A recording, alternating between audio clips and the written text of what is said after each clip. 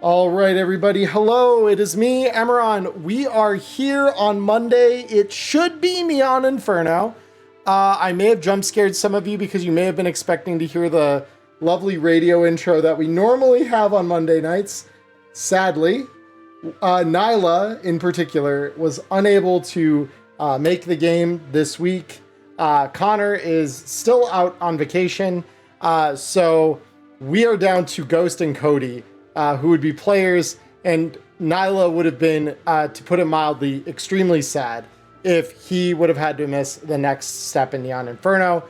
So, as a means of ensuring that he is not sad, I have elected to skip Cyberpunk this week. So Cyberpunk is not what we have on the docket for tonight. You might be able to tell by the serene, peaceful, kind of fantasy, pastoral kind of soundscape that we have going on here.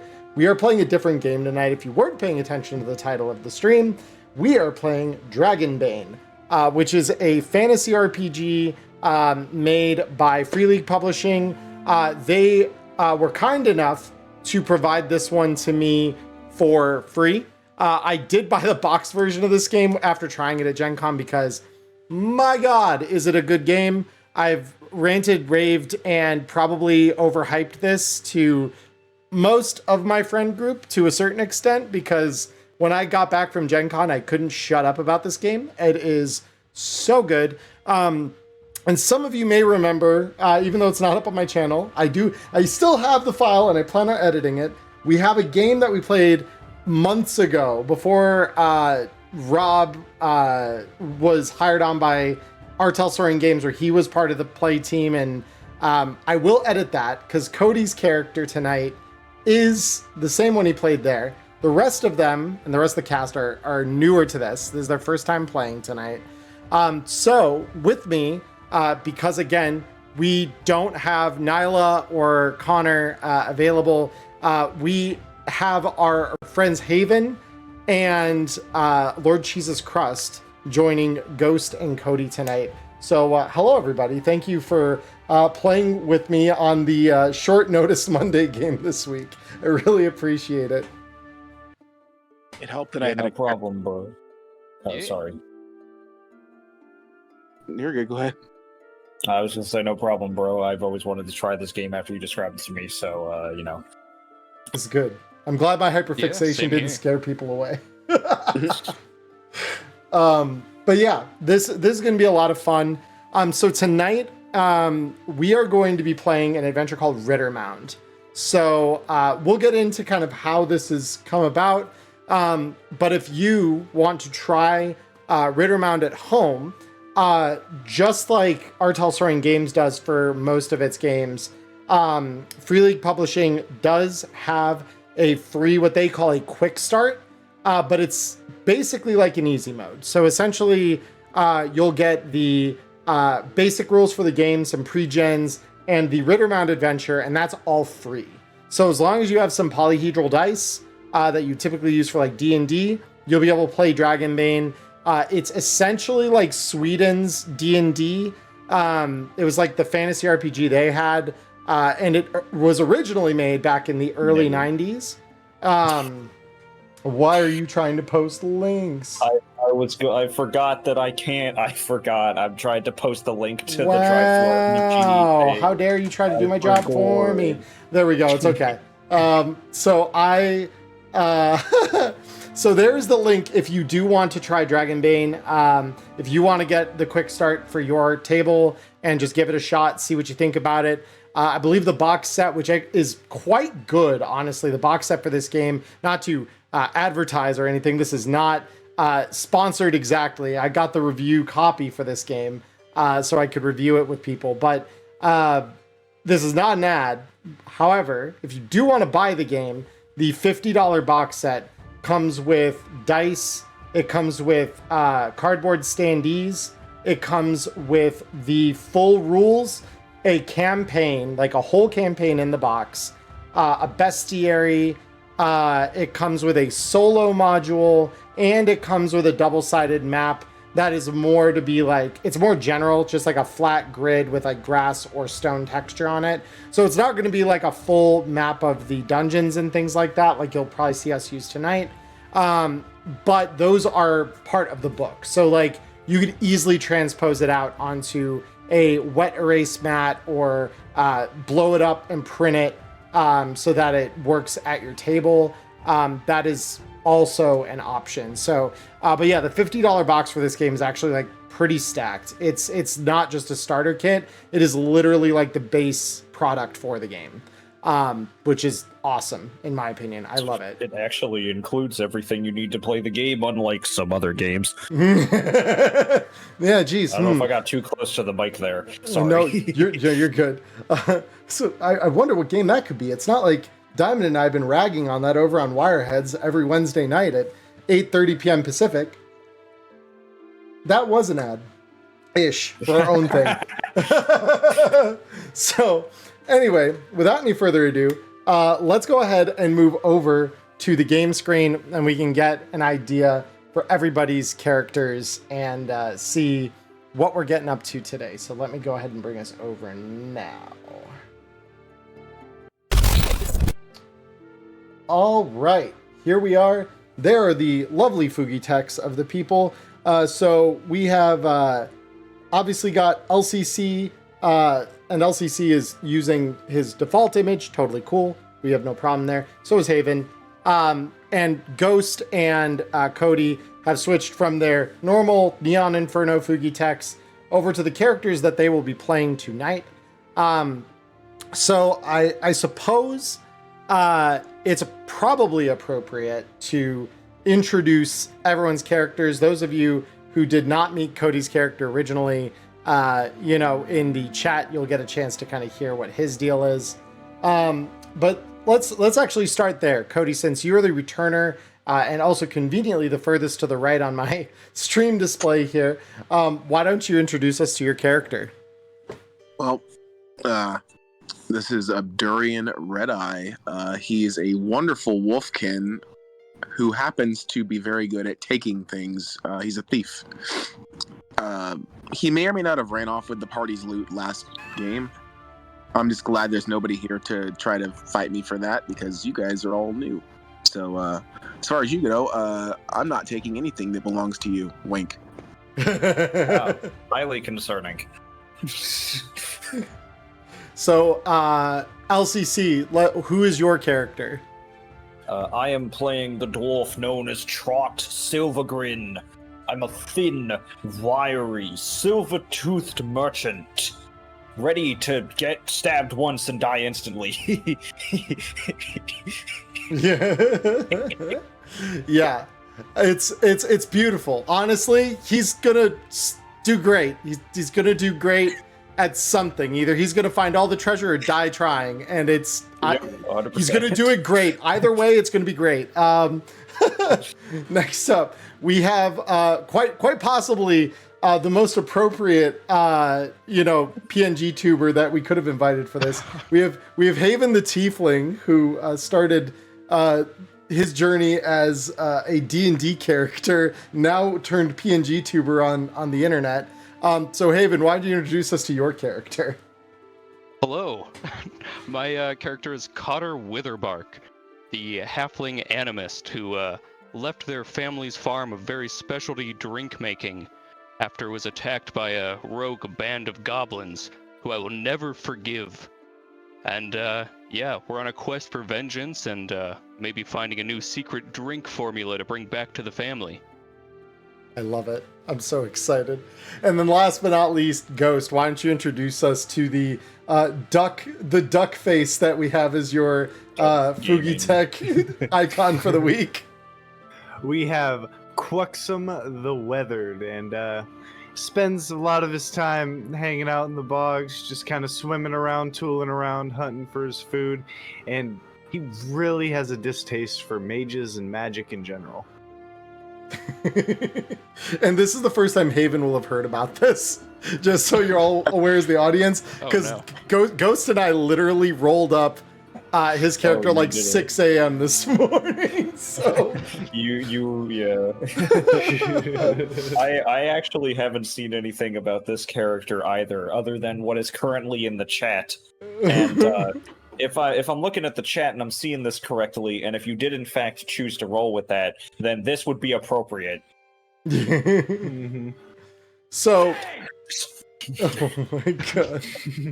Oh my god, I thought that was Don Quacote. Jesus Christ. Yeah, and chat, I will interact with you to a certain extent, as per usual, even though it's not in the pinned message this week. We are going to be mostly playing the game, so if I do miss or don't respond right away to something on your end of things, no, it is not personal. Just know that I am running as a GM primarily, and I will interact with you secondarily. But Superman, as far as oh my god, okay, Diamond redeemed an NPC for Neon Inferno. Noted. So Superman, though, you will enjoy. Totally used to getting ignored. I'm very same. I understand that. Damn.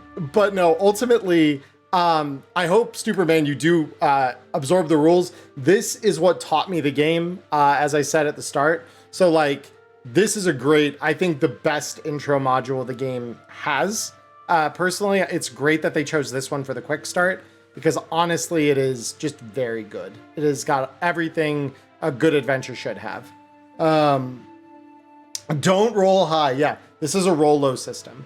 So, with that all said and put aside here, let me also. Yeah, this is the quick start adventure, but we are using the full rules as far as I am aware. Correct. Yeah. Well, and the rules aren't that different between them. The main difference is where we are running with full strength. Not pre-rolled characters. These are custom characters across the board. None of these are the ones you will get in the quick start.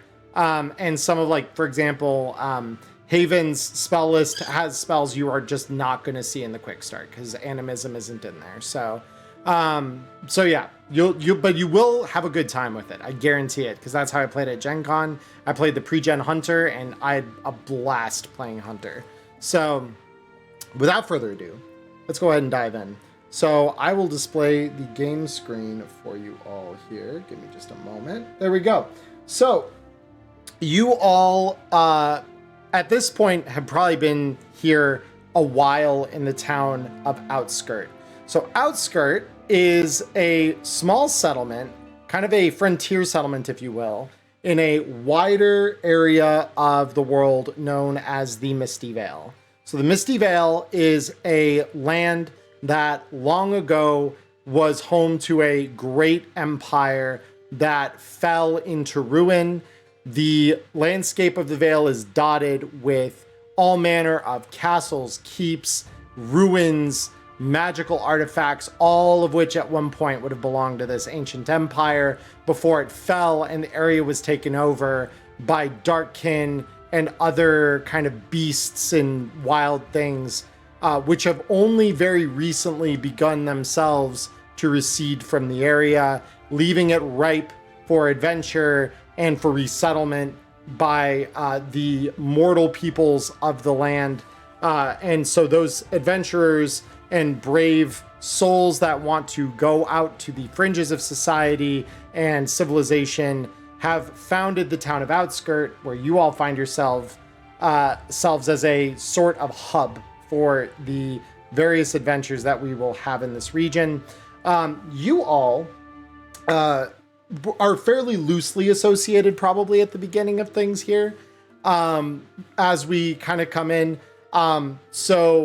Trot is one of the merchants of a hunter's guild here in the city, specializing in what they would probably somewhat euphemistically call the processing and usage of monsters and their various parts. They are the ones kind of making, different tools, trinkets, magical accessories, things like that out of the slain pieces of creatures that have parts that would serve a purpose. And yes, occasionally they also like to roast up Most those monsters. importantly, Most food. importantly, food. Yes. Everyone needs to eat. And sometimes, it's mundane shit like boars, fish, things that you'd find in most other places of the world. Other times, things get a little more exotic and you catch, a rampaging basilisk or something. And fun fact, it tastes like chicken. So with that in mind, yeah, as far as this goes, and really quick to respond to chat, yes, Superman, you won't feel that spoiled if you watch tonight. I guarantee you. The quick start is just an easy mode. It's an easy thing to kind of dive into. But this is, if you're planning on running this at your table, you'll get an idea. So no worries there. So with that in mind, you all are gathered at the guild's base of operations in the city. Saying it like that sounds pretty grandiose, sounds pretty glamorous. It isn't. In reality, it's like a small 2-floor, barely more than probably a shack near the edge of the city, mostly to keep the stink out from the town center when you process something particularly foul. And it's unsurprising that, you have a scout, namely Quaxum here, who goes out and kind of tries to surveil the surrounding countryside and some of the nearby points of interest that the guild has kind of figured out for potentially new targets, new food sources, basically trying to ensure that you guys keep the competitive edge that has kept you, I would say, profitable, but really you're kind of keeping just barely afloat. Yeah, afloat is the correct word for this. So, Quaxum, as you return, you have noticed something quite curious, and normally you wouldn't stoop to the level of, a grave robber or anything quite that vile. It's kind of distasteful. It's not super Scattered. Yeah, it's not super, great to rob graves. However, when you see a ghastly visage of a woman wander up a hill and then suddenly vanish, and when you go to see what exactly is there, you find a grave that appears to be a concrete or other kind of heavy stone slab rolled over a giant mound. To say you're interested it's a bit of an understatement, right? So, inconveniently, this mound is only a short distance from the town over here, and I can actually focus. Wait, hold up. There it is. Holy shit. Yeah. I got it. We're good. So yeah, this is the spot where you locate that. And like I said, just a short distance to the north and west of the city. So with that said, you arrive, and those of you who are maybe gathered at the guild trying to kind of piece out the last big hunt, and obviously Abdurian, you need somewhere to hide after, robbing your last team of all of the gold and such they had earned from their adventure.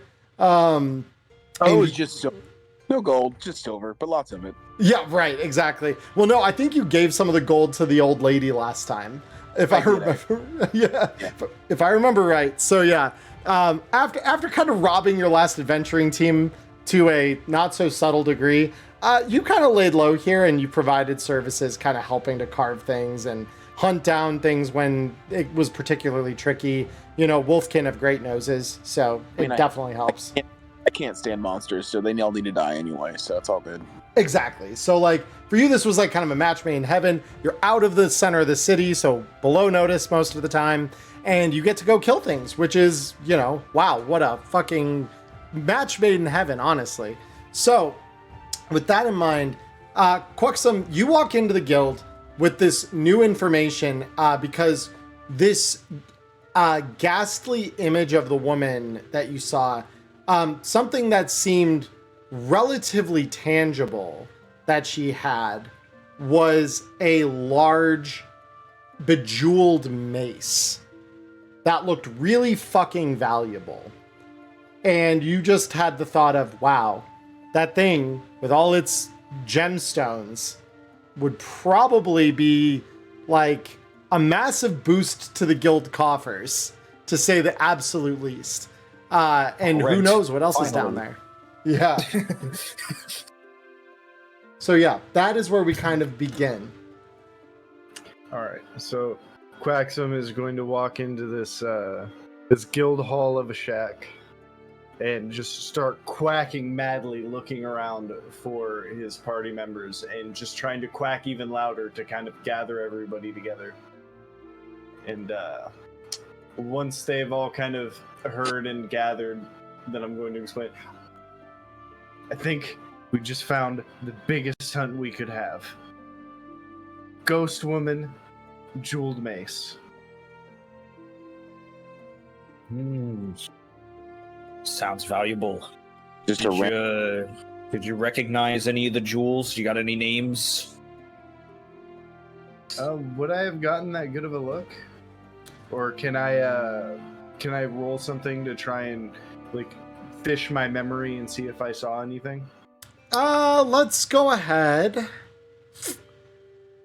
I'm gonna say, let's go ahead and have you run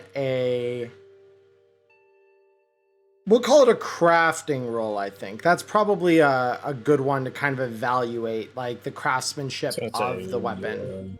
Yeah. Yeah. All right. See, because, like, your eyes for this sort of thing... I could help out by basically being like, these are the ones that I know of. I could basically roll my own crafting or bartering or something like that and be like, I know about these and these gems people have gotten off of monsters that they've brought us and they've sold for this much, and then it kind of jogs his memory and be like, it was this color or this something like that. Yeah, I was about to say, could I try awareness? Could I try awareness for like what I cited to describe to him, and then he uses his crafting knowledge to help me understand what I saw? You know what? Yes, I will allow that. Nice, we're rolling with a 10 instead of a 5. Yeah.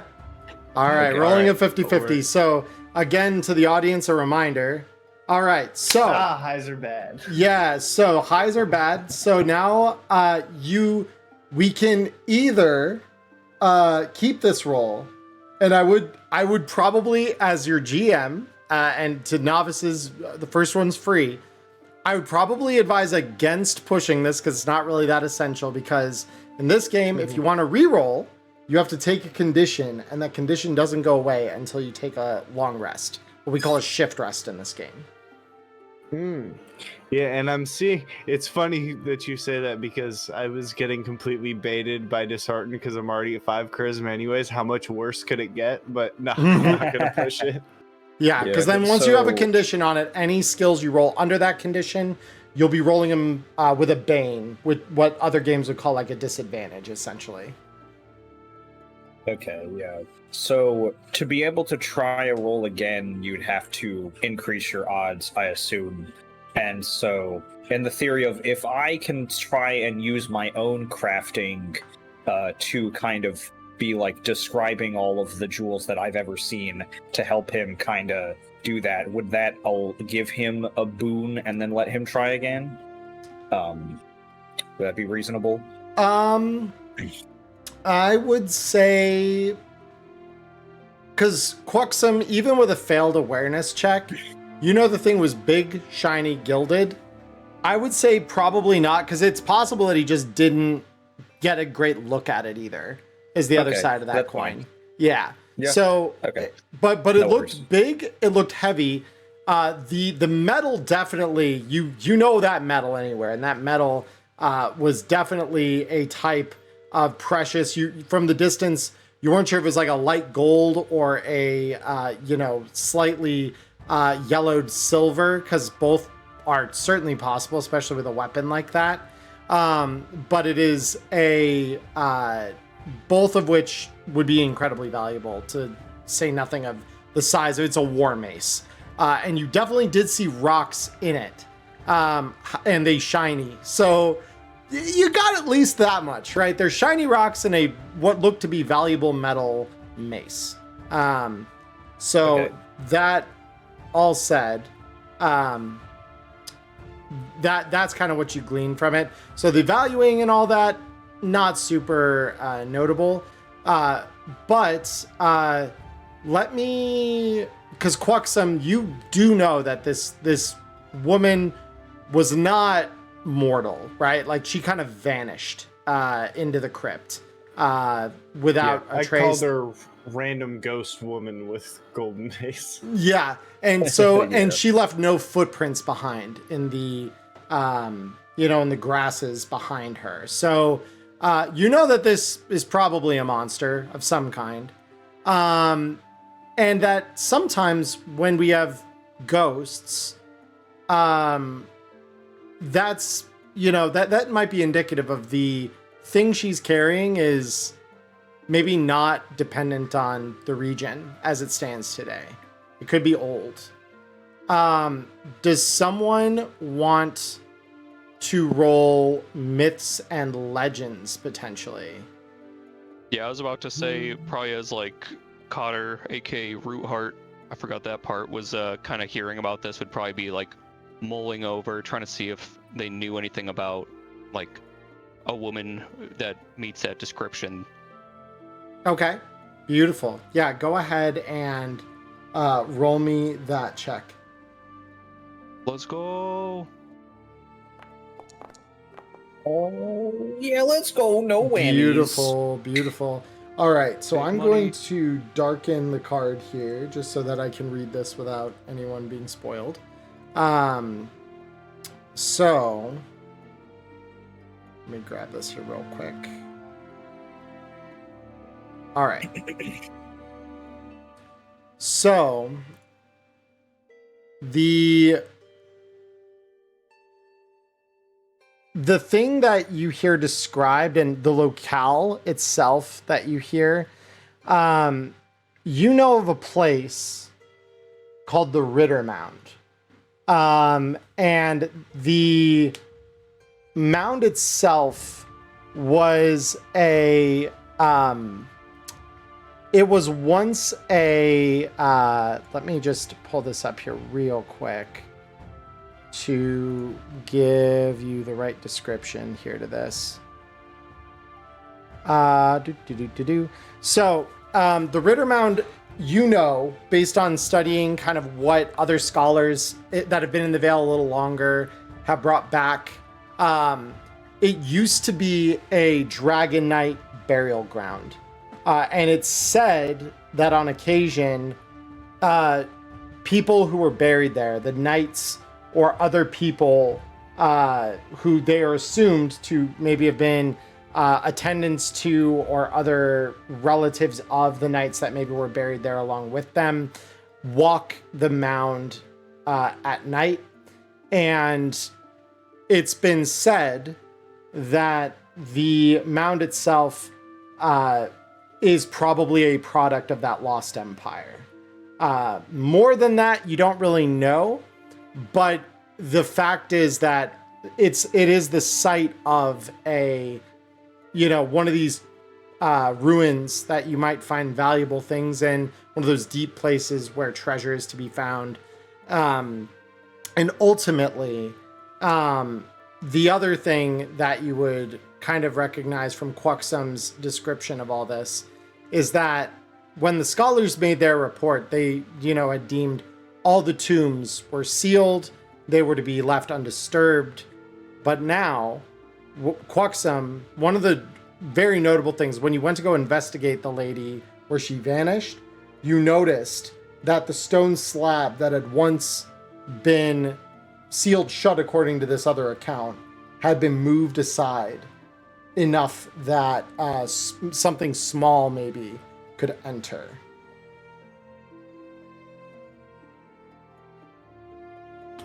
Okay. See, now I'm kind of glad that I didn't ask if I could lift the slab at the top of the thing myself. Yeah. The slab. Yeah. So, and you know that generally going into deep dark places alone is a recipe for death. So you've come back now in the hopes that you might all go there together and attempt to find perhaps this bejeweled mace that could be worth quite a lot of money and value. So with that said, what would you, so what are we all thinking at this point?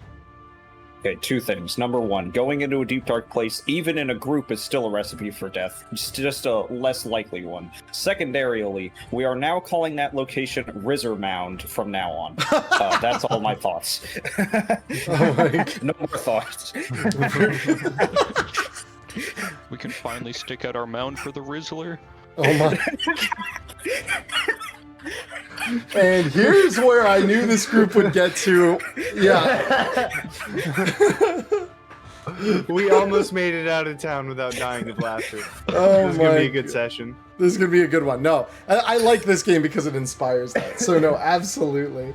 But yeah, so that's where we stand as we kind of start things. Okay. So step one, if we're going into a dark place. Well, I already have one torch. How long do torches last in this game?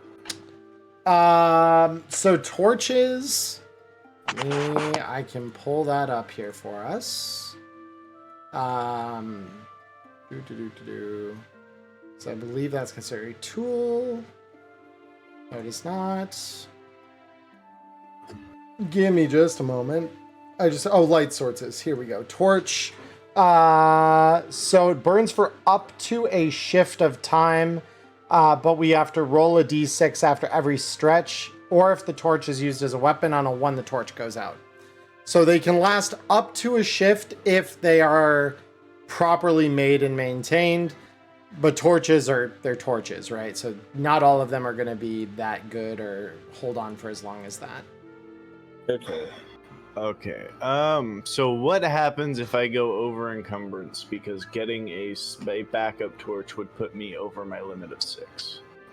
I mean, how are we looking? Because 10 meters is a pretty good distance. Because each square on a standard map is 2 meters. So that's 5 squares in any direction is what the torch will illuminate. So do other people have torches? I do have a torch. I Yeah. actually have a lamp oil and a lantern. Ooh. Oh, okay, then we're big chillin'. I'm good. Yeah, I was about to say, I'm like, you might not have the backup one, but the rest of the party has their own light Yeah, sources. I have a knife, which means that I can hold that in my left hand and then the lantern in my right hand. And I Mhm. also have a donkey, which means that we can put any excess stuff that would over encumber us into the cart on the donkey, and then we can just have it follow us. And as long as nothing kills the donkey, then we'll be fine. I love the absolute need to pronounce the word donkey as donkey every time you say that.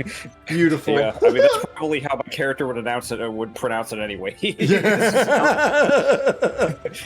My only question: what is the donkey's name? That I was about to ask that. Thank you, Cody. I never thought of giving my donkey a name. It's just donkey. If it dies, then if I give it a name, then I'll be sad. For the chat's sake and for the rest of you, Charlie remembers that Abdurian has a fondness for animals. Yes. Yes. No, What do you Abdurian. think its name should be if you wanted to have one? You can call it whatever you want, as long as it, don't make no one around us mad and start getting someone to try and kill us over it. I mean, as long as I can pet it and it responds to "Hey you," I'm perfectly fine. So, two Uh, questions. One, once I get an animal companion, can I cycle it for a new one if I discover a better one later on? It lets you, I believe, cycle the companion you're using. Best be getting a dog so I can pet the dog. Then the lead-up question. No, this is better. Can I make the donkey my companion so that if we do get into combat, I can make it kick the shit out of somebody while we're on the ride? I mean, nothing says you can't. Like, it does let you, as long as you're kind of in its local area and it's part of like the local wildlife, which if it's following you, it should, right? So yeah, I mean, you could absolutely take the donkey as your companion for the moment. Hell yeah, I'm gonna make friends with it on the ride over just in case we get into any trouble. Beautiful. So the cart on the back of the donkey can hold 2 people. So if both of you, so like me and Haven can basically like just walk next to each other and like discuss shit, and you two can be on the cart if you want. I was thinking of walking alongside the donkey, talking to him, Yeah. Okay, making yeah. friends. I've got Okay, plenty. yeah. I don't need to be on the cart at all. Yeah. Yeah, but you know, it would be good for your legs. It'd be better for your legs. I don't know how far of a distance we're moving. I'm fast as fuck, boy. What do you want me to do? Damn, fast as fuck, boy. That's so funny. All right. So you Oh, all also, I just realized I also do have a flint and tinder. So if somebody's torch does go out, then I can help them light it again. Yes, that is a Same. thing. So So I am being chilling. yes. So with that, we now go to the Riddermound. So I'm going to go ahead and I'm going to again cover the screen here briefly. I just want to check something real quick. I'm guessing the ride over is fairly uneventful. We are going to see if it is uneventful. Oh, I hope boy. that there's a check to befriend the donkey so that it can get angry and kick me in the face. Jeez. All I can think about is you getting kicked in the faces when like Daffy gets his bill blown off, and it just Fucking goes pinged. around his head. Oh no. No, that would be the goatee. He gets kicked so hard under the chin, the goatee in the profile image whips around to his head like a normal duck mohawk. Let's see.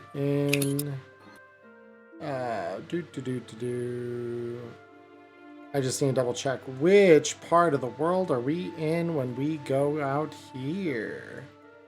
I believe these are considered. Oh yeah, this is the Iron Forest. All right. Yeah, the forest. Yeah. Beautiful. All right. So let us begin with just a quick roll of a d12.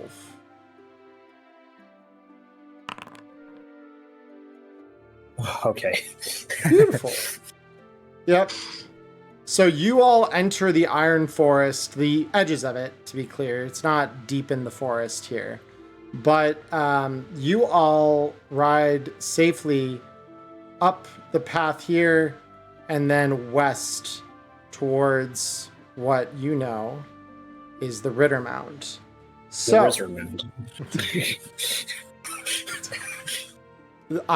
there are going to be some words before this is all said and done. So allow me to so you guys are here. So allow me to briefly set up the other map here with your characters and such. So let me see. Then we got Durian, we've got Quaxum, and we got Cotter. All right, beautiful. Damn, one of my chocolate. I grabbed you first, so Okay. Yeah. Okay. Cool. no, you're good. You're on the scene. Okay, Okay. Cool. beautiful. Yo, I love circles. So you all arrive. So now allow me to shift us musically over to something just a little more daunting. All right. So you all arrive at the top of this mound. So you arrive at a hill crowned by tall standing stones, rising out of the glade in the middle of the forest. This place is strangely quiet. However, It's loud. oh, I apologize. Scared me. No, I turned the volume down. I'm good. However, you notice a faint but ominous odor, a putrid stench like that of rotten vegetables. So as you arrive here, you kind of see as you do here on the map.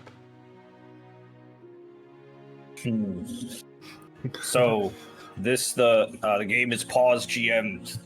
No, it's Thank not. you. What are you talking Thank you, about? God. I can move again. So the block here. You said the ghostly woman be at. Yeah, she walked right up to it and then just gone. Quack. So, Well, I Finding guess something. let me look around. Let me see if I can see anything. I'm gonna roll awareness. it's See succeeded. if I see any. Let me see if I see any traces of the woman or of any hints of anything that could be used to maybe open this place up or go deeper. Yeah, so your awareness roll reveals that the stone slab, just like Quexum mentioned, has been moved slightly ajar.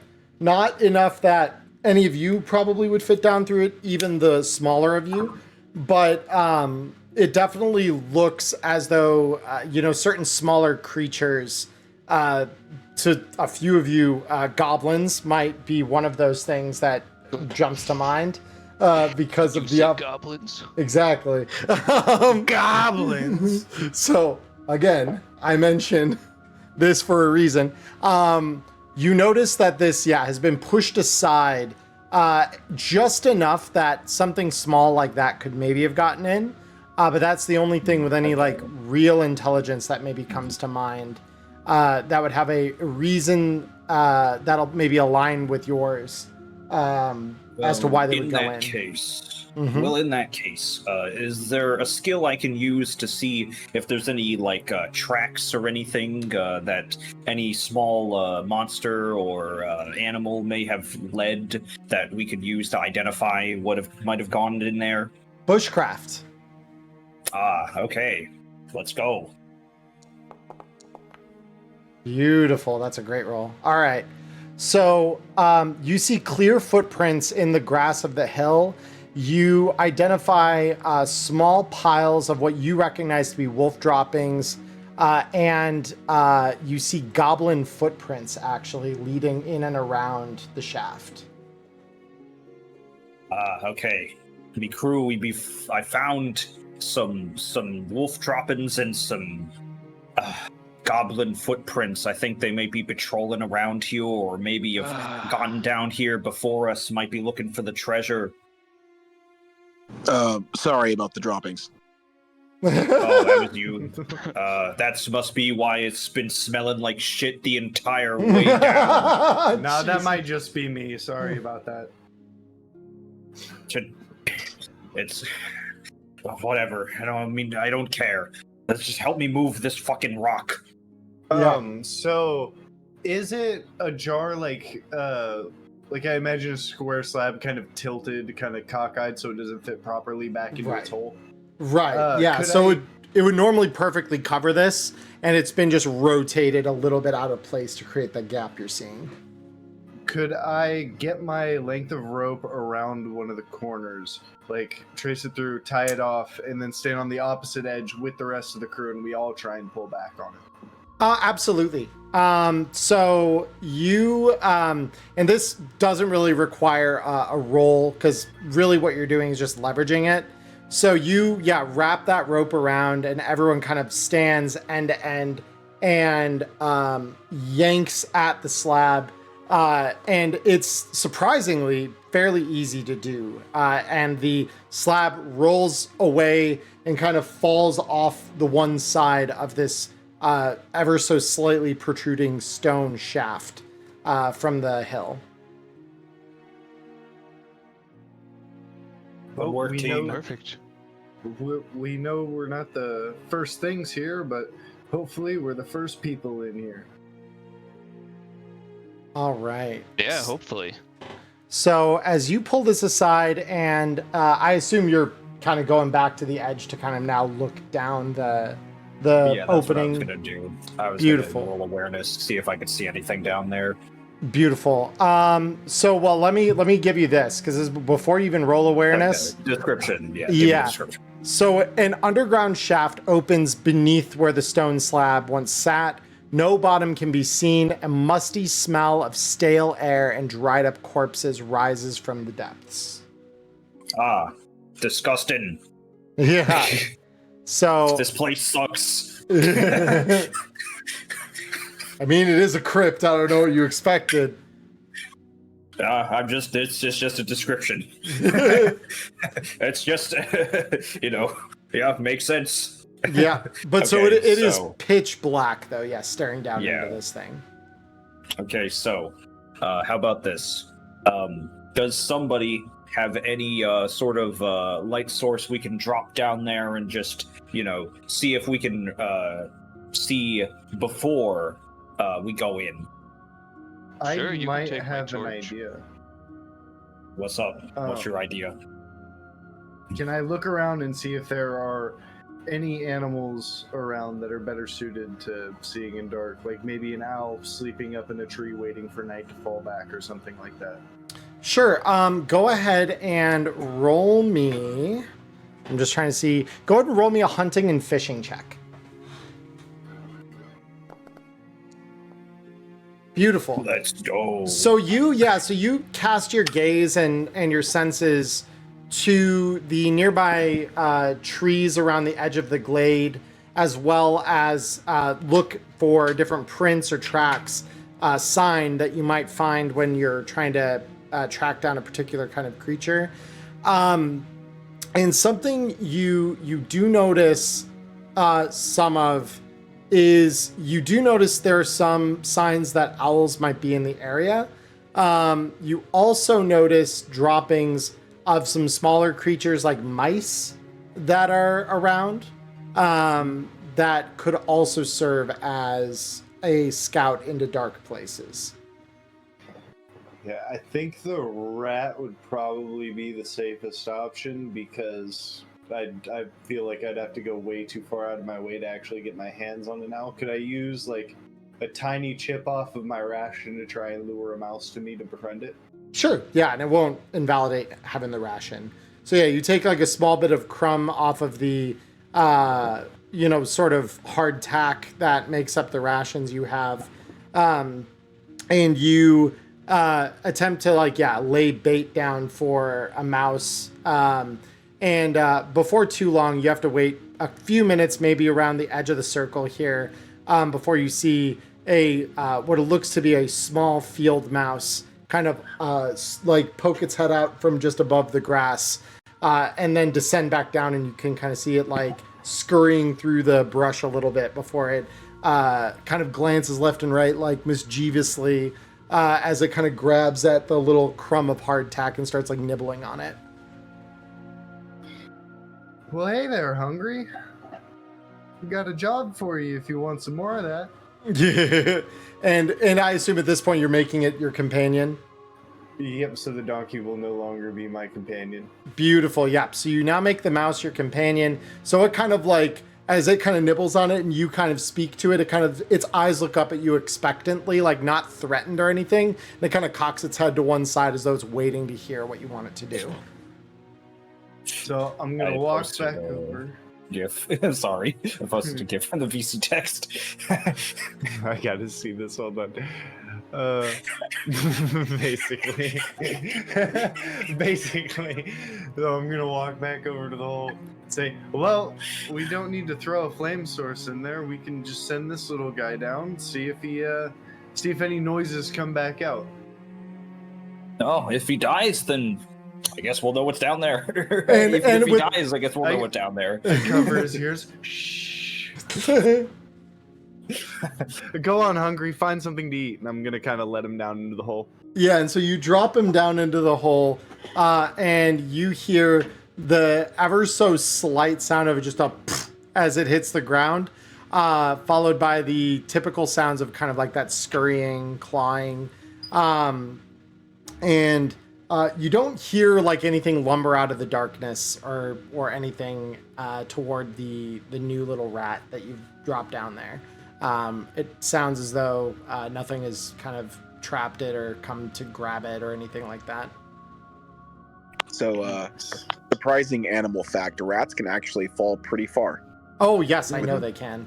Those things can fly. They're just pigeons without wings. Wow. Good to know. Interesting. I have a projectile rat that I can throw at things. But, by the way, his name canonically is going to be Hungry. Hungry. So I'm going to Okay. I'm gonna call him back up with another piece, and at this point, I am going to completely dedicate a ration to just throughout the things. I'm going to be randomly like chipping him off pieces as prizes and things. So Fair. Okay. I'm going to leave it on my sheet for weight purposes, but yeah, that is Hungry's ration. Beautiful. So I'm gonna Nice. peel off another piece and call him back up, and then Yeah. when he scurries back up, I'm gonna kind of let him sit on my shoulder and nibble on that, look around at everybody, and go, well, he made it back safe. We should be all right. Okay, well, I guess I'm gonna turn on my lantern on, and then I'm just gonna jump down immediately, without any like confirmation that everyone's ready. I'm jumping in. Go ahead and roll me acrobatics. Okay. Yo, let's go! Okay, beautiful. So you fall for a while at first. Oh, like no. not a while, but it's long enough to have that, like, because when you jump down and it's kind of unconscious and you're like, okay, I jump, I land, we're good. Yeah. You have one of those moments where you jump and don't land nearly as quickly as you would have thought was gonna happen. You have a moment to think about the fact you're falling, is what I want to say. Okay. Right? Okay. And then you hit the ground hard, not hard enough to like hurt yourself because you're able to kind of roll it off. This is the first time you've leapt without looking, but it absolutely is a little more painful, and you kind of recognize like, oh fuck, we should have maybe done something about that, or yeah. So you kind of land Reckless flaw, hard, baby. Yeah. Reckless flaw, baby. So, with I'm just gonna look up, and I don't know if they can hear, but I'm gonna say, I'm survived.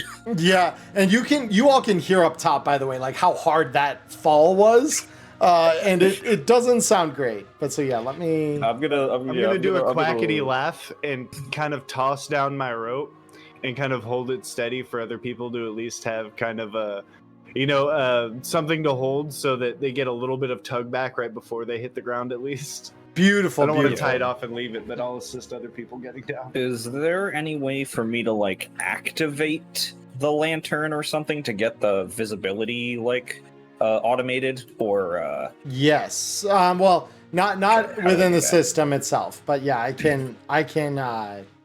I should be able to. Hold on. Let me make sure. Actually. okay?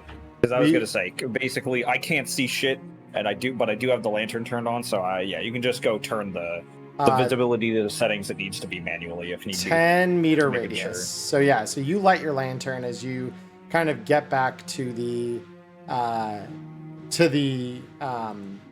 my point. feet. Yeah, to your feet. Yeah, to a stable place, and the Yeah. lantern casts a because I believe the scaling in the maps should be. I just want to make sure it's done in meters real quick. Background Yeah, makes color, zoom, grid. Yeah, 2 meters. Perfect. Yep, it is scaled exactly like it should. All right, perfect. So you Sick. light the lamp and you see the following in the chamber you are now in. So you all see the glow come up from below you, and yeah, you recognize that the fall down here is probably a good 7 or 8 meters. Like it's not a fall that you would want to take full send, and so yeah, tying off that rope probably not a bad idea, so that you could either use it to climb down or to give yourself a way in and out, because again, Some leverage. at you the also very don't least. see any ladders or Yeah. things down here that would serve as a way to get back out. Yeah, then I will have to leave the rope tied off. I wanted to bring it with me, but that is a very good point. We would probably like a way out. So Yeah. I want to I want to tie it off and put a couple knots in it, like you would with a rope ladder, so that you can kind of climb back up, give yourself like a foothold halfway up or something. Sure. And then maybe tie it to the donkey so that it doesn't just donkey, so it doesn't just walk away. No, see, the problem I see with that, off. we'll yank on it one time, scare the donkey, and it'll go running off with whoever was unfortunate enough to be holding that rope. That is a possibility. Because you do have these lovely standing stones around it that these look really big and sturdy. Yeah, so in theory you could get a little bit of the rope and then just tie the donkey to one of the stones separate from the rope that's going down here. Assuming we have that much rope, which is, how much rope? You've got 10 meters, I believe, of rope. Okay. Yeah. So there's enough to get to the bottom of there, just not much more. Okay, so enough to get to the bottom of here, and then enough to just tie the donkey to one of the stones, and then we're good. You probably would need a second length of rope to tie the donkey off, just because, like I said, the fall from the top to the bottom is about 8 meters. That remaining 2 would get you to one of the stones. So So do we have a second length of rope somewhere? Genius idea. What if I tie up the end of the rope in the wheel of the cart, bring the donkey closer to the hole, tie it up in the wheels of the cart to work like a brake so that the cart won't be able to move. That way it's tied off to the donkey, which is tied off to the cart, so that everything is just kind of locked right there. I mean, we could do that. What I would probably have you do then is make a bushcraft roll, just to make that work, because that's a little more complex than just tying something off. Okay, let's see how this goes. Skills, bushcraft. Come on, low rolls. Let's go. Let's I have a 5 in go. that, by the way. Good stuff. All right. So yeah, you managed to tie a series of fairly complex knots to serve as that sort of lock to the cart. And then, you bring the cart pretty much right up next to the shaft itself. And then after knotting the other end of the rope in sections to serve as a sort of set of holds for everyone to kind of use as they descend into the hole itself, you have successfully got the rope tied up exactly as you want to. Sick. So yeah. In we go. I tied it. I'm not going to be the first one to test it. Who's going first? Yeah, so the way this will work is whoever uses it next, you will still roll acrobatics, but you'll do so with a boon. So you'll roll at advantage. I mean, that's fine. I'll go. Beautiful. So when you roll a skill, it should bring up a confirmation to ask how many boons and banes you have. So just roll with a boon. Very good. All right, cool. So Abdurian, you get on, and it's just a really nimble, just a hand over hand kind of descending down into the darkness. Well, now the illuminated darkness because of the lamp. So I will put you next to our dwarf friend here. Boop. There we go. All right, who's next? Well, here goes nothing, and Rootheart's going to take a swig of his signature rooted beer for courage, knowing that he's not that great at climbing. Beautiful. And, before you make that roll, down. My cats decide to again make problems as usual on a Monday night. So give me just a moment, guys. We'll be right back. All right, everyone. So sorry about that. We are back. My cats have, as usual on Mondays, chosen violence with each other, unlike any other day of the week. So my apologies, but we are back. So Haven, you were about to make a acrobatics roll with a boon to climb down, right? Oh yeah, and I'm ready to biff the landing. Let's go. Roll that. Roll that with the boon. Well, Question. Hmm? In response to this, can one of us attempt to catch him? Let me double check one aspect of this, because it talks about no worries. falling. Half the height of the fall in meters, rounded down. 12 less than 2 meters inflicts no damage. Okay. So 4 meters. you fall Right. as per falling. So this is what I will do. Go ahead. If either one of you want to try and catch Haven as he falls through the hole, go ahead and make me a... I believe I'm making sure I'm not crossing my wires with Cyberpunk.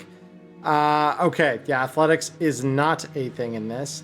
However, acrobatics, yeah, go ahead and roll me acrobatics with a Bane, because it is not something you were maybe prepared to have to do. So I'm not going to roll that, but I am going to move out of the way and let him just hit the ground. Okay, you know what? Fuck it. I'm gonna try and help at the very least. Okay. If I fail, I might be an ass for saying this, but should I remind you that you have a lit lantern in your hands? I have one hand open. Yeah, so you could try to like reach out, because I could Haven is a try, halfling. Yeah, Rootheart is a halfling. Yeah. So like, Yeah. And yeah, I'm just kind of trying to work on instinct anyways. So yeah, like I said, I'm trying to make sure that I get shut down. But I'll try.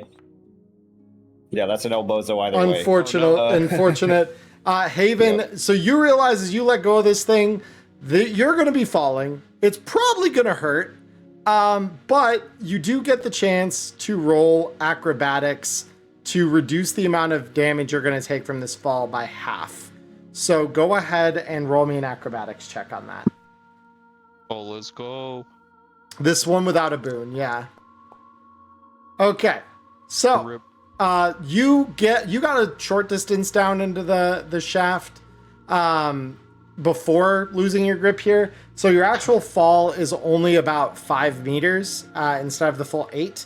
So you will be taking the following in damage. Because it was half the distance in meters, rounded. Was that up or down? Half rounded up. Okay.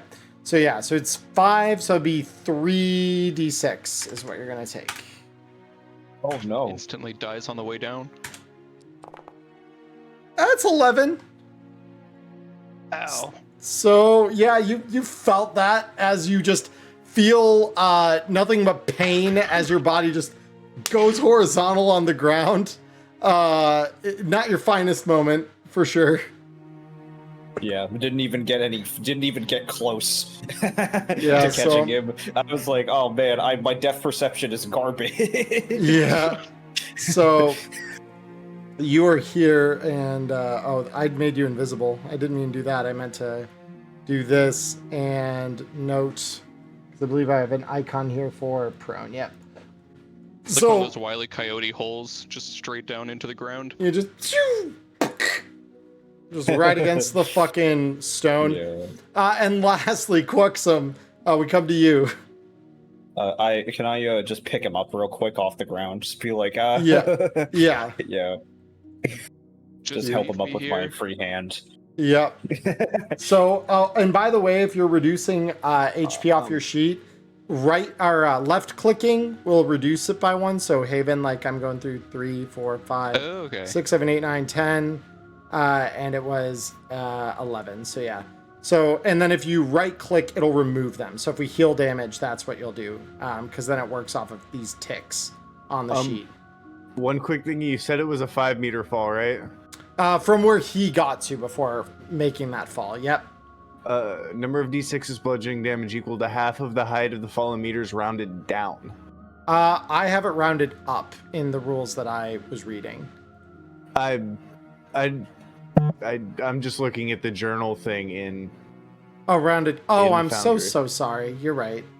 No, you're right. How did I Okay, read that as takes one of the rounded d6s off, and when two Yeah. of them were a 5, I feel like I had to put that out there. up? So I had to check that. allow me to re-roll that then, because I will happily For the re-roll two that. nat 6s. You know, that's better still. So Haven, you'll get 4. You'll get 4 of your health back. Oh wait, was that? I think we we'll might have try and both do been clicking. There we go. I got it. Uh, Yeah, that's where it should be, because then that's 1, 2, 3, 4 less ticks on there that we have. So you're good. All right.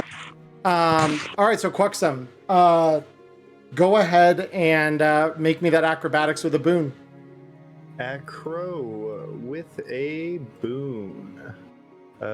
Not Banes. Let's not add myself a Bane.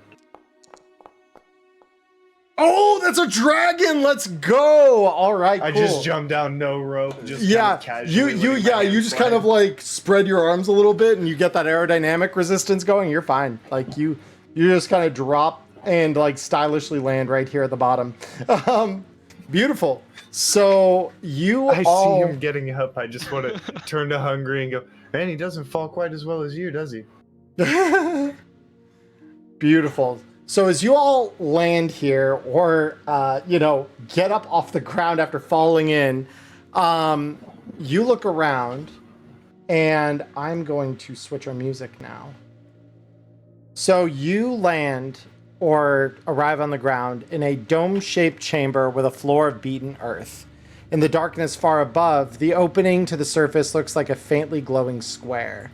In the north wall is a set of double oak doors with iron fittings. A silvery symbol stretches across both doors, which are flanked by statues of knights in antiquated armor. So I'm going to draw my dagger in my right hand. Okay. And Root-Heart's gonna kind of dust themselves off and use their healing magic on themselves. Beautiful. All right, and I assume you're just using that at power level 1? Yeah, so just treat wounds at power level 1. Okay, beautiful. Yep, you succeeded. So you go ahead and we'll get that healing. I did need to check that actually for you, Haven. I think it's 2d6? Well, I also need to check the magic rules in terms of preparing magic. Because prepared, maximum number of spells you can hold is based on your memory at the same time is equal to your base chance for int. So base chance for int for you should be 6, I believe, based on a 15. So you should be able to prepare all of your spells, yeah. Because the tricks, I believe, are always prepared. But let me double check here. Base chance for when you reach your limit. Takes time, can be done magic tricks are minor, relatively harmless. The first thing a mage learns, these simple spells train their minds to handle magical power. Each school has their own magic tricks. The limit on prepared does not apply to tricks. Yeah, so your tricks are always prepared. So that's what I thought. Okay, that's nice. Yep, so treat wounds, 2d6 HP. It says you heal another living creature. Interesting. I would assume you can use that on yourself, though. I don't see any reason why you wouldn't be able to. So, yeah, go ahead and roll the 2d6 for healing. And if you just slash roll 2d6? Yeah, slash roll 2d6. Yep, perfect. All right, you gain 8 health, and that should heal you back to full. As this happens, Quuxum looks over and says, magic smells worse than the corpses down here. Oh, I can use some magic to make it smell even better. Beautiful. So with that, you burned just a little bit of that willpower, so that's good to know. So I've given you the description. What do we want to do in this little chamber now? I say we bust some ghosts and head through those doors. I want to see if I can recognize any of the, knights or their crests or anything on these statues you mentioned. Sure. Roll me myths and legends. Coolio, spicy man. I wanted to check out the door and some of the carvings on it and see if it might be some sort of, because it was sealed at the top. I don't know shit. Down here too. Right. So what you notice, Quuxum, without a roll, is that the door at the north is slightly ajar. So it is not sealed. No. Can I send in Hungry? Sure. All right, so I'm gonna. I'm just gonna. I'm gonna double check how your companion skill works for this sort of thing. Search of time. Animal follows you as long as you remain in natural environment. Scout for you at no additional will point cost. Yep. So Okay, cool. Scout for me, no additional will point. That's what I was hoping for, because I figured like Yeah. a general commands it'll follow, but if I put it into a dangerous situation, That's where then that... you need willpower to have it attack for you. Yep. Mm-hmm. Yeah. So I'm kneel down, set Hungry into the little crack in the door, and kind of hide next to the door with a hand on my bow, ready to pull just in case he comes sprinting back out. Beautiful. So you let the little mouse go forward ahead of you, and it quickly scurries through the small gap in the door and wanders into whatever lies beyond. And you don't really hear anything. Nothing here appears to be coming out at it or anything like that. So one thing that I would like, can everyone roll me an awareness roll? Okay. Uh-oh. Sure. Okay.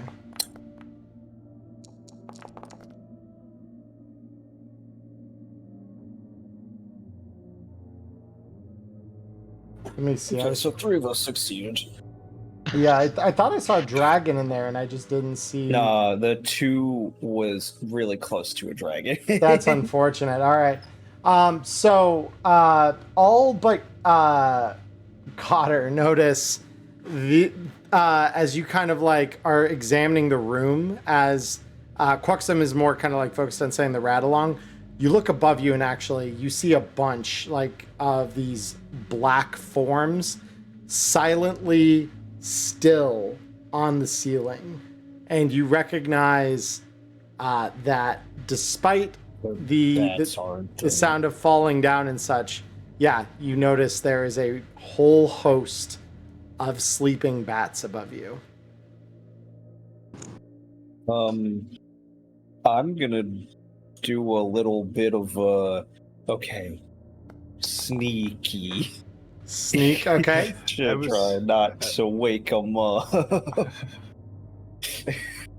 I would join him in that, assuming that since I passed the awareness, I also noticed all the shapes on the ceiling, or am I too preoccupied waiting on my rat to come back? No, you would notice, because you just kind of let them go, and then you kind of glance around, and you're like, oh. Yeah, I'm going to look towards Rootheart, and I'm going to point, and then I'm gonna point at them, and then I'm gonna point up, and I'm going to shh. Rats. Roof rats. I mean, as far as like bats go, are they just plain bats? Am I able to tell if they're just like chilling? Roll me beast lore. That's wonderful. Let me see. Hello, beast lore. Where are you? Should be alphabetized there, yeah. Oh, nice. Oh, Beautiful. So you recognize, as you kind of look at these a little closer, you have a little knowledge of some of the nearby fauna near outskirt. These are not your average like fruit bats, cuddly little buddies. These are vampiric bats. They like to gnaw on things that have blood in them, and that's you. And all of you have blood in you, so probably best not to wake them. Cool. So I will then roll I sneak because that's not good. Yeah, and Beautiful. we're kind of seeing the same now. Is gonna try and sneak as well. You got it. Oh, I believe. Would you like to push that roll? So the way pushing works, I should be very clear in this, is whatever condition you choose, you need to give a justification for why this is letting you strain your abilities and get the result you want. So whatever condition you end up taking needs to be making some kind of narrative sense. Oh, okay. And that just allows you to redo the roll? Yes, you re-roll. But then once you've taken the condition, what that condition will do is every roll you make under that stat for the remainder of your time before you take a shift rest, you will be at a bane with any of the skills under that stat. Oh, okay. Mm-hmm. Hmm.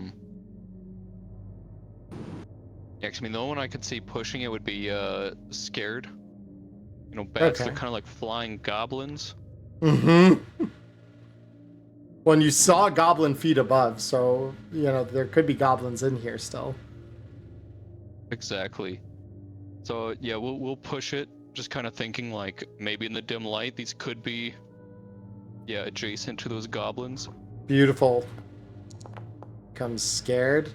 Okay, yeah, and your fear kind of like, you push that down a little bit in order to, yeah, like, be very careful about how you place your feet next, and you manage to start moving quietly and could ostensibly move out of the antechamber here into whatever lies beyond the door. Okay. Question about clearing conditions. How would that be most immediately possible when we're like out of this room or something along those lines? So clearing conditions.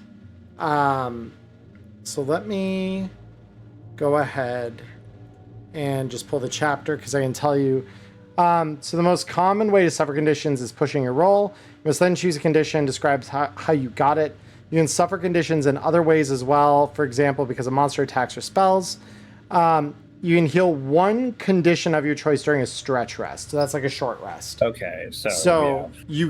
you can heal one, but you cannot heal more than that before doing a shift rest.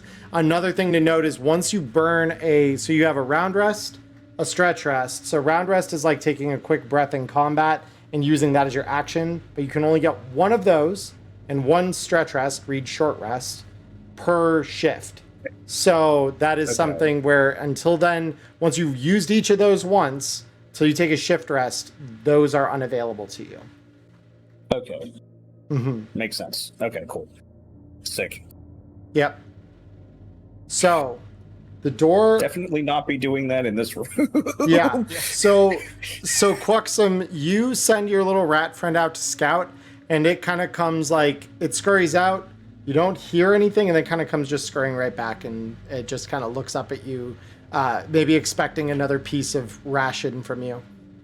Yeah, I'm gonna hold the piece of ration up toward my shoulder to like kind of guide it to run up my leg and perch. Yeah, and it does exactly that. Just scurries up, perches on your shoulder, kind of gnawing at the little bit of bread. It's gonna quack unknowingly, if it's angrily or just kind of coyly. Always hungry. And then start to sneak through the door.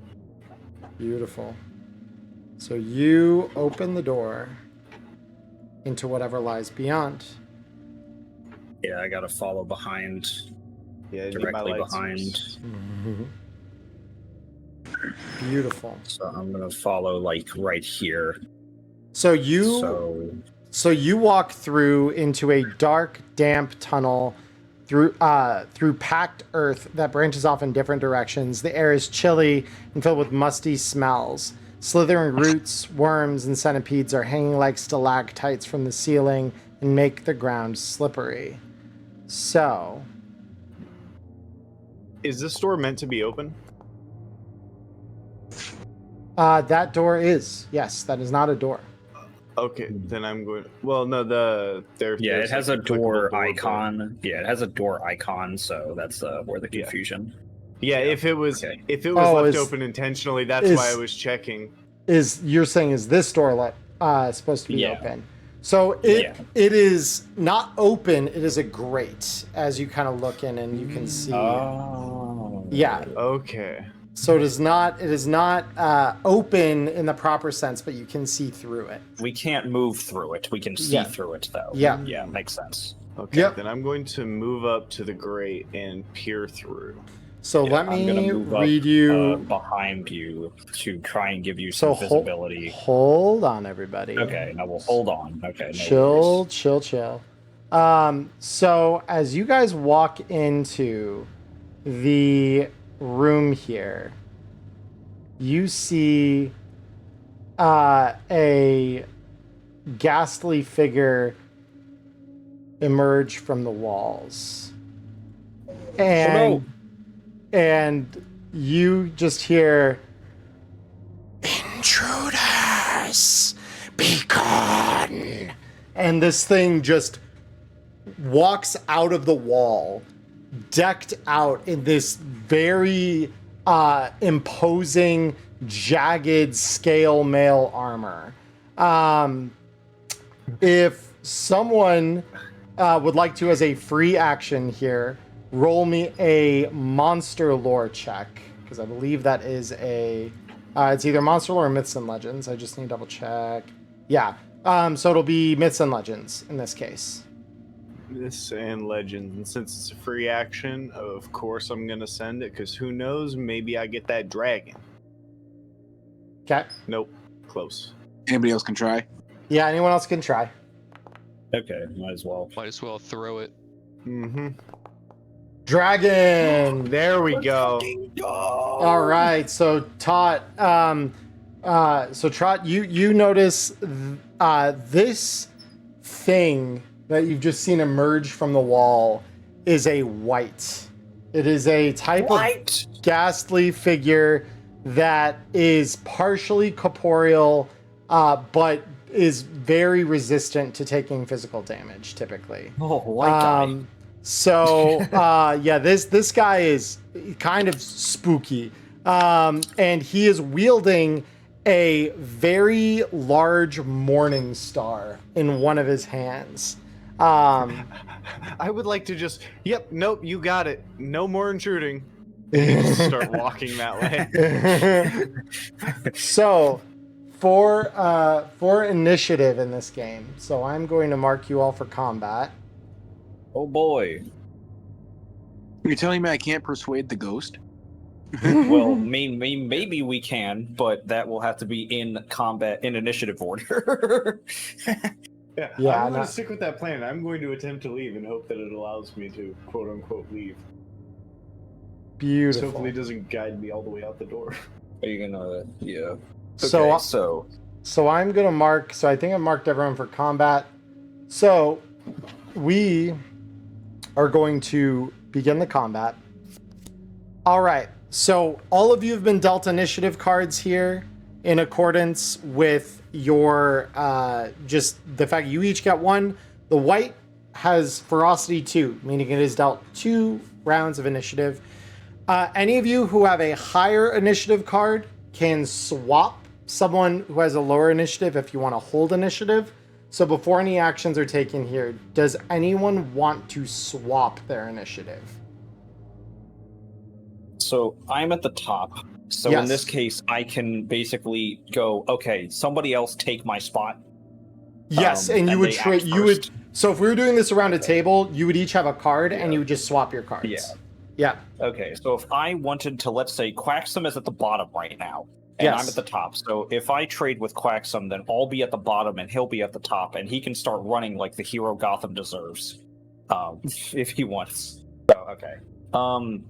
Okay, so anybody have anything they want to do that they want to pitch me to take my turn, basically, before the white takes his first turn and kills us in real life? I have two. I have two things. I think, because we do have a mage.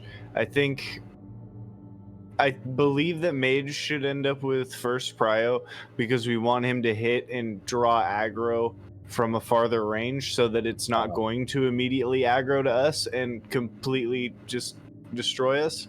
That's and true. Also two- very resistant to physical damage. So, any magic damage we could do to him. Yeah, that is true. And Yeah. I would like any spot higher than 8 just so that I can run away in case he doesn't get one-shotted. Those are my two things.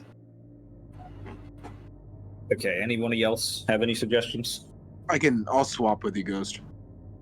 Hell yeah. Yeah, whatever Okay. works. Cool. So Okay, I will swap your initiative. I'll give Root my turn then. I'll give my Root my point in initiative. Okay. So I will swap.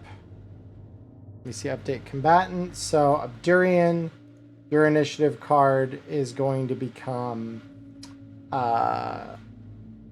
Here, let me see. I just want to say while it's on recording too, because we were talking about this morning when you kind of described how initiative worked. This is such a beautiful system to allow for team play without like really in-depth team play and how you want to set things up. It's kind of unique to see. Oh, come on. Yeah. Let's see. Okay, so that's I, Trot. And then, okay, so Root you should have an initiative card. Come on. Why is it being like this? I'm so sorry, guys. This is just being goofy. It's fine. No worries. All right, so Root you're there. The white should be. There we go. So the white's there. Cool. Trot, and then Quaxum, and then the white should be here. All right, beautiful. So, please, white, why are you being like this? For the love of God, hold on. There we go, finally. Okay, now I got it to work. All right. Gaming. Damn semi-corporeal beings. Yeah. True. So with that, Not defined by the. with by that, we initiative. have our initiative allowed here. So I will just close this out so that I am good on this. Awesome. So with that said, Root, you go first. You see this thing emerge out of the wall in a room just ahead of you here. So what would you like to do?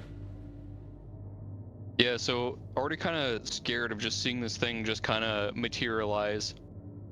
We're gonna kind of move up a little bit. Okay, so you And then- move, just so you're aware of your movement, you can move up to 4 squares during your turn, because it's half whatever your Okay. movement stat is. Perfect. And then let's see. Yeah, and then we're just going to hit this white with a lightning flash. Okay, so it will double since you are underground for its will point cost. Yeah. Yeah, because we're probably just panicked. We're like, this is our honed spell, so we're just going to launch that. Maybe a little bit more powerful than we originally planned. So are you going to upcast it at a level higher than 1? Yeah. Beautiful. How high are we going? Because let's see. Because is it 4 for the first one? And 4, then... 4 for the first, 8 for the second, and it would be a whopping 12 for level 3. Oh, okay. Yeah, so not like completely blowing ourselves out. Yeah, we'll probably throw it at level 2 there. Okay. Beautiful. That's awesome. Roll me damage on that. Perfect. Oh, we're gonna have so many dice. And then I will That'll deduct. be 3d6 and 3d4. Yeah, there we go. Perfect. Ooh, that's a lot of damage. That's not bad either. Okay. Very good. So, you see the halfling raise their staff in the air, and somehow, inexplicably, the walls of the cavern suddenly tingle with electrical sparks that channel to the head of the staff and then flash forward all at once to the white, and light it up with electrical power. So the one thing I'm going to check here is if the white's armor is affected, or if the white's armor impacts at all the effects of the spell. So bear with me just 2 seconds here. Said Mr. Electric, kill him! Limited power. So let me see. So cast in time range, learning magic. Let's see. Magic and metal. Metal has an anti-magical effect. Cannot use it if you're wearing metal armor. Metal weapon in hand. So I'm just trying to see what is damage on that. Combat and damage. So anytime you deal damage, rain, criticals, parrying, dodging. So sorry, guys. No worries, you figure it out. Yeah. Yeah, just because I want to make sure, because this guy's got some, as you can see, very heavy armor on, so I need to know kind of how this all comes together. So how does armor come into play? Damage, armor, okay. Can only protect your body from damage, equipping or unequipping, armor you're wearing, bring down the armor section, armor rating. Take damage from a physical attack, subtract the armor. If the attack is from a melee attack, it's completely negated. The attacking weapon itself suffers the damage instead, which might break the weapon. Further increase your armor rating. Yeah, so it's only physical damage that it actually prevents. It doesn't affect magical damage. So, Nice. So yeah, you watch as Rootheart's lightning just strikes through this thing's plate mail, and you see its eyes glisten with electrical sparks as the electricity runs up through it, dealing it the full strength of, I believe it's 23 damage. I just wanted to double check here on Lightning Flash. So the target takes 2d6. The Lightning Flash continues to another target within 2 meters of the target, which there are none. So the D4 is actually only affected if It kind of arcs out. And hits yeah, so someone the else. More whites D4s in those walls. the D4s would be the arcs. Yeah. So the arcs do nothing here, but the 16 damage is felt by this guy. So that's going to be 1, 2. Let me see. 1, 2, 3, 4, 5. 1, 2, 3, 4, 5. 1, 2, 3, 4, 5. 1. There we go. All right. So this guy takes quite a hit. That's still very, very good. Yeah, and Go ahead. Rootheart's still kind of seeing this guy standing. He's gonna be like, "Oh shit!" and he's just gonna kind of pick a direction here and just kind of run into the darkness a little bit. Beautiful. Oh, Yeah. So let me go ahead and roll on this guy's monster attacks, because it's his turn now. All right. So it is going to move first 1, 2, and it just says halfling back, and it reaches its hand out in your direction, and it is going to attempt to throw you to the ground with this. Go ahead and make an evasion roll for me. Oh boy, evasion here. says we it go. cannot be dodged. Yeah, I didn't want to say it, but the last line of Oh that. no. Oh, cannot be dodged. Well, the dodged Well. just means it can't be dodged that way. You can try to, I believe, parry the attack though. So Okay. yeah. So if you want to try and make a parry attempt here, Haven, you would roll your weapon skill for your staff against your check and see if you can parry that way. Sure, we'll give it a shot. So just the stave roll, Mm-hmm. I believe. Let's go. Beautiful. So this guy reaches his hand out to you, and as you see this kind of magical hand grasping at you, you bat it away with the staff. The staff, however, in this is going to take some damage. It's only going to take 2 though, so that's actually incredibly good for you. Nice. So let me pull your sheet up here, and I will adjust the durability on your stave. So, boop. Durability goes down to 7. Beautiful. So with that, you have blocked the attack. Let's go to the next in the initiative here, which, moving the white out of my way here, is going to be Trot. Yes. Trot, what would you like to do? Okay, so question. So I'm assuming that the initiative cards can only be exchanged at the beginning of the round. Is that Yes, correct. Okay, makes sense. So I guess I'm just gonna try and I could roll up on this guy and try to stab the shit out of him, just to at least help a little bit with the damage. Oh, and one thing I should mention as well, because Trot, you were the one who rolled the Myths and Legends check, right? Okay. What's up? Yeah. So you also know whites have a particular vulnerability to most forms of physical damage, with one exception: fire. Okay. Well, do I have... I guess I have... Oh, wait a minute. I could pour the lamp oil on him and then light it with the flint and tinder. You could try, yeah. That'd be really mean, and it's also like literally in the beginning of the dungeon, so I don't know if I'm gonna need the lamp oil in the future, or if my lamp is gonna last us for the entire thing. It's a That's fair. the question. That is a fair question, and probably a good one to ask. Because illuminates 10-meter radius, burns for a shift of time. Roll d8 after each stretch. On a 1, lantern goes out, must be refilled and relit. So. That lantern oil is good for like 1 refill.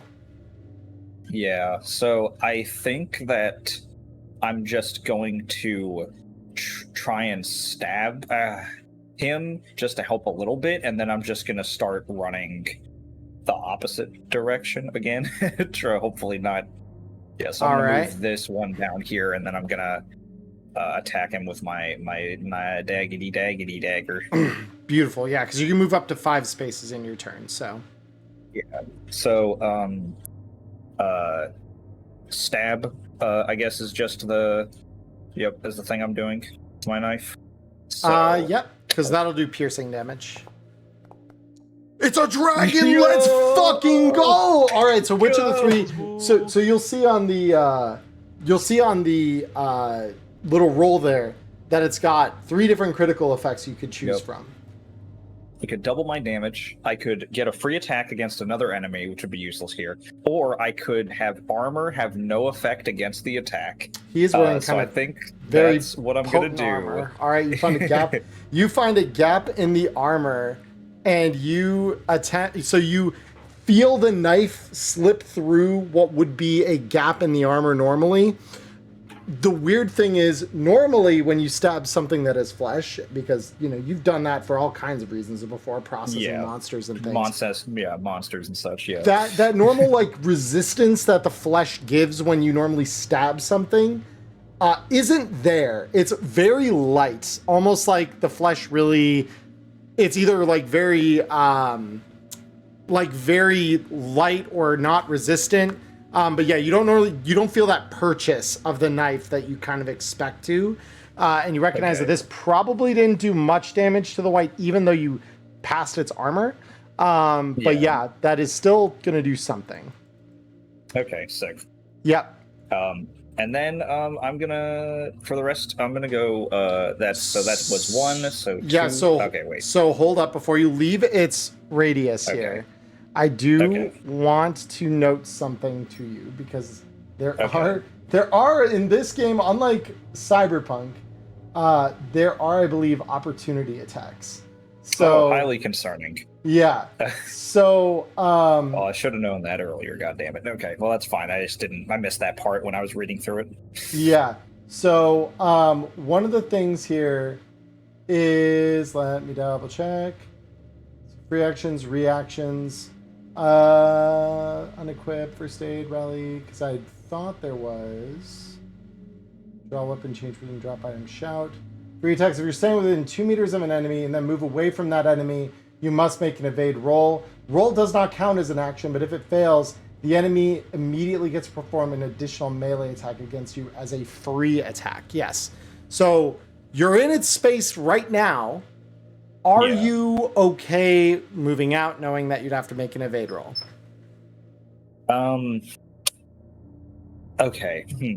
Because if I move down 1, then I'll still be in range. But if I move right 1 from there, then I'll have to roll the evade roll. Right. You know what? Fuck it, we maul. All right. Okay, so I'm gonna roll the evade. Yep. Then, no boons, no banes, just go. Straight evasion. Yep. Yep, sounds good. That's the opposite of that, the thing and we I can't wanted. push demons. So, all right. Well, that's fun. Fuck it. Yep. Fuck it. We ball. The recklessness comes so- out yet again. So, demon on evasion. Now I need to look at that because that's very bad. So, Oh man. You know what? I just want to say that this is has been really fun so far, and that even if I hit 0 HP and you can't save me and I literally die instantly, it was fun, friends. Yeah. So fighting together. Surrender the initiative to the enemy. So Don't worry, even if I have to make Hungry drag you all the way out this bitch, you're gonna survive. So now I need to look what happens when you crit in attack, because that for the monster, I believe here is going to be kind of what he gets. Melee combat critical hit by rolling, so you double the dice for the. I think it's going to just double its damage on you, because it just does not like the fact you just stuck a knife in its side. Yeah, I'm gonna run up. I'm gonna stab him. I'm gonna try and run away, and then I'm gonna like trip on something, and in my brain, I'm just gonna go. You ever get the feeling something really bad is about to... so as you try to get out of the way, it literally reaches out with like supernatural reflexes, grabs you by the throat, and lifts you up. And it's going to double this damage. So it's going to deal 2d6 damage then? Or is it going to deal d6 and then you double the number? D6 times 2. Yeah. Okay, cool. Because it's not twice as many. That's exactly all my HP. Or no, you roll you roll it. I lied here. Double the amount of dice for the weapons damage before adding any damage bonus with other bonuses. So yeah, it is going to roll twice. Okay. So once. So you roll another D6. Twice. I'm still dead. You're not dead. But you're hurt. You're hurting bad. So. Okay. So 1, 2, 3, 4, 5, 6, 7, 8. You are into death saves. So. Yep, that's I am. True. Death saves in this game. Yeah. Let me look at death here real quick. So once you get to death, so we're looking at healing and other improvised stuff. Death. If your HP reaches 0, you drop to the ground and risk dying. You cannot move or perform any actions except trying to rally. On your turn, in each subsequent round, you must make a death roll against your constitution. The death roll cannot be pushed. Record the results of your death rolls on the character sheet. After 3 successful death rolls, you recover d6 HP. After 3 failed ones, your player character dies. Rolling a dragon counts as 2 successful death rolls, and a demon counts as 2 failures. If the combat ends, keep counting rounds until all death rolls have been made. So, you do not need to roll it right now.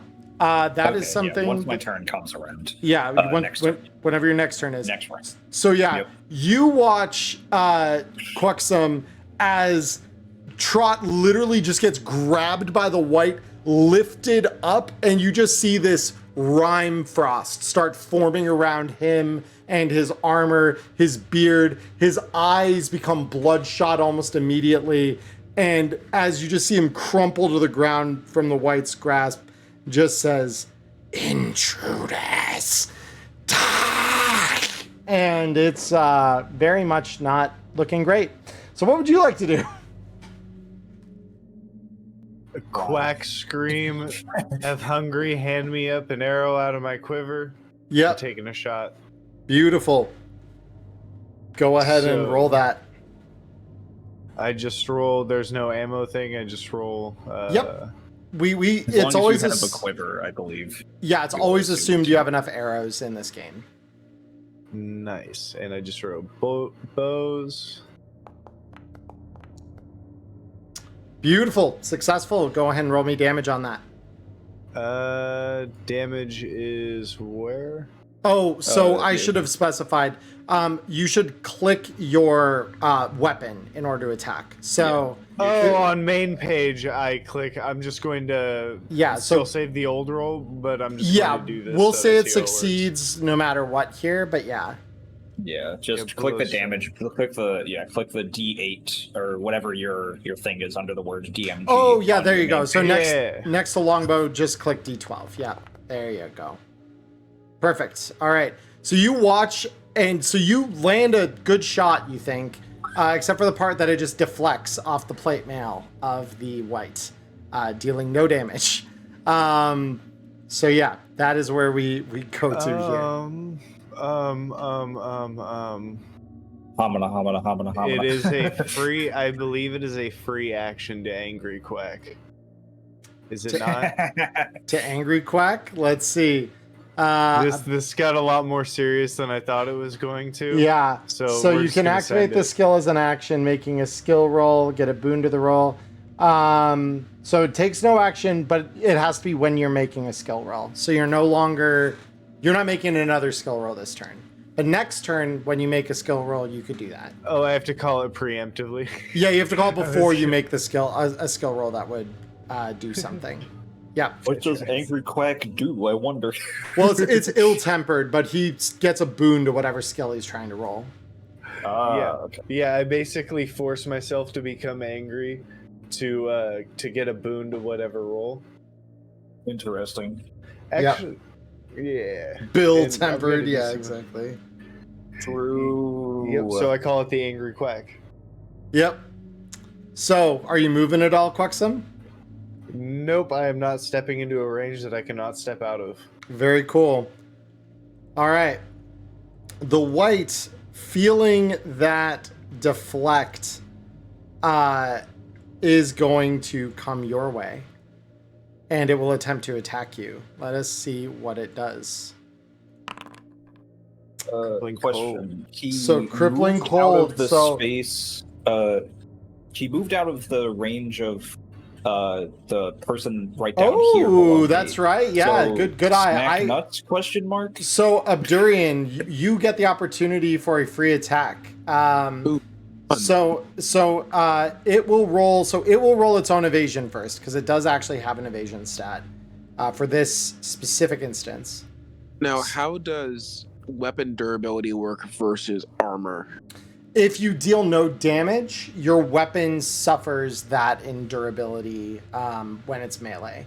So if you fail to connect damage into him, you will see the weapon suffer durability loss equal to the damage you normally would have done. Oh, that's awful. Yeah. Okay. So the evade failed with a demon. With a demon. Because the plate mail he's wearing gives him a bane to the roll. So you get a free critical hit here, Cody. So you can take his nuts. Smack his nuts. So you can take the critical effect because again you've got 3 potential critical effects. You can either deal double weapon damage or free attack against another enemy, which doesn't matter here, or the armor has no effect against your attack at all. Oh, I'm taking no armor because of course, yeah. So go ahead and roll me damage for whatever weapon you're free attacking him with.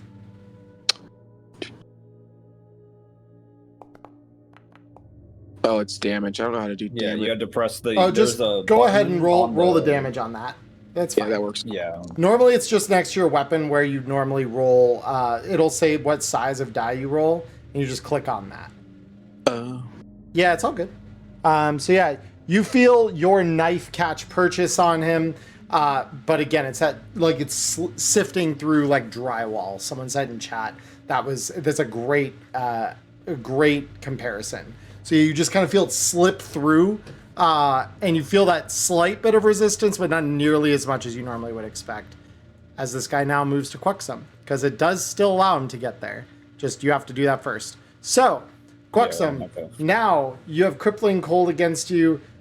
You can, so you need to make an evade roll against this here.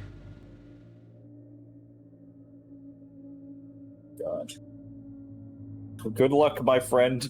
Go, Quaxum. Let's see them Good ducky luck, reflexes.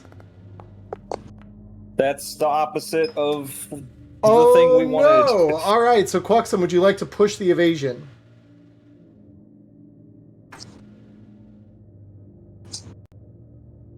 Oh. He's been dead for years. He is muted. Oh, my bad. Oh, D6 damage. Yeah, I should probably push that. And I was going to get angry anyway, so it is time for the angry quack. Beautiful. Becomes angry.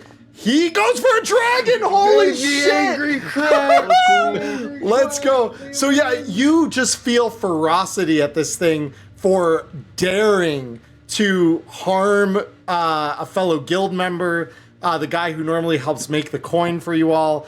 And in your anger, you manage to see the grasp of this thing shooting at you like lightning, and you duck under its grasp as it reaches just above your head where your neck was moments before. So that is beautiful. So with that, you see this thing look at you and let me actually double check, because I believe critical evasion does come with a benefit for you. Real quick, I need to use the bathroom, so I shall return. Yeah, no problem at all. Because I'm going to double check here. So if you dodge... Oh, don't I get the counterattack? Well, you know, it actually occurred to me. Get a dragon? It occurred to me after I said it. You already have taken your turn this combat, and dodging is a reaction. So actually, you wouldn't have been able to dodge this. Oh. So let me do a couple things here real quick, because I can undo some things. So that was evade, because you didn't roll another dragon for evade this session yet, right? No. Okay. So I'm going to do some things here real quick, just to make sure. So yeah, you couldn't have evaded, and so therefore you also should not be angry yet. And okay, so this is just going to hit you. However, it might not be terrible. Well, I say that. Literally the worst possible outcome, but okay. But yeah, you do have leather, so this does help because it is physical damage you are taking. Our armor, fuck it. I keep missing this stuff. Armor has no effect. Okay, so 6 damage. 1, 2, 3, 4, 5, 6. And so you have to make an evade roll, not as an action on the next turn, nor to act at all. The roll fails, a new attempt can be made on the next turn. The victim also becomes cold and cannot, you cannot heal HP or will points until you get warm. So yeah, you just feel this rime chill go through your bones. So yeah, that is now where we are. Abdurian, we come to you. I just watched this thing drop a party member and then run over and attempt to do the same thing to another one. I want nothing to do with this. Okay. I'm going to advance a little bit here and try to distance myself, because I know that knife attack I made against that thing was lucky, and it won't happen. Okay. So you know it was lucky and what? That it probably won't happen again. Yeah. So you're just backing up. Okay. I don't like to stab things that I can't normally stab, so... Fair. All right. So dealing this round's initiative. Let me see. Abdurian, is it not counting you as being... Hold up. Let me... Because for some reason, both him and Trot did not get dealt proper initiative cards. So I'm going to deal each of you 1, 2. There we go. So, all right. So those are our initiatives for the round. Does anyone want to switch?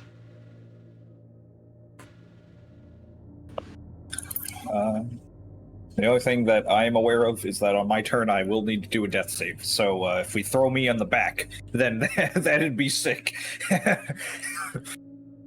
I mean, if Rude Heart wants We to can trade with swap, Rudyard. Yeah. Yeah. So I can swap with you if you want. Yeah. No, that's fine. Because I can do some If- healing or something.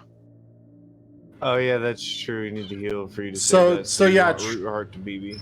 Trot is also cold, so he, just like Quaxum, can't recover HP until he has Oh, this become is warm. bullshit. Okay, then I say we prio the mage. If you have another shot primed, we need to put this thing down so that we can make camp and recover.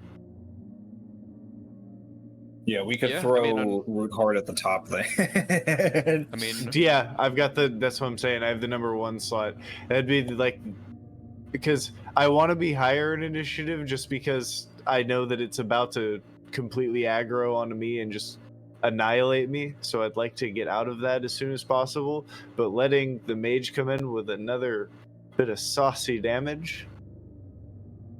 well, Could I be mean, good. Quaxum might not like it. But, Well, actually, I really won't because I'm going to be within the range of your chain lightning, which is I'll take 2d4 off of the bounce from it, right? yeah, Well, it's Actually, yeah, that could potentially. kill we can heal you back to health. Is it hostile creatures or all creatures? So I assume it's all creatures. Mm-hmm. Yeah, just creature. Mm. Yeah. The rat! No! Rat Hungry, friend. save me! It becomes a Where's rat 50-50. initiative? It becomes a 50-50 if well, because the rat is just follows Quaxum's initiative. Because Yeah, Quaxum can yeah, use it as a weapon, essentially using willpower. Yeah, I figured. So with that in mind, so are we switching initiatives? Just Fucking so send it. I'll bite the bullet because we can't heal anyways, and we've already got a down party member to save. We need to end the fight as fast as possible. I'll give up my number 1 slot if you want to hit him with the lightning bolt. I'll take the 50-50 we'll hit on him. whether it hits me or the rat. Yeah, and I can swap with Quaxum then, so that he can at least be above me. I mean, lightning should heat him up, right? I mean, I guess. Let's see. Come on. There we go. Got that. Got I that. just need to win that 50-50. Got with that. Hungry. All right. And then Quaxum, you would be below Trot. So yes, this is the correct order. All right. And that is it, I believe, right? For swaps? Or Trot, you said you want to switch with Quaxum then as well. Yep, and so he can be above me. Got it. All right. Sick. 100%. Beautiful. Pogging. Let's go. Pogging beyond all belief. Root Heart, we're on to That's you. true. All right. Root Heart kind of seeing his allies' attacks not really do much. He's gonna move back into the doorway, Mm-hmm. mutter something about flesh to magic. Yeah. Oh, Blasting. wait. And I think we need to level 3 lightning flash this man. Well, so you're okay. Hold up, because you've only got 1, 2, 3, 4, 5, But 6. I can do it at level. Yeah, because I have 8 left. Yes, you have eight remaining. So you do it level 2 without any specialty, anything. And then wasn't it hit point conversion if I want to go beyond that? So you want to do it a level 3 then? Let me Oh, double. we're nuking him. Let me double Okay. check here how that rule works. If it has to be like you're fully insufficient, but you might Yeah, be I mean, right. otherwise I'll just do it at level 2. You might be right though. Let me double check real quick. Yeah, the main thing is we don't know how much fucking HP this thing has, so it could have like 1,000 for all we fucking. And I mean, at this point, Root Heart's not thinking rationally. He's just like Terrified. watching party members get nuked one by one. Yeah, so let me see. Magic. So animism, grimoire, power level, power from the body. Here we go. Okay, so it says if you have 0 willpower left. So you actually, it assumes you have Okay. nothing left. Reserves totally dry. So yeah, Oh, okay. So then just level 2 on that then. just level 2. All right, cool. So power level 2, go ahead and roll the check. Let's see it. I believe in you. It hits. Yes. Roll us the damage. There we go. And just the 6s this time. So Yeah. 4 damage. All right. This is bullshit. 1, 2, 3, 4. All right. So again, you see this surge the electricity through it. Roll the roll. Well, actually, Quuxum, I will have you roll an evasion check here to try and get out of the way of this lightning. How much damage is coming at me if I just don't? Well, so we don't know that yet. So that's where I'm saying you could evade as a reaction here if you'd like to. If not, it's 2d4. No, I mean like the dice count. 2d4? 2d4, yep. So on average, it'll be 4 damage. How much life do I have left? 3d4 since there's level 2. Oh, it'll be 3d4, excuse me. Yeah, that's right, because it was upcasted. Yeah, that's a little too rich for my blood. I have to spend the evade on it. Okay. Good luck. Roll evade. Yep. Roll low. That's the opposite of rolling low. Would you It's like fine. to become angry at that? Oh yeah, now I can do the angry roll. Give me another dragon so I can level up. There it There is. we go. Let's fucking go. That's actually insane. Ask and ye according to shall my plan. receive. That's Be- the power of the quack.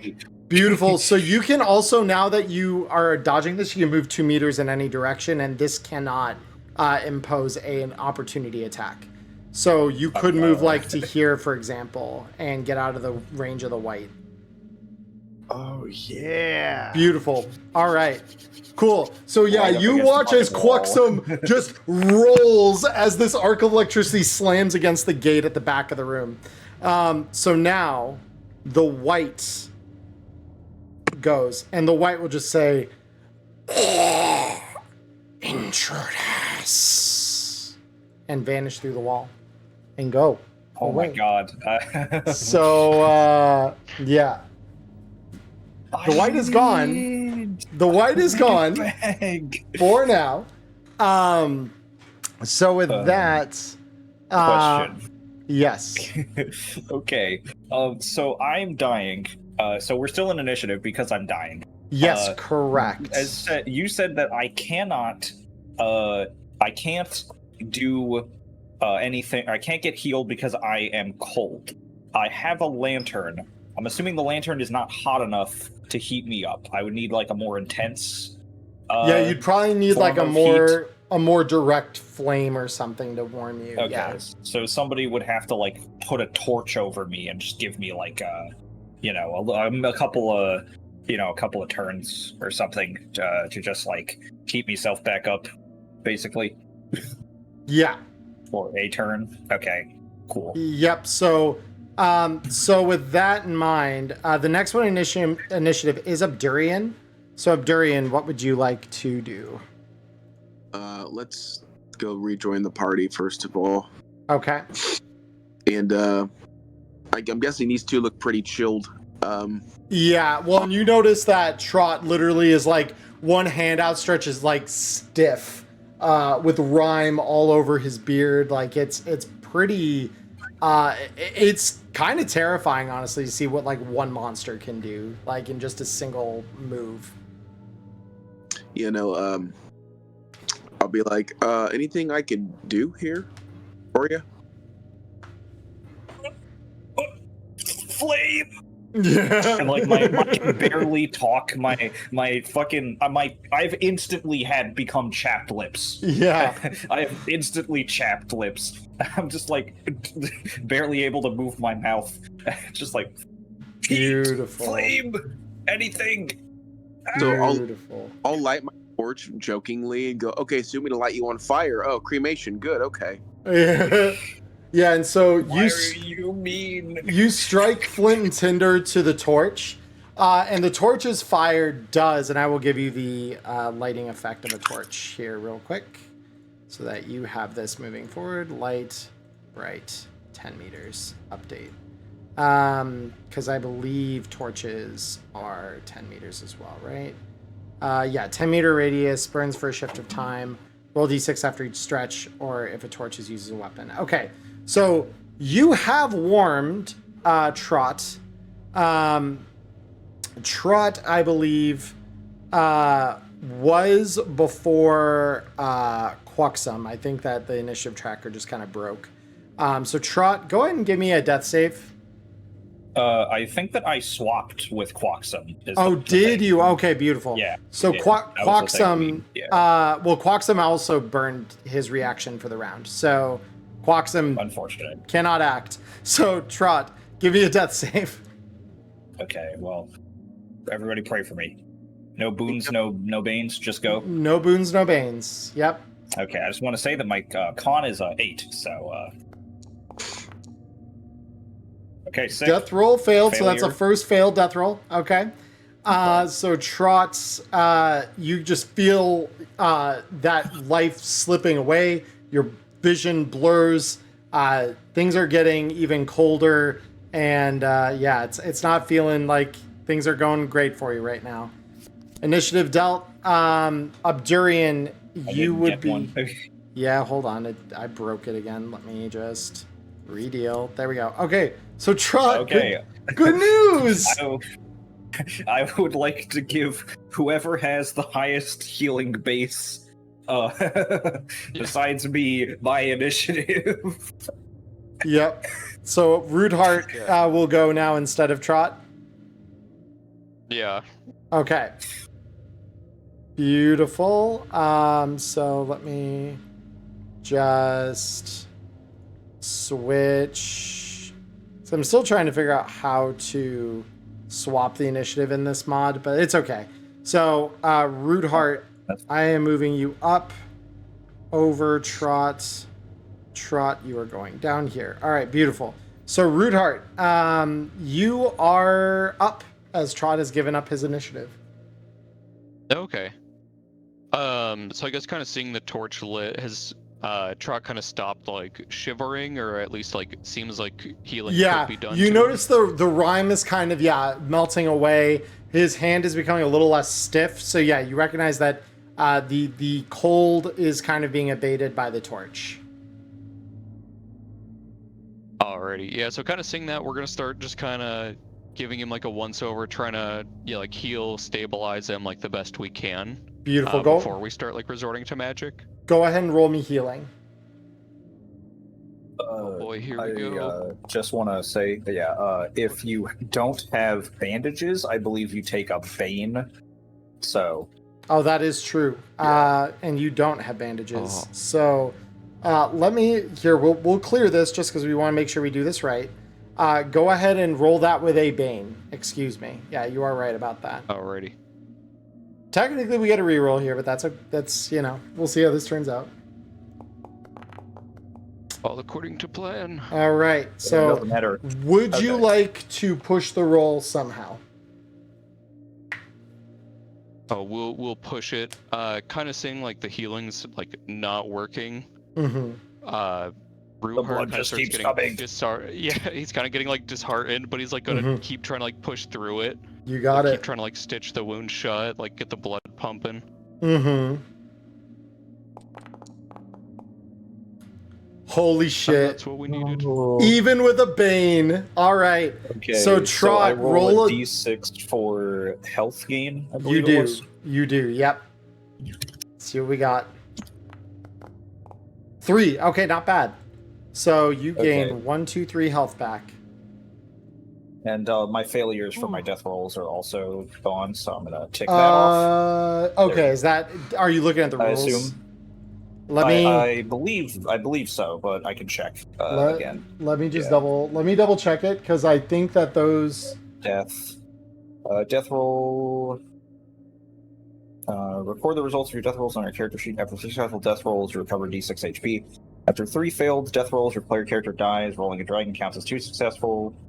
If the combatant ends, keep counting rounds until all death rolls have been made. Let me see. Severe injuries.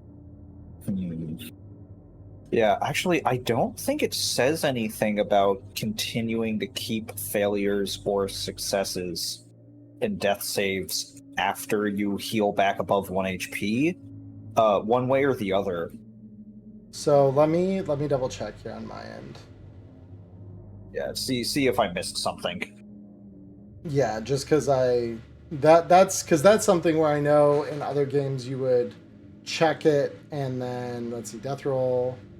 You must make a death roll. Roll against your con. Death roll cannot be pushed.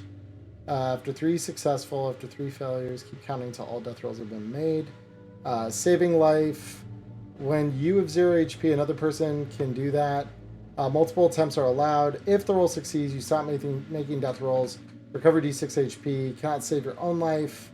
Once you're stabilized, then yeah, okay. So, 0 HP. Okay. I think it would be most intuitive to clear all of those if you regain HP after it, because if we kept keeping track of both failures and successes, then that means the next time I go down, I would have to do like less of one or the other. Well, because I know successes don't stay recorded. Failures might, though. That's where I'm gonna look up rest rules. I was just talking about intuitivity. Of being like, I feel like both of those are on the same level of power if you were to keep them across depth. All I'm seeing that sticks from getting reduced to 0 and then coming back up is the severe injury roll. Okay. So, severe injury roll is which page? If you have been reduced to 0 Make a HP, roll. it's... Yeah, same page. Yeah, if you've been reduced to 0 HP but survived, you were severe injuries that can take a long time to heal and even have permanent effects. Make a roll against con. If you fail, roll on the table below. Got it. The healing time is halved while you rest and get medical care for at least a shift day, blah, blah, blah. It's that same page, but just a little bit further down. So Yeah. Fear table, hunger. Yeah, it's on the in the death section. It's below 0 HP for NPCs. Below instant death. Gotcha. Give me. Yeah, and at the bottom of the page is the severe injury table. So in this case, I would. I see it. I see it. Yeah. So. I'd roll a d20. Yes. So let me do that real quick. /roll 1d20. So you suffer a changed personality. So we generate a new weakness. Oh, do I? Oh, okay, sorry. I was rolling to see if I took the injury in the first place. Oh, I was get that you. D20. Yeah. I see.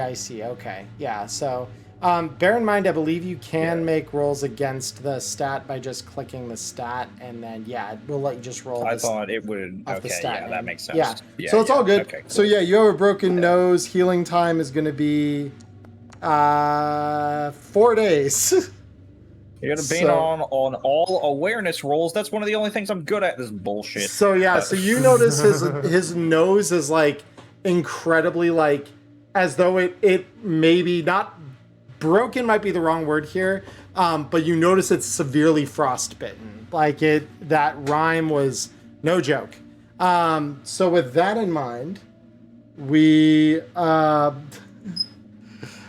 with that we go to the end of the combat, because now all death saves have been rolled. So with that in mind, you get a better look at the room. You've now found yourself in this kind of gatehouse here. So you are in a small room with a floor of beaten earth. The flickering light of a torch streams through the black iron portcullis in the far wall. 2 mummified guards with rusted chainmail and long spears flank the barred gate. God. I'm gonna stand up after that, and I'm just gonna like touch my nose a little bit, and then I'm like, oh, can't smell shit. Actually, wait, I can't smell shit. Oh. So, suddenly he's like, this isn't a bad thing. Hold on. This isn't as much of a bad thing as was previously assumed. It still sucks, though. Okay, so, I'm gonna get up And you were describing that these had rusted weapons and armor. I'm gonna assume that if we try to remove them, it'll be a bit difficult, and the weapons may not necessarily be quite usable. So the weapons they're holding appear to be long spears. But yeah, that is, they don't appear wholly unusable, but they are in better condition than the armor, it seems. Okay. So we've got to remove them. So what would you say would be a good skill to attempt to remove these? Anyone have any ideas? Because we could probably use acrobatics to just like do straight, just like pull them out of the hands. Or if someone has like sleight of hand, maybe you could use that. I mean, I have another idea. As far as the room goes, can I roll spot hidden to try to find a way to open the gate? Yes, go ahead.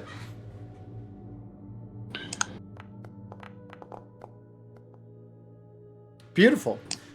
So the gate at the end of the room here is rusted out, and it looks as though it has a small keyhole in one side of it, but it is very, very rusted.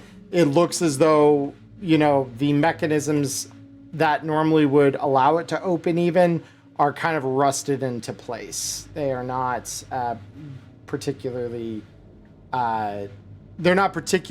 looking like they'd be willing to give. But yeah, it doesn't look like there's any good ways through the door that you can see here. And then I had went down that right hallway early. I guess I could just do a general awareness check, I guess, to see if I spot anything, I guess. Sure. So I don't see anything necessarily on the map, which means there's probably something hiding. It's a good roll for awareness.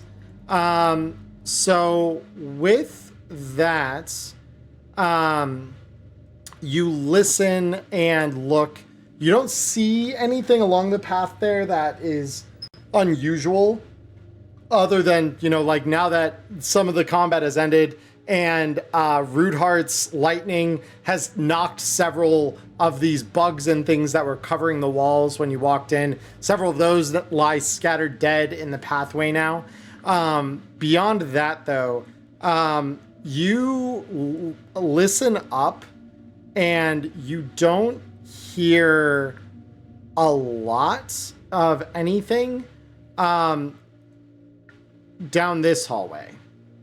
The other, you listen up, and at first you think, I don't hear anything. It doesn't sound any different until you hear a faint but very clear sound of just a something's whimpering down the other corridor. All right, I'll let everybody else know. But hey, I hear something down there. I'm not sure what, but I'm gonna check it out. Can any of us roll beast lore to see if we could recognize that sound as a specific like monster or something like that? Currently the only one who hears this is Abdurian. Oh, he told us. He told you he can hear Okay. it, but that doesn't necessarily mean you can hear it. Okay. So if you don't like to roll awareness. Roll awareness. Yeah. Okay. Yes. I was gonna say may I or anyone else roll awareness? Yeah, Okay, you all can roll awareness, absolutely. Yeah. To see if you also Okay, hear yeah, it. because Abdurian just let's litigate that first. Okay. So let's litigate Abdurian's senses. So Abdurian, you recognize that you recognize the sound doesn't sound like an animal. It sounds like some kind of like person or humanoid of some kind, kind of whimpering. But yeah, it doesn't sound like an animal. Yeah, so I'll let them know, be like, hey, that's not an animal. That sounds like a some kind of person or bipedal creature. Okay. Now might as I'm well gonna check it roll out. mine with a Bane because of my. Okay. You did so- succeed it. And you hear this whimpering as well now, as you kind of try to lean your ears into hearing it. Okay. So. Yeah. Do we want to try and get these spears out before we start going out, and if it's a trap, basically, and we can get a little bit more prepared, maybe get some better weapons. I mean, I could see what I can do. What would I have to roll to try to yank this thing out of this thing's hands? I So- could try and go for it because I have a boon So, for my well, sleight of hand stuff. yeah, so I mean, Abdurian, are you just going to walk up and try to take it and just see what kind of resistance that yields? Or how are you going about this? Because it kind of affects what I would say to roll. If I ask for a roll at all. I mean, at that point, yeah, I might as well just try to yank at it. Yep. And so you grab it and you watch as like the armor that was on the arm connected to this spear just kind of crumbles from decades of rusting. But the spear just comes away. No harm, no foul. Okay. I was expecting a trap or something. I'm scared shitless right now. You have no idea. Oh, I bet. I'll hand the spear to Trout because it seems he could really use one right about now. Cool. So Trout, I am going to give you the spear. There's Sick. a long spear, so it is on your sheet now. Awesome. Okay. So I will keep the long spear for for situations where it would call for that. Does this thing Yep. have like a reach type thing? So yes, long spears. It is long, and so what long is as an attribute? Let me get that for you here. Find long.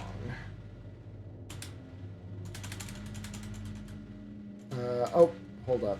There it was. And I was dumb.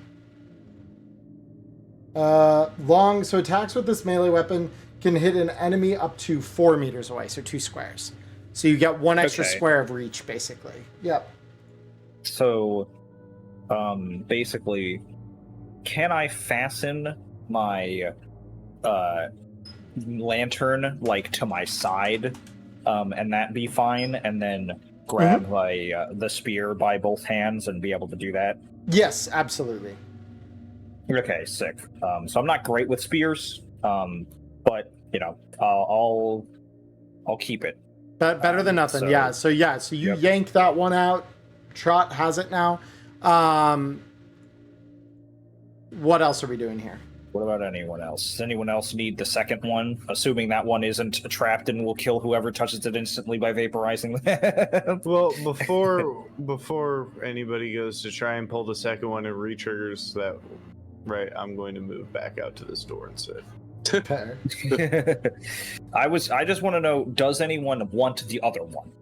Because if no one wants the other one, we could just leave it and we'll just leave. I'm fine. Yeah, I'm personally off good. that. Everyone's good? Okay, sick. We're not touching it then. Awesome. So we start moving left then towards the sound. Beautiful. Here, yeah, Claxon, you get in front of me.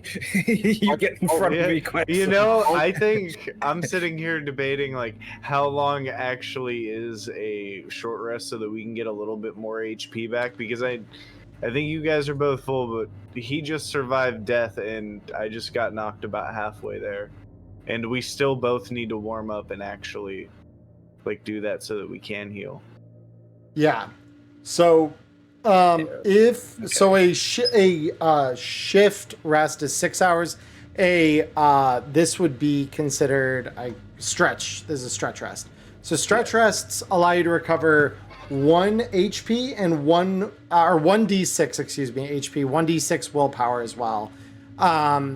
And if someone wants to spend the rest not resting themselves but rolling a healing check, they can attempt to give an extra d6 of HP to the person they are helping. Yeah, that's probably what Root Heart would do. Okay. I mean, I don't need to rest either, so I might as well give it a shot on somebody. Well, because Root Heart, you might want to rest just for the willpower. Because you I also... thought you got the willpower regardless. That the healing was just something in addition. For rests, you, I believe, would gain no benefit from the rest. I'm going to double check this real quick. Since we're just trying to get raw willpower back, could we just like hang out for an extra minute and let him stretch? Yeah, I mean... that only takes like a turn of combat. So you could use a round rest to get a willpower back if you did want to do that instead. The other thing that you get from a stretch rest is you can recover one condition. So that there is a benefit to that as well, potentially.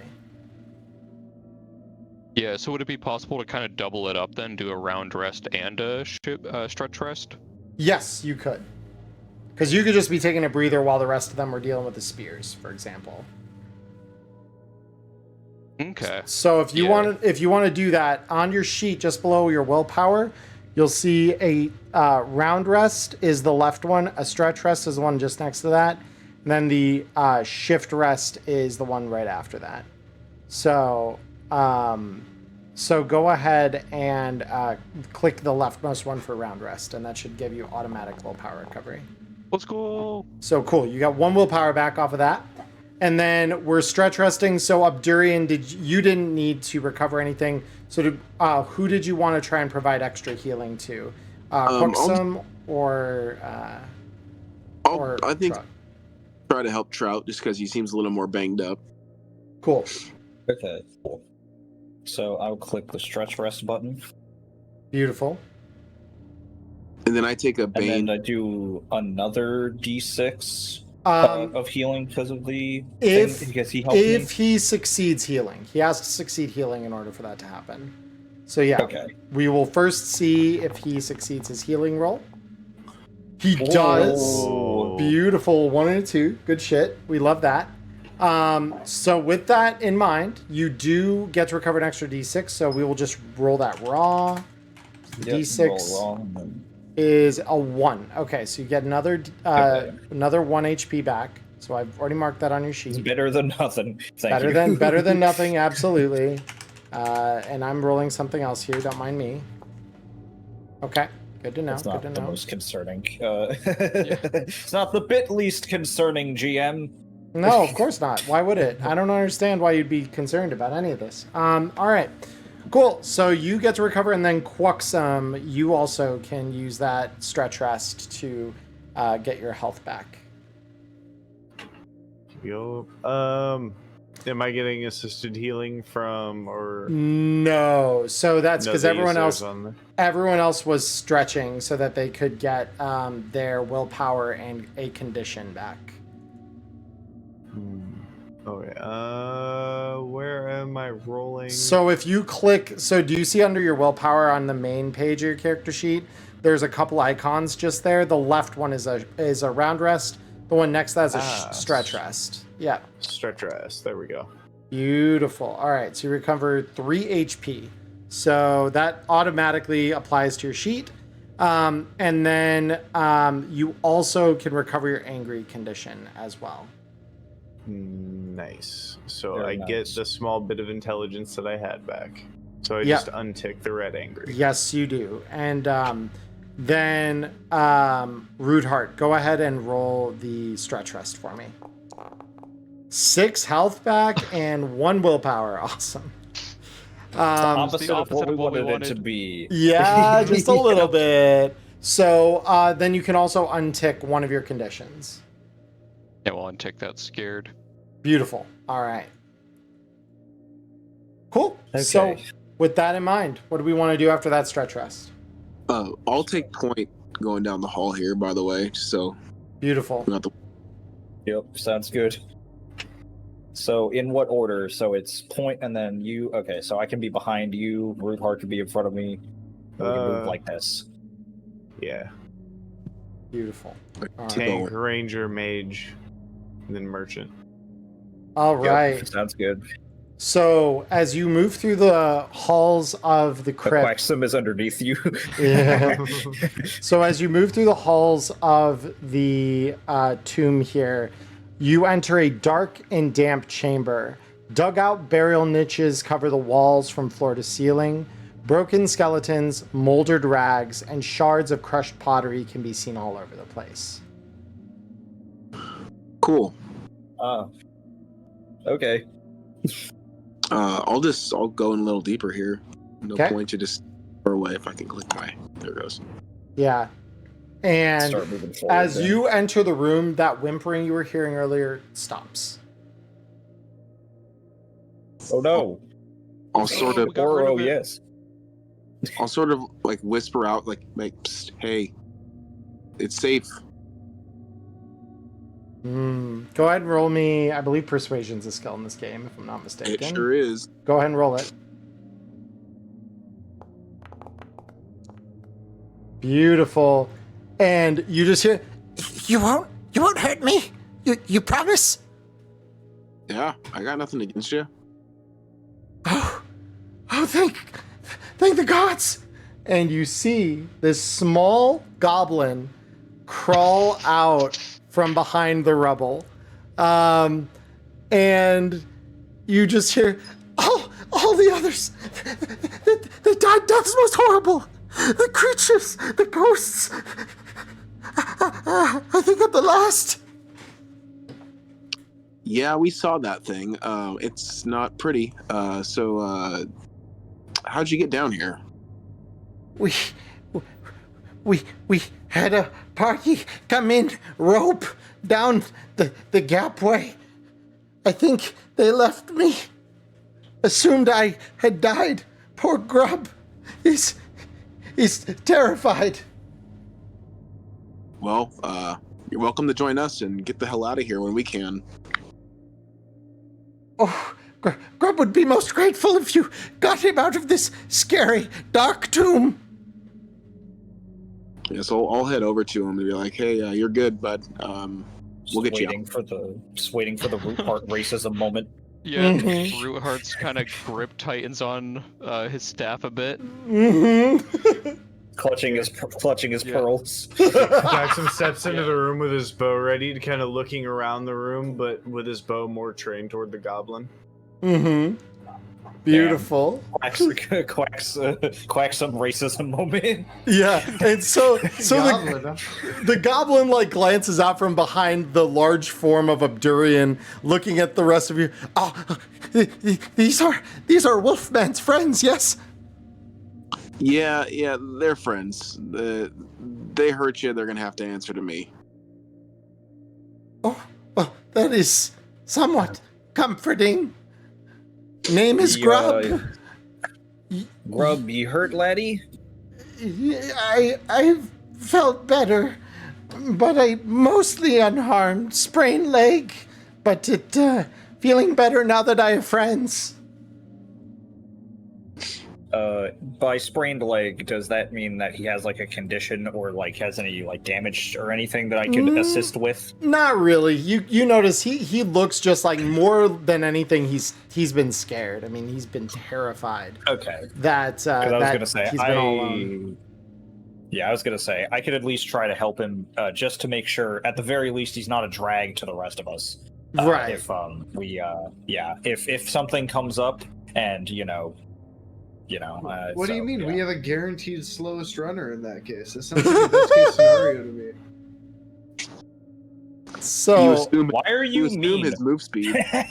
Because it's a goblin. I was about to ask if I could make him my animal companion. no. Oh, Goblins are sentient. Racism moment. Goblins are sentient creatures, man. You can't just. You don't just assume a goblin's a creature like that. Come on. Are we sure about that? Casual root heart racism moment. Let's go. Moment. Okay, maybe not that specific phrasing. Okay. Does he look like he's starving or anything? Feed him, I swear to God. No, he doesn't look like he's necessarily starving. You see, like, he has a small pouch on his side, and you see at first when he kind of came out, he's like terrified, like gripping in fear this little short sword he's got, and then strung over his back, you do see a bow, a short bow. So he's armed, and he appears to have a pouch at his side. So you're assuming he probably has rations or something with him that he has been eating. Okay. He doesn't look like he's in bad shape, other than his just being terrified. Okay, cool. Yeah, first, thought as a merchant, as a guild member, is what's your gear looking like? Do you look like you're replenished? Basically that's the, possessions are the first thing the brain goes to. So, for sure. Yeah. I would like to ask him why they came down here in the first place. We saw a beautiful woman carrying big bashy mace-looking thing. We thought, treasure's wonderful. We could come back with big mace, take over the entire little village of ours, and, well, it didn't go so well. Yeah, so you're here for the same reason we are. Have you explored farther ahead? There's a gate. Very old, very rusted. But Grub did find something. And he reaches at his belt and undoes a small key ring that he lifts up with a series of iron keys on it. Do you mind? No. Please, least he can do for help. And he hands you up the keyring. Cool. All right. So I'll just let him know, hey, if you want to follow along, you're more than welcome to. I'd suggest sticking with us, because that thing will probably walk through the wall any minute now. Oh, Grub wouldn't dream of doing anything else. And he just kind of falls in line kind of like next to you as you kind of move around. Cool.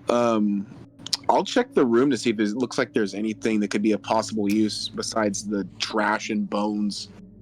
Cool. Go ahead and roll spot hidden for me. Sure.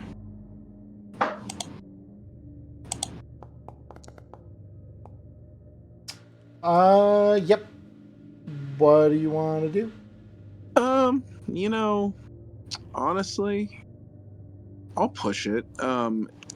And I'll just sort of I guess I'll have looked around. I'm just tired. I'm sort of exhausted from, fighting that white and running around. So I'll push it with strength. Okay, beautiful. So yeah, you exhaustively go and you're beginning to feel the strain of kind of this mission kind of weigh down on you here. And you're looking around, and you notice, so there are these niches in the wall where normally, you would inter bodies and things like that. In them, you do find a couple of little errant bits and bobs. So let me go ahead and roll us. Give me a moment here. I just need to find the... If it wasn't obvious, I'm not opposed to robbing the deceased. No, I didn't expect you had any aversion. You're here grave robbing after all. So let me find Kinds of macros. There we go. So I'm gonna roll treasure 3. Oh, hold up. Feel free stuff. Let's go. What's the... Oh, it's just treasure. I'm just stupid. Here, give me... Hi. All right, so you find 11 gold coins, 10 doses of perfume, and 6 copper coins in the niches around the walls. So I will add those to We should give the perfume to the 2 fucking stinky motherfuckers. So you get the perfume, and then inventory, you have 11 gold coins, and this will mean you have 10 copper. There you go. Shit, I might actually be able to afford armor soon. Yeah, like I said, you can rando roll some treasure if you get lucky. So there you go. All right. So with Awesome. that, I'm gonna shove all that shit in my pockets. And like, we should probably keep moving. Yeah, beautiful. So you walk forward here and find your way to this portcullis. So you notice on the ring, by the way, as you kind of approach this one, there are 3 keys on it, but one of them is broken. This is important because as you look at the door here, this portcullis, the key that is broken, the other half is snapped off in the keyhole of this portcullis.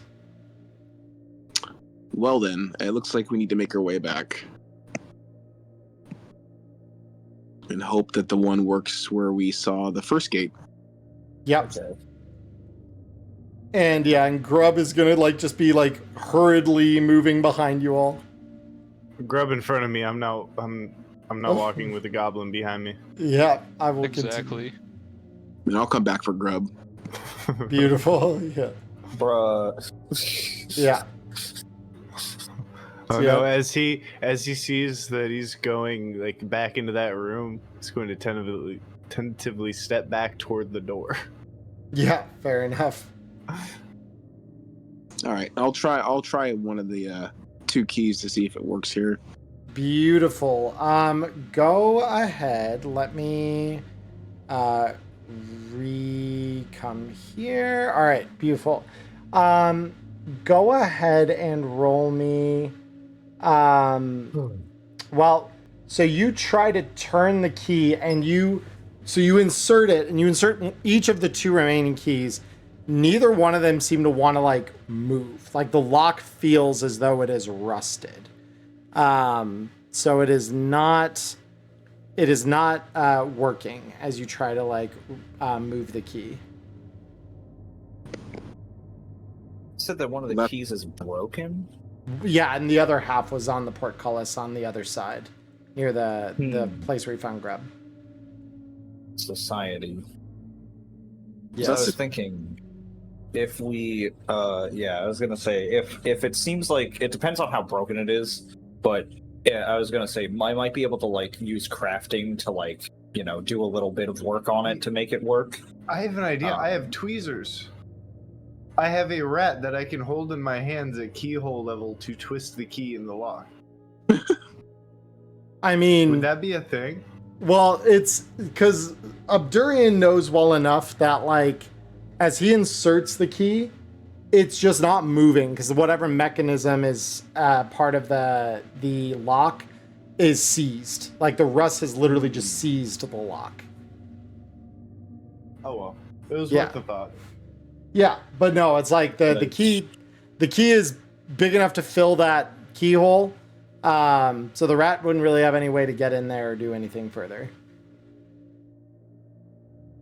Well, I don't know what else to do at this point. I mean, there's Yeah, another my crafting arm wouldn't to do this. Oh yeah. Probably not. No. Yeah, because the explanation. I was gonna say if it was different, I could try it, but yeah. So Yeah. basically, our 2 choices right now is go to the right wing of this area, or to go Okay. back up and around where we were just about to go up. So No, Two we going right. things real quick. Does the goblin still have the pouch on him? Yes, he does. When he was passing by about here, could I get angry that I'm having to have a goblin as a traveling companion and try and sleight of hand that little pouch away from him and see what he's holding? you mean to Grub? Uh, By why I know the answer So, already. I mean, yeah, sure. Go ahead and roll me a pickpocket check or sleight of hand, I guess. And like I said, I want to get angry about the fact that we have a goblin so that Sure. I can trigger my thing. Yep. So you'll get a boon to the roll off of that, and then you'd said you already get a boon to your sleight of hand as well, right? Yeah, so 3 willpower ticked. Beautiful. No, that'll add 2. That's what's adding the boon is me getting angry so that I can I proc get my you. skill. I get you. Yep. So you are angry now. Okay, so rolling, skill, sleight of hand, with a boon. Okay.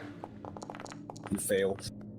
Dragon. That's the Dragon. opposite of failing. Beautiful. That's the opposite of failing. So yeah, That's so you three dragons effortlessly in session. lift the pouch off, and almost with like an air of like yes, you're frustrated, but with like an air of almost smugness, you grab this and open it up. Inside, you find 1 field ration's worth of like bread, essentially, and you find 2 copper coins. Cool. That's mine now. Yep. Actually, I'm going to give the bread to the rat. Hungry can have it. And Hungry just voraciously starts like stuffing it into its cheeks. Whatever it doesn't eat right now, just The rat deserves food more Yep. than the goblin. That's And then I'm what gonna I'm drop hearing the little right now. pouch. Yep, I'm gonna drop the little pouch behind us and just dispose of the evidence as we're Yeah. going. Fair enough. So with God. that, You know what? yeah, you keep moving. Yeah. Everyone's like waiting for grub. We're waiting for grub. All right, very cool. So, as you arrive here, you look into a dark chamber with a packed dirt floor. 7 simple sarcophagi of stone are lined up along the walls. I love the letter S. Several of them are open, and 2 skeletons have been thrown onto the ground. All right. And I will walk right on in. Beautiful. So you Step walk right in. over grub. Gotta keep at least a 2-meter distance. From the goblin, yeah, and the goblin's gonna stay right on you as you move in here. So with that, what would you like to do at this point? I'll roll spot hidden again, just because I found some stuff in the last chamber, and these seem like they're closed. So I'm gonna move to this space. Sorry. All right, beautiful. So 7 sarcophagi. So 3 of them have been open and plundered by something already. So spot hidden. Yeah, I was gonna say that I would also like to do spot hidden after this. Okay. I'd like to move in and then do that. So. Go ahead and you roll me yours before we decide whether we are gonna. Well, no. Okay. Yeah. Let's see where we end up. Okay. I failed Ripperoni. Yeah. So would either of you like to push your rolls? Nope. Nope. Okay. Abdurian? yeah, I will, because Okay. it needs to be done. I'll get a little disheartened. I mean, like, it's sort of disappointing that I'm not finding stuff as easily as I would have normally. Yeah. Conditions already. Oh, what? Already taken. Oh, I already clicked it. Hold on. I gotta undo it first. Yeah, and then you just select that and it'll. Nope. Well done. But you get the demon credit on progression for it, so that's kind of cool. Still not the worst. So you look around to anything you don't immediately see, and you don't find anything. But the locked sarcophagi are definitely still there, so you could try to open that if you wanted to. I mean, I saw what was coming through the walls earlier. I'm not disturbing any dead bodies that I don't have to.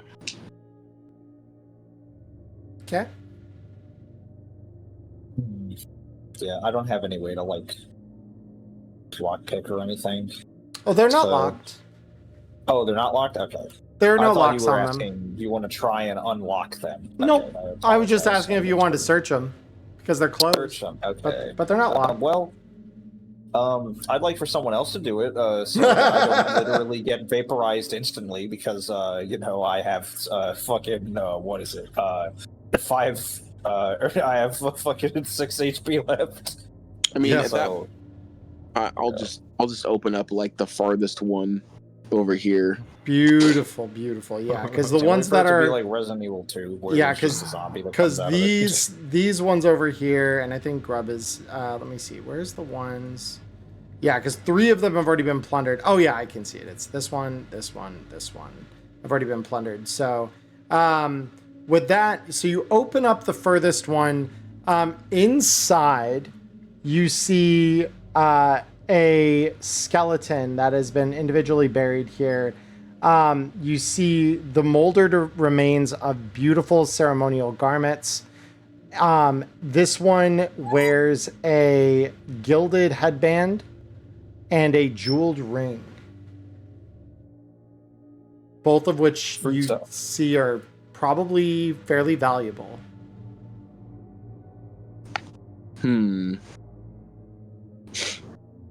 I'll take them, but not put them on.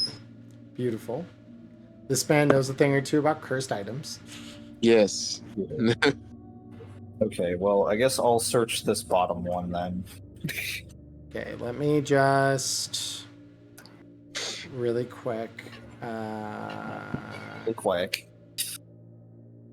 I just need to see if there are items for this or if I need to make them. But if, generally speaking, it will provide Do these. the control space, do a search. I could. Let me see. Ring. Quick insert gaming. Gold ring. Here we go. Just want to double check that this would be what I want. Okay. Yeah. So this that'll work probably. Because. And then headband. Let me see. Sir. Yeah, no, circlets don't exist. Okay. So, and you said, Trot, that you want to open the one nearest you? The bottom. Yep, Okay. the bottom one. Yep. Beautiful. So you open up, and similar to the other one, it's the same ceremonial garb. This skeleton, unlike the other, is child-sized, but it wears the same, the same circlet on its head and the same kind of ring on its finger. Okay, yeah, I will take those, but Could to you put in my pouch. Could you roll me crafting to evaluate these? Oh yeah, sure. No boons, no banes, just raw. Just raw. Yep. Sick, sounds good. I'm a fucking idiot. You want to push it? That's a good question. I haven't pushed anything this yet. Mhm. So I'm going to say that I'm gonna get scared because when I look at the corpse, it's gonna like spook me. Sure. And then I'm gonna look at the ring and I'm gonna be just too distracted with being scared, and then I'm gonna like center myself. Yeah, and then, like use the try ring to again. like really focus. Yeah, I hear that. Let's see it. Nope. The video games suck. The Tabletop video RPGs are bad. Yeah. I'm sorry, I said that on fucking. Okay, well, I guess I'm scared now. Wow. So that Okay. sucks. So everyone, LCC does not like TTRPGs. He is a hater. At least I'm not as much of a hater as these two motherfuckers down here. Look, I might be a hater, but at least I'm not racist towards goblins. Let's go. Yeah. All right. So also, real quick, by the way, what was the thing again about progressing skills? Is it when you fail it? It's when or- you critically succeed or fail. So you roll a dragon or a demon. Okay, that was what it was. Because I was Yeah. like, I thought that it was when you failed, but yeah, it's only when you critically fail or succeed. Or Okay. succeed. Yeah. Yep. Okay. So, So, yeah, but I'll yeah, but drop you those you have things I those. found into my- Yep. So these would probably both be considered tiny items. So I will try to. I probably just need to make them real quick. Once you resolve that, I guess I'll loot a crate if there's still one to open. Let me double check something here. Gear, mementos. Well, it's not a memento. It's God, I love the new corpse crate drop. corpse crate. Yeah, and you find another. You find another child-sized skeleton wearing the same things. Cool. Looty, grabby. God, at least I robbed bolt. Do either one of you want to try and make a crafting roll to see if you can evaluate the worth of these? Sure. Why not? Sure. A good opportunity to roll a demon and get a level up, right? Yeah, potentially. Never know. Do. Yeah, unfortunately, you were rolling with a Bane, so that did not work. And I then, could boon this. Is it worth the no, that's dumb. It's a 5. Oh, I'm just gonna win anyways. yeah, beautiful. So you look at these, and you're recognizing these are nice. Like these are well crafted bits of, accessories. They're not very large, but you estimate that the circlets are probably each worth about 5 gold, and the rings are probably worth about 3. Okay, sick. I am not going to share that information with the party, by the way. Okay, very good. Okay.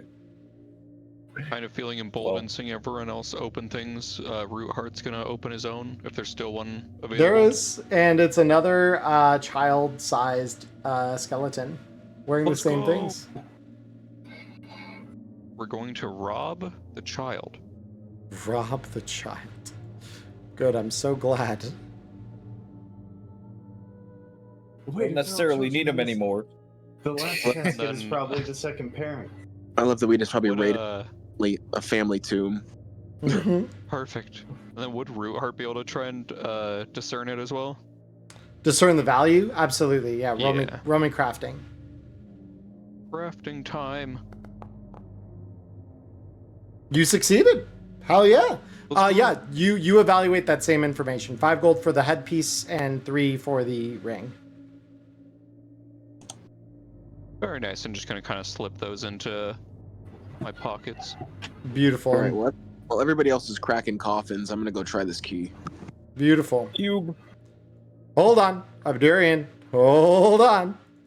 You're moving a little quick there, bud. So no. Fast boy.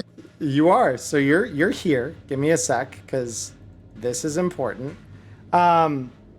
So you feel as you get to this spot in the floor, the ground begin to give way. Go ahead and roll me an evade check, please. Give way. Oh shit, let's go. Ways back.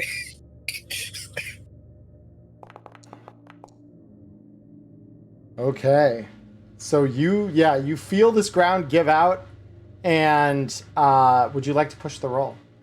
Yeah, please. I'm very scared now. You are I very feel my- scared now. Yes, absolutely.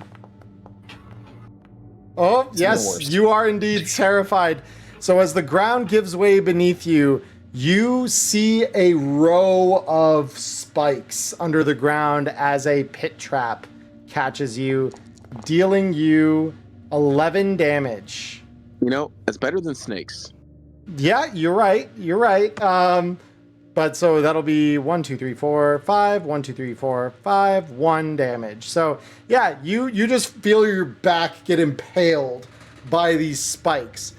You are able to crawl up out of the spike pit pretty easily, but it is quite painful as you kind of fall to the trap here.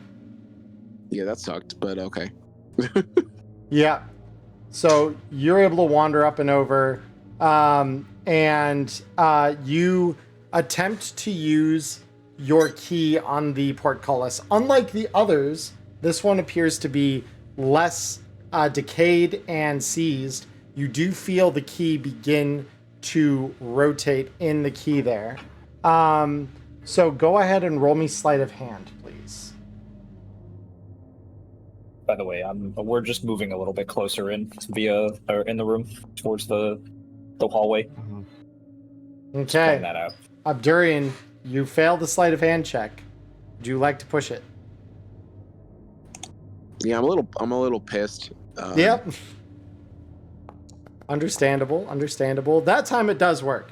So so at first it doesn't work and you're just like, God damn it! And you just rotate it really hard and suddenly the portcullis gives way. It opens up. So let me tell you what you see in the room after. So you see a small room with an oak table in the middle, burning torches on the walls. A mummified woman in gilded chainmail is sitting at the far end of the table. An iron-fitted oak door behind the mummy bears an ancient symbol in glittering silver. Cool. I'll call out to everybody behind me and be like, "Hey, come check this shit out." I will follow in, and I would also like to roll a crafting check to recognize the armor or the weapons or anything. See if they've, see if they're of any high particular quality or value. Sure, go ahead. Is the pitfall no longer an environmental hazard? Yeah, you're able to kind of get around it. It's not like enough to cover the whole floor there, but it's got its bypasses there, so you're okay. So yeah, Trot, you are unfortunately Man, the only thing I'm supposed to be good at. Never mind. Yeah, because then that's the gilded chainmail. You'd be right next to it here. Yeah. Well, it looks fancy. That's about the only thing I know. I'm also scared of this, so I'm gonna walk away after that because I have no idea what this thing is gonna fucking. You said it was a mummy, so I'm fucking scared of anything that could theoretically even be a monster.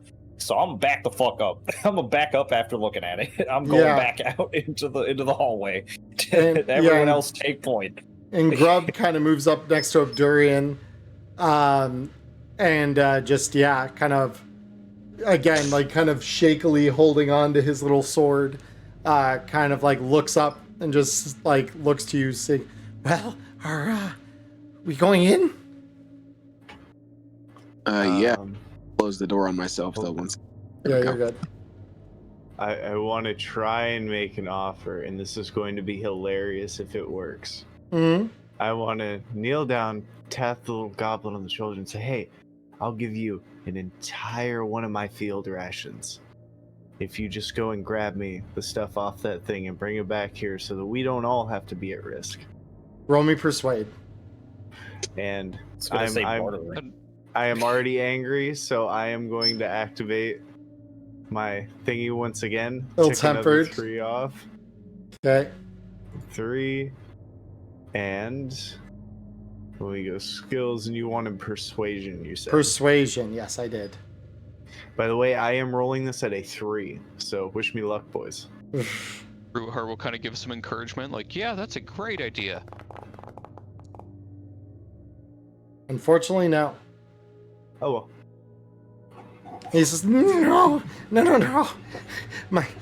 The friends I came with, they touched the wrong thing, and, well, that's how they met their end, so, no, I think I'm good. Well, at least you were useful for something, and I'm going to turn back to the other two. You hear that? Don't touch the stuff on the mummy. Wasn't planning on it. I mean, you figure he's not actually talking about the mummy, given that all the portcullis gates were closed. But yeah. So Abdurian... Either way, wasn't planning on touching that shit. Fair enough. So Abdurian, what are you doing? I'll check out the door. What can I roll to figure out if I know anything about this at all? So the door itself, let me take a look here. Like maybe identify the symbols, if there's a language on it. Right. I'm just looking to see here. Because for some reason, it doesn't mention the door on what I have here. So let me see if maybe it mentions it over on the other side here. Because I have torches. I just want to make sure it doesn't say he who touches this doorknob will instantly. I see. No. We're good. It does mention it, just is weird. Roll me myths and legends. Because you do see a stylized crown on the door. And yeah, unfortunately, it doesn't make any sense to you. Nothing about that is stand out. But the door doesn't appear to be locked. Or at the very least, if it is, it would be barred from the other side because you don't see any bars on this side. Yeah, so I was gonna say, also the bottom one, Does it look like that we might be able to open it on this end? No. Is rusted. Nope. Okay. Still rusted, still cringe. Okay, never Yeah. mind. So I'll look at That everybody. makes sense. Does anybody who didn't recently get stabbed want to open this door? I mean, I can take a look at it. I don't necessarily even want to enter the room. I don't know what this mummy's gonna do. I don't know if there's gonna be a ghost that comes out of it. I don't know if it's gonna fucking wake up and it's gonna start stabbing us. I don't know what the fuck's going on. I'm hiding behind this door, ready to slam it if something starts running at me. If you open that door and that mummy gets up, I am out of here. Yeah, I don't know if I'm being overbearing with the whole being scared thing, but I am just trying to play and make sense. Play that it makes sense. So yeah. Yeah. I guess like Root walking up to the door. Do I see like the crown on there as well? Oh yeah, I mean it's a large silver stylized crown, really really hard to miss. So yeah, you absolutely would see that. Cool. And I guess kind of being the one that knew about like Riddermound originally, Jesus Christ. Root's gonna Accurate dig and factual. through memory to see if like they know what this crown might be. Roll it. Let's see. Oh, we're rolling. Damn. Nope. Never lucky. I know, right? Would you like to push? Yeah, at this point, Root just kind of like mentally exhausted. Just kind of done with it. Just like, Yeah. there must be something. I'm gonna give it a shot. Beautiful. So, yeah, you really are getting just tired of constantly coming up against like puzzles and all kinds of weird things that you can't really account for or solve. So you identify the symbol on the door as a stylized crown from the ancient time when the Misty Vale was ruled by a mighty dragon-worshipping kingdom. So this is old, very old, which is, you kind of suspected that, but this all but confirms that. Okay. Yeah, and Root gonna kind of relay that, like, yeah, are we sure we want to be going through here? Honestly, I don't know if we take that thing and something happens, we can just run. We don't have to go through the rest of this bullshit. Honestly, we could just leave with what we have now. It's up to you guys. I'm gonna be over here crying. Cowering. Well, I guess there's only one way to find out. Yeah, we're in this deep. I haven't made enough money to make it worth going home yet. Yeah, we're gonna give the door a try against our better judgment. So you said there was a crown on top. Was that a symbol of a crown, or was that a literal crown? It's a symbol of the crown of a crown on the door. Okay. Okay. Cool. Yeah, that makes sense. Can I position myself here and just ready a shot at the head of that mummy in case it wakes up when this door opens? Yes, you may. So Root, you open the door, and as you do, the mummy does not. Let me just go ahead and I need to identify something here briefly. Good to know. Hello? So let me okay, so it's nothing special, it's just this. Oh, my connection to the Foundry server failed for a second. That was weird. That is weird, because yeah, nothing has happened. So Enemy stand user. yeah, so you you see the mummy itself stands there, or like sits there with its claw-like armored hands resting on the hilt of this jeweled mace. From the body, though, rises almost like a mist this form of a lady. And I will move you aside just so I can reveal her. All right, we here. close the door. Yeah. So she rises up angrily, hovering over the table now, looking back at you, speaking some kind of ancient tongue that you cannot understand.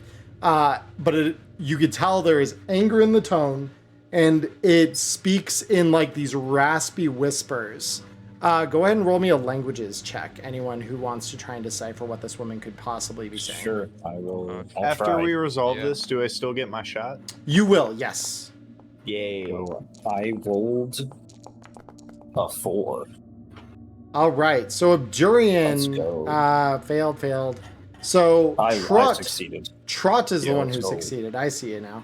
Okay, beautiful. So Trot, you don't know this language, right? Like it's not something where you're understanding everything she's saying. Much of it's incomprehensible, but there are a few words that catch your ear.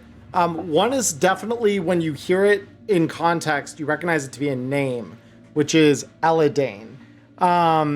The gist of the conversation you hear talks about corruption, cleansing fire, and you catch very specifically the words for dragon and empire mentioned repeatedly throughout whatever this woman is saying.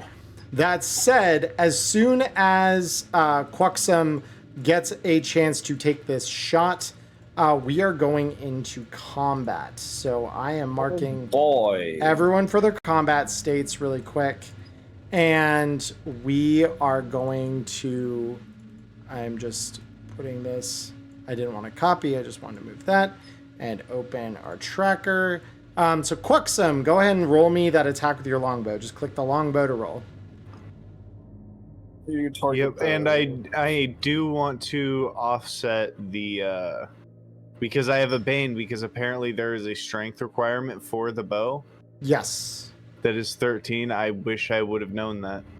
Well, I think put on it. I think bows are agility, right? No, it's strength to draw the bow. So a short bow, it has a strength requirement of it's 7 or 8, but the long bow has a requirement of 13. Oh, interesting. Yeah. So, yeah. So you can't use the longbow then? No, I can use it when I go to roll it. It's an automatic Bane. That's There's what I'm saying. There's an auto Bane. I see it. Okay. Cool. So you're going to use your anger to offset that Bane? Yeah.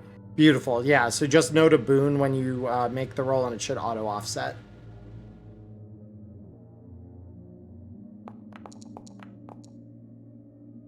Sad.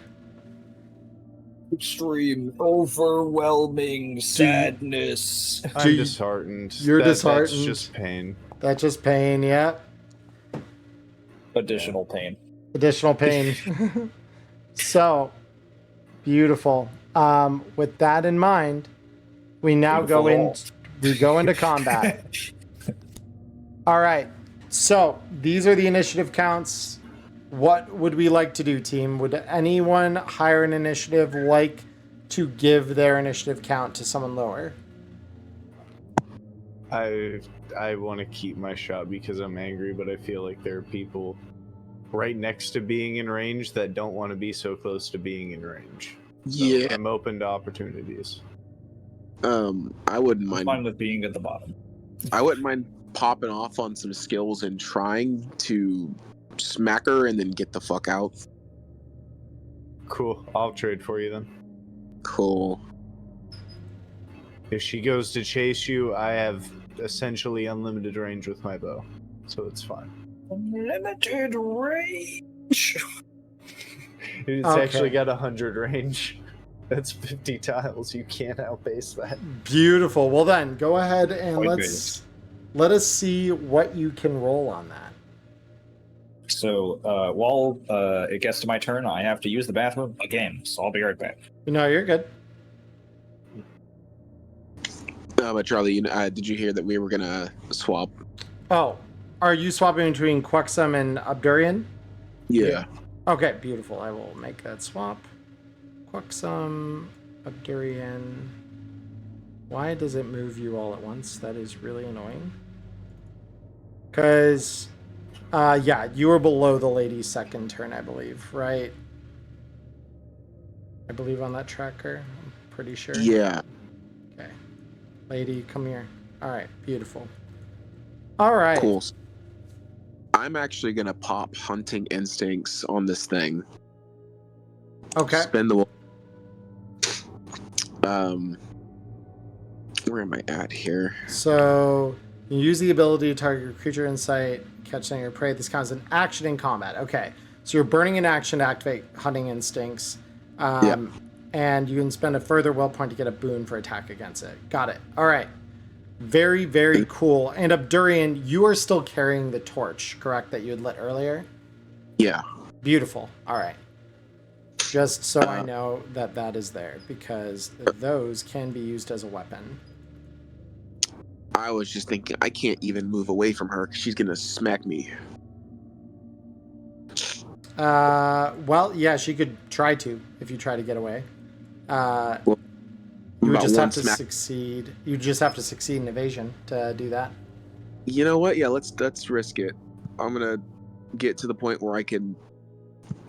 There we go. Roll evasion. No, I'm just gonna throw myself into the spike pit. Oh, God. Woo! Okay, so Abdurian, you're here. So let me go ahead and roll what she's gonna do. Touch of Death. So she sticks her translucent hand into your chest and grasps your heart, dealing you 12 damage, and your armor has no effect. So you just suddenly watch her just grasp Abdurian through his chest, and you look down in shock and horror as your heart is just grasped, and you just feel a sudden chill, and you begin losing consciousness. And you become scared if you weren't already. You are already scared, though, so you are good. So that is her free attack. So with that in mind, we come to her turn. So the lady now looks to the one who would disturb the door she was guarding and attacks the halfling. So halfling... It wasn't me, I swear. She stares at you, towering over you. You can roll an evasion on this if you'd like to. And if I evade, then that forgoes my action next turn? If you evade, it would forego your action on the current initiative. Yes. Back, did I die yet? You have not. Okay, awesome. Rootheart is in trouble, though. Highly concerning. Yeah, I mean, I feel like on my turn I'm gonna have to try and get away with, like, evade or something, so we'll take it. We'll take the death stare. Okay. So we'll evade. If you succeed at evading, you can also move 2 meters in any direction. So it does give you that option. Okay. Sure, we'll give the evade a shot, why not? Okay. Let's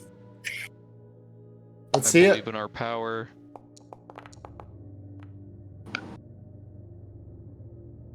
So, I mean, at this point, we're gonna try and push it, kind of similar to the white, seeing this like spooky ghost pop out of nowhere. Mm-hmm. We are going to be scared. Okay.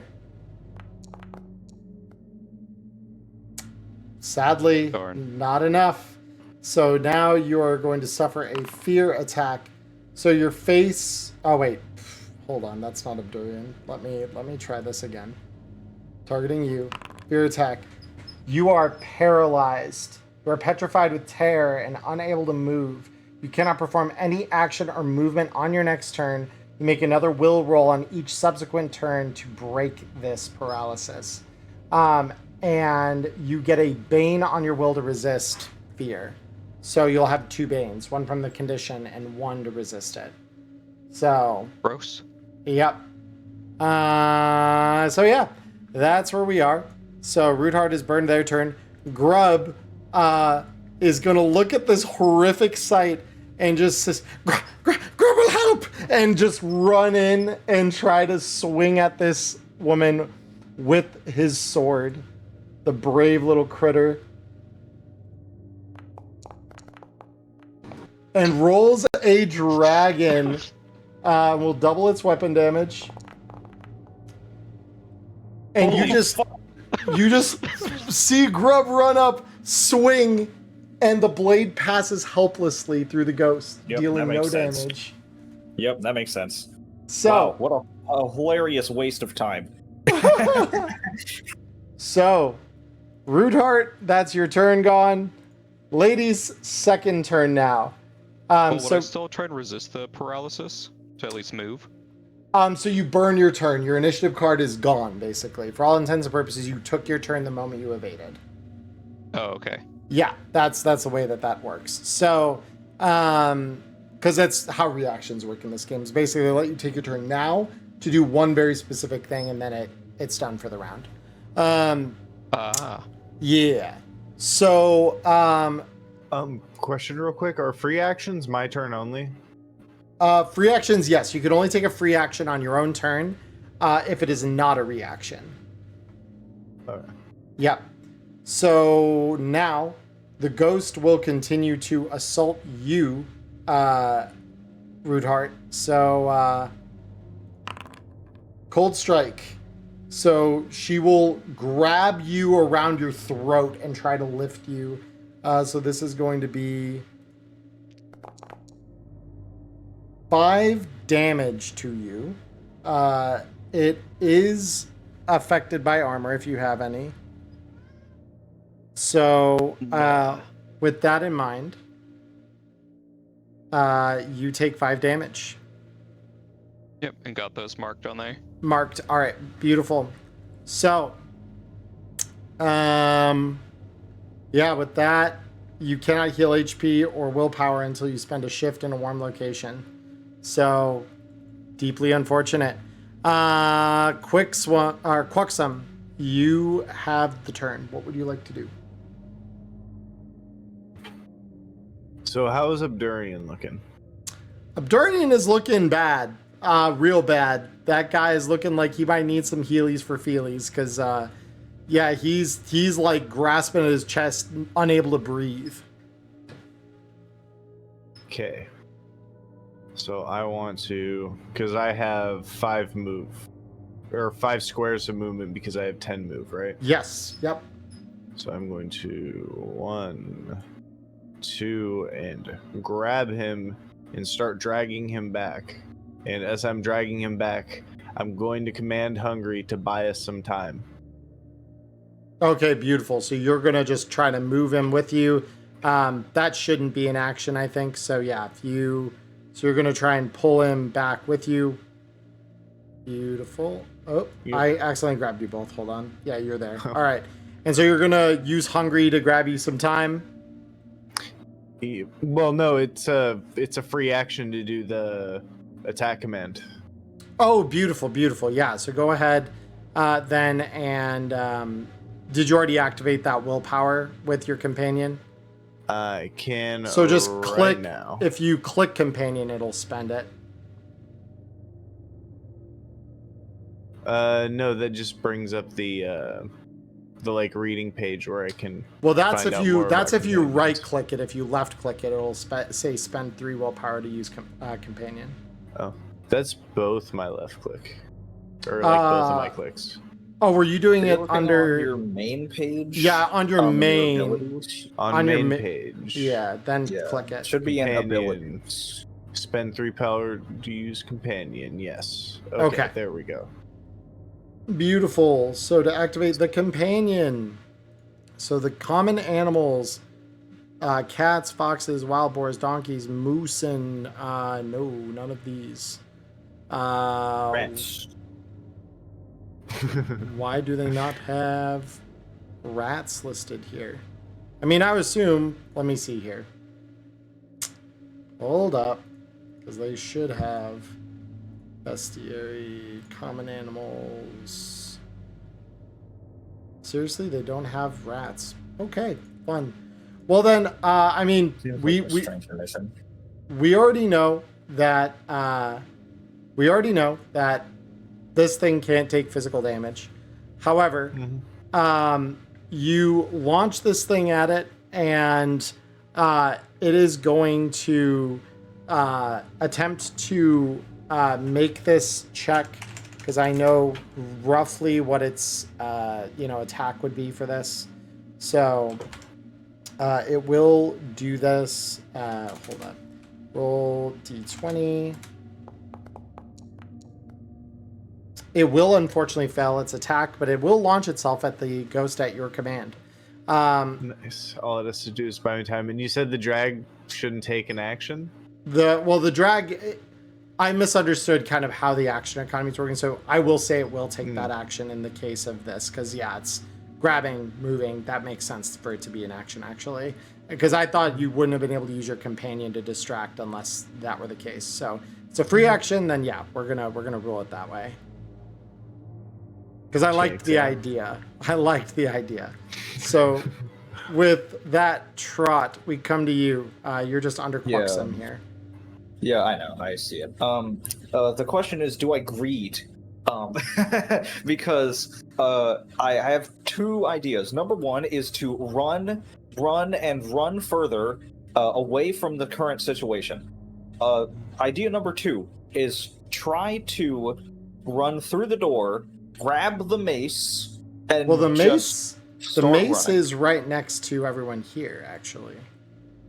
Oh, wait a minute. Okay, question. It's next to the mummy. Can I grab it? Okay, so the real question is, would I have to walk into this space to be able to grab it, or can I grab it from the space that? This is of course. Of course, you have to walk next to it. Okay. What do you think this is? This is the point of the danger. Yeah. Okay. Do I have a long stick? That's the question. I have a spear. You do. Can I drag it along with my spear? Because I have it in my hands. I'm holding it with both hands. So if I move to the square to the left of me, can I use the spear to drag it to me? So it is being grasped by the mummy, so it's probably not doable. Yeah. I'd have to cut its hand off, probably. Probably, if you wanted to do anything with it at range. Fuck. Just bring the dead bastard. We'll sort it out. We'll sort it out when we climb out. Okay. Cause yeah, if I go in and I just grab it, then I move out. I'm gonna take an opportunity attack, and I'm gonna cry. You know what? Fuck it, we ball. I'm going in, and I'm gonna grab it. So I'm holding the spear in one hand, so I can't swing with it anymore. Beautiful. Let me give you the weapon here. The funny mace. Oh, this isn't a funny mace. This is something real special, actually. Okay. Magnificent Light Warhammer. This is where the plot armor activates, and you one-shot this thing with that. You attain the Fiend Crusher. Oh.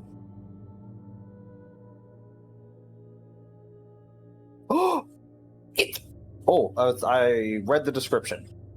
Let's go. Okay. Yeah. So, that's very nice. It is. So now you have the Fiend Crusher.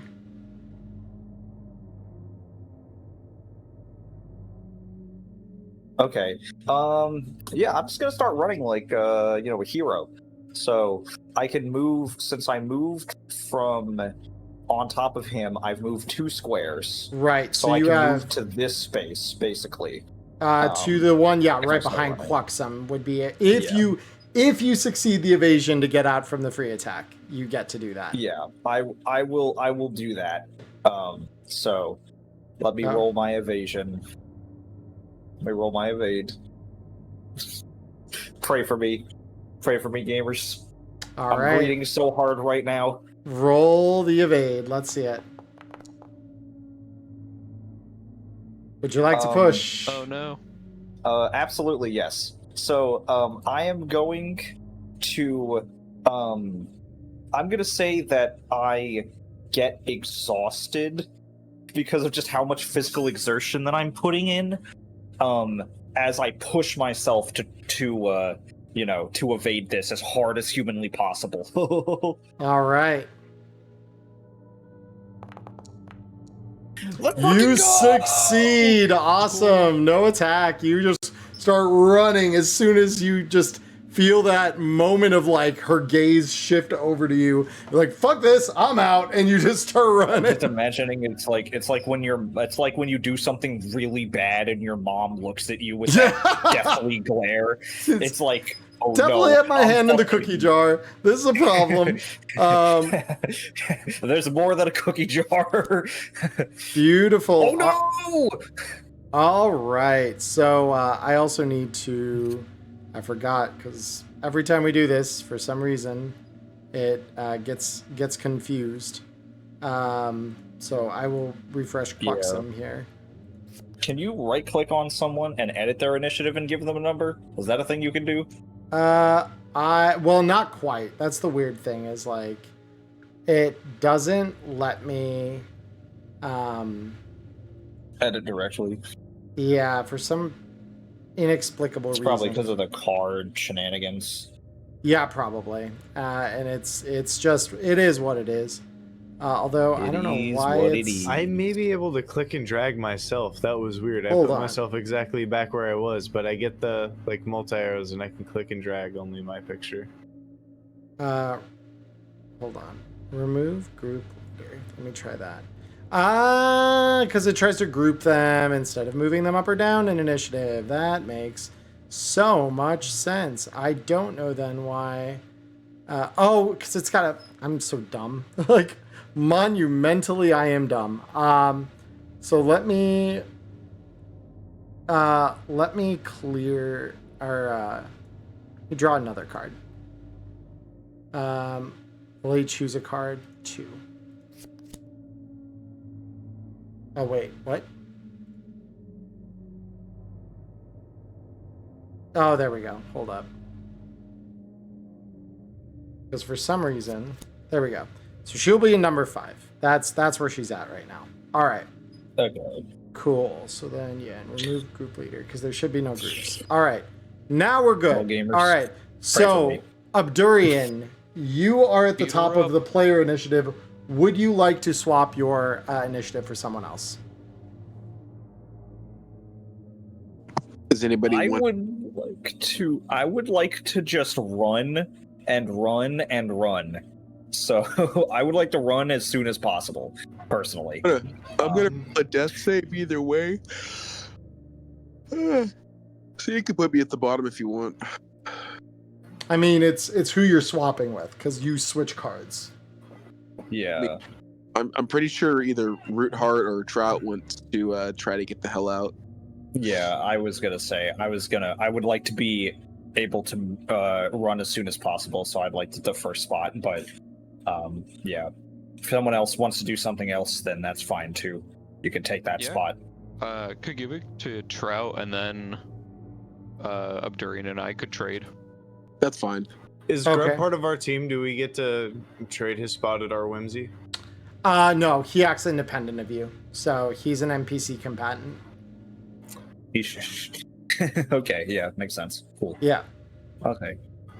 So Abdurian, So I'm switching you. taking- I'm switching you with Trot.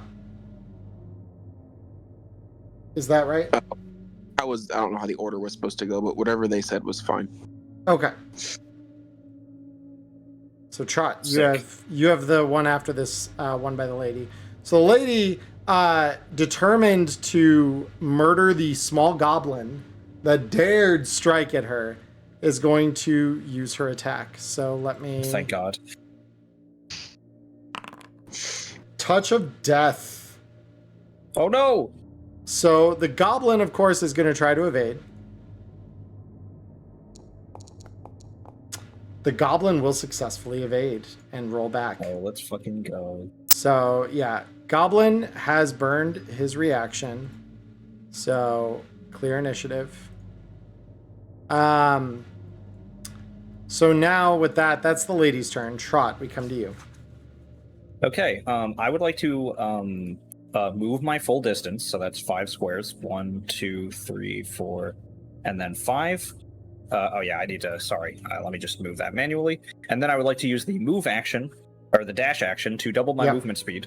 You may. So I'm gonna do that another one. So that's 1, 2, 3, 4, 5, and that's my Beautiful. turn. All right. Now it's the lady again. The lady is not happy about this. She is moving Reasonably toward so. the goblin, and the goblin has burned his evasion. Ghastly Embrace. So she emits an unnatural wheeze suddenly and appears right in front of an adventurer within 10 meters, wrapping them in a deadly embrace to smother their spark of life. So she deals 8 damage. The goblin is still up. Surprisingly, it is still alive after getting embraced by the ghost. So we pass over Grub. Quuxum, what would you like to do? I feel like I have to pull Obdurin to the other side of me and then slam this door shut. Leaving Root inside? I see how it is. Root will remember this. Well, no, I'm still going to stay at the door to see what she does, but Oh, I gotcha. feel like being on the other side of the door makes less chance that she's going to aggro on me. So, Beautiful. yeah, I'm closing that. Okay. But, it is a if that portcullis, didn't- so you can fire through it if you want to. but no physical damage. There would be no point. There's really no point in trying to do the medicine check, but I feel like it's obligatory. I have to try. Fair? Medicine or persuasion.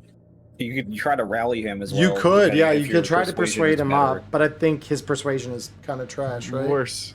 Yeah. And Okay. and I also took The Bane fatigue. condition on it. Yeah. Unfortunate. Yeah, that's not gonna happen. And I already have a Bane on my int skills, and it's a 5. So we'll see how this goes. Yikes. Yeah, Failed. cringe. Are you going It's to push? probably a better idea to Well, it's just actually close. dash and then move. I guess continue pulling him, but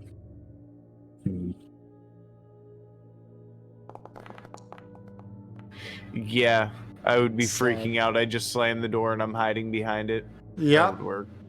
Abdurian, roll me that death save. So to do that, all you got to do is click the death rolls thing next to your successes, failures. And can he Succeed? also rally himself too? Let me. another player character within 10 meters in earshot can persuade you to rally and keep fighting despite having 0 HP. Yeah, So I was that's- about to that's say. And they're saying you can rally counts as an yourself. Let me check. Cause rally. Yeah, you could even try and rally yourself rolling against your will with a Bane instead of persuasion. Oh yeah. So, would you like to try to persuade yourself to get up and keep fighting, Cody? This is gonna go horribly, but sure. All right. Roll it with a Bane. So Click just that will button. Yep. fantastic. Let me just put an extra Bane on that because, you know, why not? Oh, what? Hello? Oh, Foundry, what'd you just do? A drag! You succeeded. On Oh a my god. double Bane, you succeeded. So you can now. So that's your action this turn. But you have rallied. So with that, I'm going to mark you as blessed here. You can keep fighting even though you are dying. Very, very cool. Rude Heart, we come to you. Well, I have to do my will with double Bane here. My extra 1, so I got the scare at the extra 1 Bane. Yep. So this is going to be to overcome the paralysis. And that is a demon. Unfortunate. Okay. So you Love can't to do see it. anything. You're just rooted to your place in fear. Grub is first this round. So would anyone like to trade cards? I just want to keep running, so I'm pretty far away though, so I don't think I need to switch with anyone else necessarily. It's up to everyone else though. Wait a minute. I just had a thought. So Brain the door blasting. is still the door is still open from when it was open and triggered the ghost, right? Yes. What happens if we just slam the door shut because we luckily still have one person who's gonna be spending a little bit of time next to that door? Give it a shot. Just have to get unparalyzed at some point. What shocks? Is it like you're paralyzed until you take damage? Is there anything that can break the paralysis, or? So let me pull the attack up again here so I can tell you. So fear. So they become scared. They suffer a fear attack, and they get a bane on their will to resist it. So you. I'm gonna scroll up just to see because it did say something. Man, Subsequent turn to break the paralysis. that room with the bats is going to be really funny. So I don't believe, that you can really help in any way. You try to motivate him by rolling maybe a persuasion similar to a rally, and that would give him at least a boon to the roll to offset some of the fear, but that would be, that's the reality we're in. Oh, would that only been one Bane on there? Because it doesn't say roll it with Bane on the subsequent paralysis. Only to resist the initial effect. Let me double check it. There is another way that I might be able to close that door, but it would be really, really sad.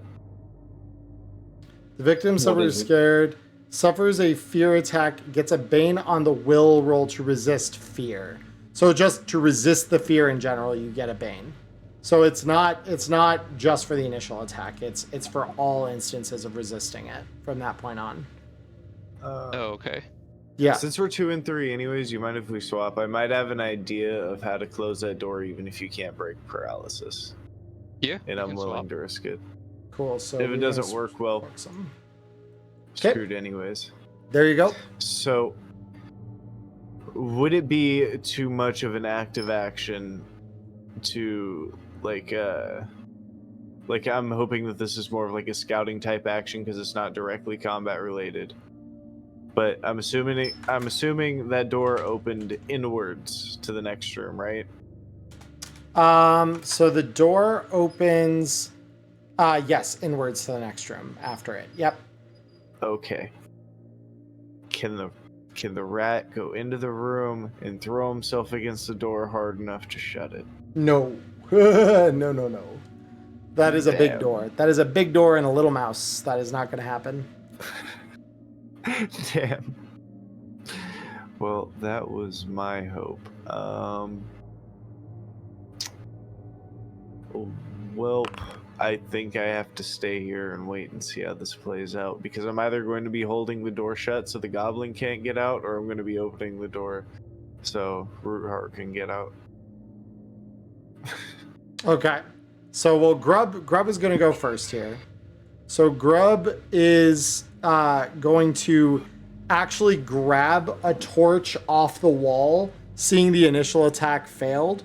Just going to reach up onto the wall, grab it, and then try to bring it down across the lady here. So let me grab, because there's a whole improvised weapon table here. I just need to find where. Here we go. Improvised weapon, torch. Requires a free hand. The attack hits automatically. Inflicts 2d6 fire damage plus damage bonus. So our friend here, you have an agility damage bonus. Okay. Very cool. So Grub swings the torch and the attack hits automatically. It could be dodged or parried. So the lady will try to dodge it. See if she succeeds that. She does unfortunately succeed. So, Grub still has the torch. And then I believe torches, if I recall correctly, because I'm looking at some of you who have them, requires a torch goes out. Okay, on a d6. So he is going to roll a d6 just to determine if that torch goes out. Does not. Awesome. All right. Cool. So with that, we go to Quuxum's turn. So what would you like to do, Quuxum?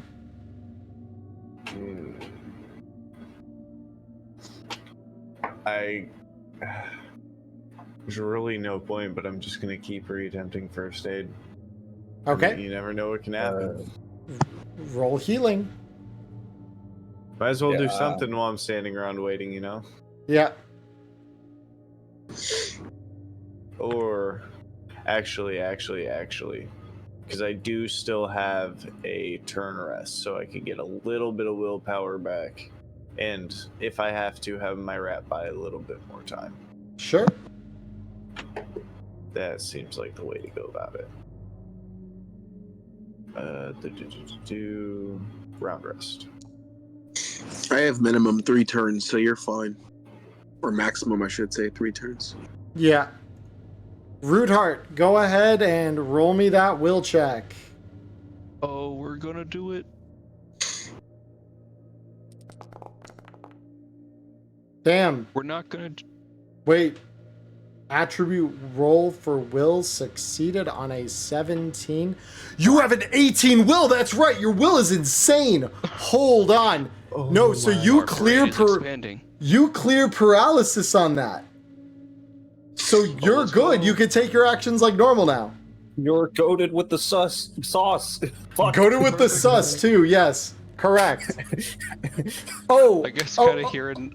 A reminder, by the way, because this might matter for you. As an action, you could use your memento to regain will as well. You regain another d6 if you use that. I thought it was during that the might. rest. We could have, but I don't think that Haven has spent any will on their character since the rest. So we could have said you used it there if you want to roll it. Sure. Yeah, so roll a d6. Because those regain rolls were pretty abysmal before. Right, so let's see it. There we go. That's a Nice. Yeah, so yeah, you'll tick back up 6. So you've got exactly 8 in your possession now. Oh, good. Shut the door. I need to know. Yeah. Would shutting the door be an action or interaction kind of thing? Interaction. You could free action it. Alright, yeah. We'll free action to shut the door. It doesn't stop her. She's still moving. Damn. Yeah. Unfortunately, so unsurprising. Yeah, you disturbed it. Disturbing is all that mattered. I just was not going to go back into that room myself to check. Yep. All right. Yeah, and yeah, Rootheart's kind of pissed. We're gonna give her some nice personal up close lightning action. Beautiful. You upcasting it? Quick question. We will. Yeah. Can you count as a person that it arcs off of? It says another creature, I believe. So I think. Okay, because I was gonna say it's either gonna hit you, Grub, or both of you. So I just wanted to bring that up. It's one. It only forks once, so it should be. Yeah, it's only one square away and it only forks once. So. Okay. Yeah. Fire away. I mean, 50%. It's a win. Yeah. So basically, it's gonna hit Grub, unless he evades or something. Yeah. Well, no. To be fair to him, as much as I hate him, the last that I had commanded my rat was to buy us time attacking her here. So in my mind's eye, my rat. Oh, that's true. Table. Yeah, fair. The rat is there. I will 50-50 it as long as Hungry is 1 on the coin flip. Yep, Hungry is 1 on the coin flip. Alrighty. Okay. Yeah. We're just gonna give her a nice little shocking grasp here. It's just gonna be at first level. First level, okay.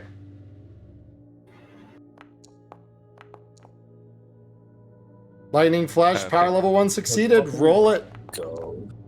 10 damage. All right, that's good shit. So yeah, you see her take quite a bit of damage as the lightning courses off of your fingertips through the staff and then into her incorporeal form. So now, It's typing. Yes! okay, so Grub is the fork. And you just see Grub get the lightning rebound and he just and he just falls over smoking, body dead. Justice has been served. Oh my god. One final heart Oh. racism moment. Jesus Christ. Committing a crime. A violent According to murder. plan. So the lady, of course, does not like this. The lady is going to swerve back at you and swing at you, Rootheart. And she reaches into your chest and grabs at your heart, dealing you 9 points of damage. Pretty rude. All right. But you're never gonna get your mace like this. Trot. Please don't remind her. Okay, so, quick question. So, dropping something that is in one of my hands, that would be a free action? It Is is. that correct? It is. Okay, yeah. cool. Because, fuck this long spear. I don't give a shit about it anymore. Okay, And I fair need enough. a hand free. So, Okay. El Bozo long spear. Goodbye. Okay. I just want to delete it from my inventory then. If you don't want to keep it at all, yeah, then just delete it. Yep, I'm dropping that shit. Goodbye, Totally long fine. spear. Yep. Okay, then I'm going to use my movement, so that's going to be a 1, a 2, a 3, a 4, and a 5. And then I would also like to stow the Fiend Crusher on my body. So, Okay. like, put it on a brace or something along those lines to just, Sure. have both my hands open. Is that a free action or is that an action? I believe stowing and drawing weapons is a free action. Okay, 6. So I'm going to put it on my side, and then I'm going to use my movement. I'm going to use. Okay, so the thing So you I'm already debating moved. right now is either using the dash action to move again, or if I want to use stealth before my next turn, so that if I go in here, then I have a chance of not awakening the bats and them eating me alive. Okay. Because 1, 2, 3, 4. Because basically, if I use my move or my dash action this turn, then I'll be right in front of the door that I closed previously. So Right. the door will be closed. And Right. then I can roll stealth and Mhm. then open the door. Mhm. And then on my next turn, I can use my action to, or use my movement and my action to, or I can use my movement to get to the rope. And then on my next turn, I can use my action to go up the rope. And I'll have the boon because, I'm using the rope. Assuming the rope is still there and it hasn't just been cut and my donkey just fucking took it. Right. So, yeah, I think that's what I'm going to do. So I'm going to move in front of the door that I previously closed. Very and then that's going to cool. be the end of my turn. So, yeah. Abdurian, roll me a death save.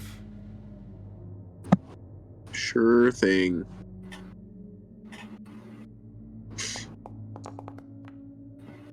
That's bad.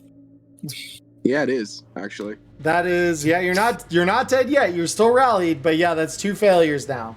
So I can still technically fight. you can.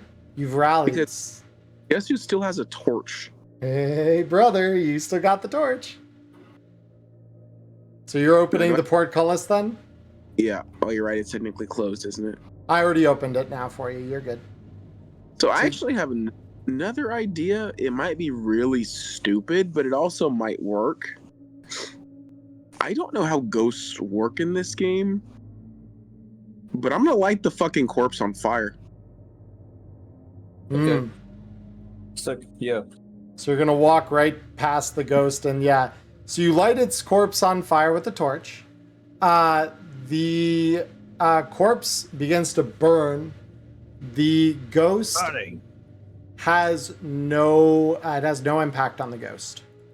Amazing. Okay, and then I'm gonna have to just try to get out and then take another attack then, because that's not great. Let's see.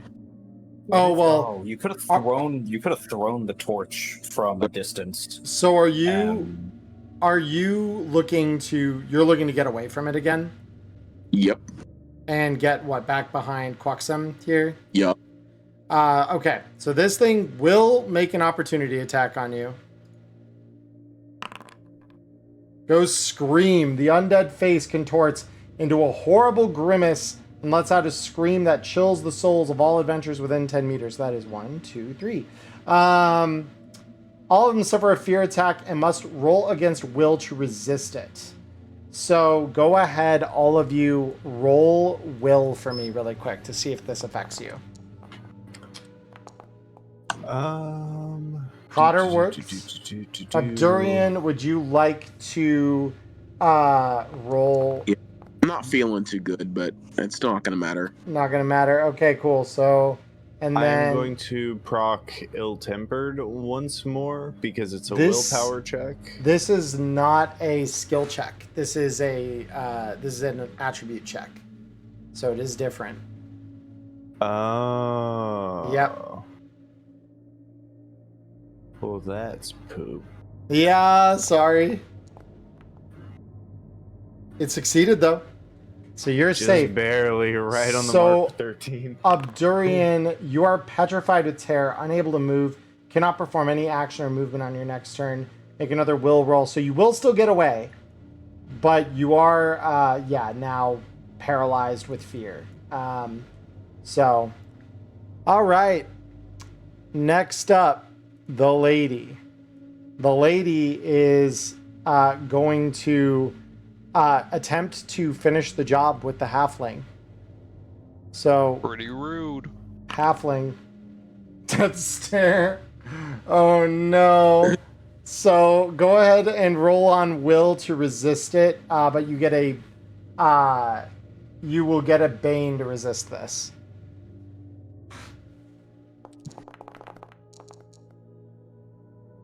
So,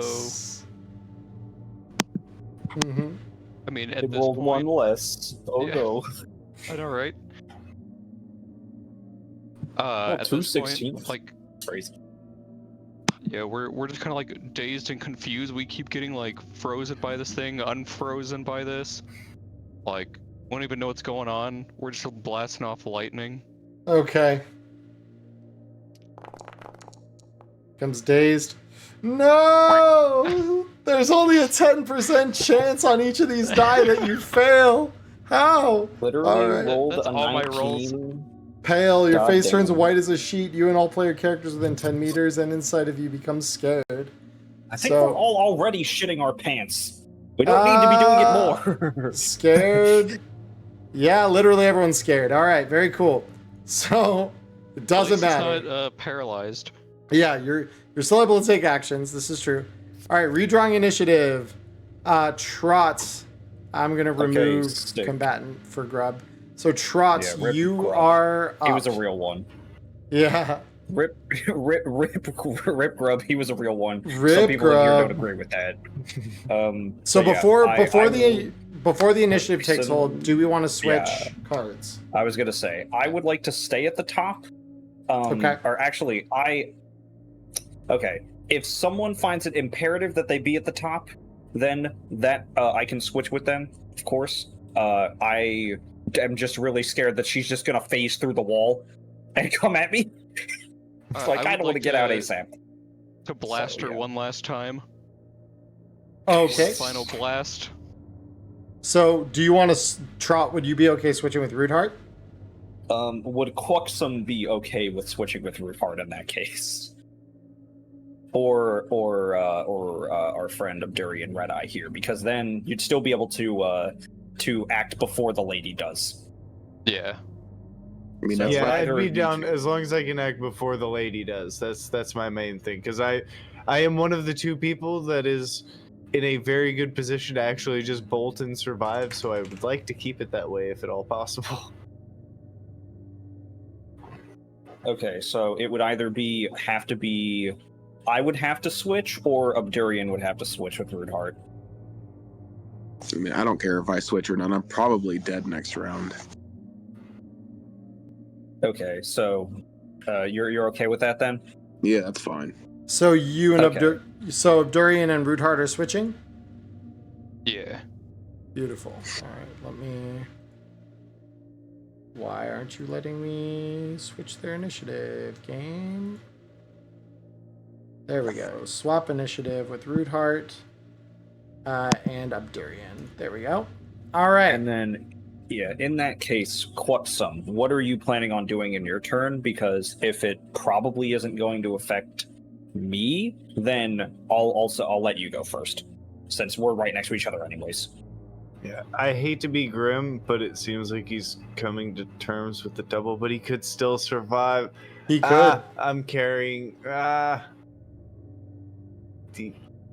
I let him run on his own 2 feet in class at his own point, or carry Well, him it's so that if he so does while die, he's you livable? contemplate that, Trot, what are you doing? Because you've got the initiative. I was gonna say, I just wanted to see if Quaxum wanted to switch with me. Oh, But got if it. not, then we can do. So it's up to Quaxum here. I Do you can, want to switch with me?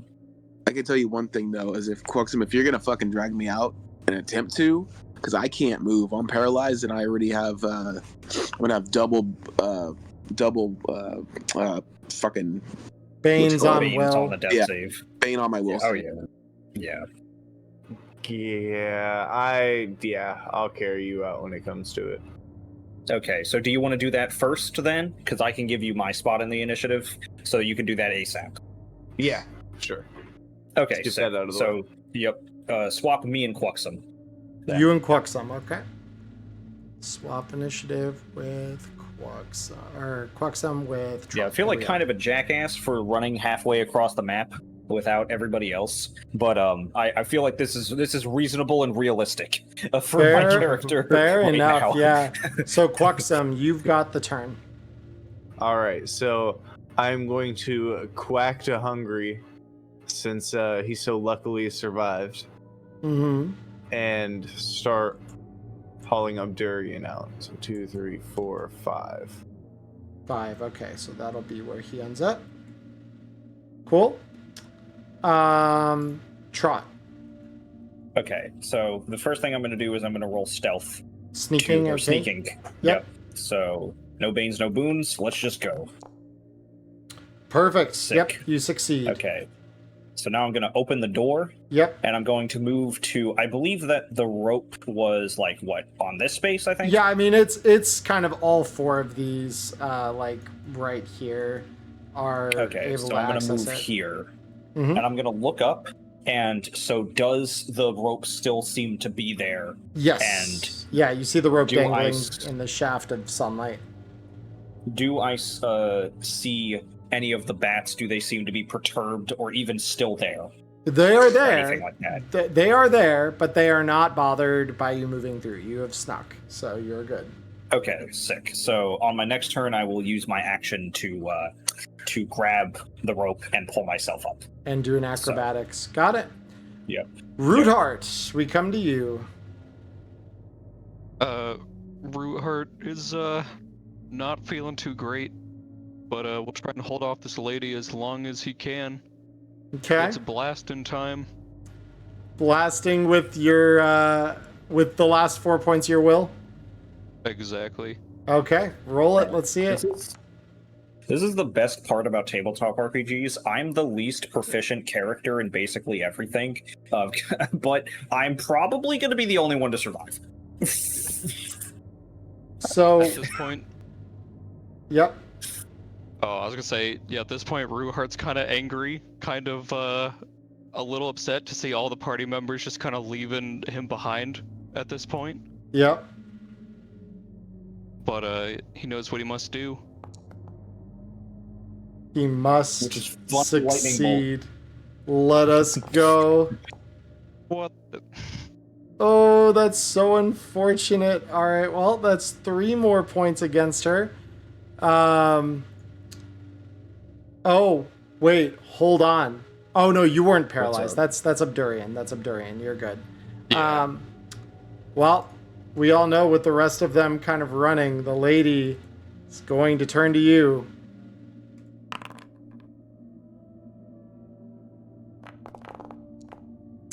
She is going to strike out at you, knock you back 5 meters. So on this, we'd round up. So we knock you back to here. She throws you against the back portcullis. You feel just your vital force kind of driven from you by the attack. And you kind of crumple into a heap. And your vision begins to slowly fade.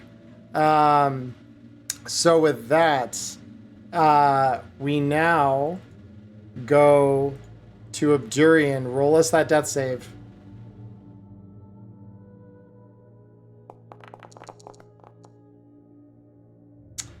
Abdurian has breathed his last. So Quaxum, as you're like carrying this guy in your arms, you just hear that last ragged and you feel the limpness in Abdurian's muscles as he dies. Furious quacking begins. Oh man. Well, the lady is, she's got what? 12 movement. Okay, so that's 1, 2, 3, 4, 5, 6. She can catch you.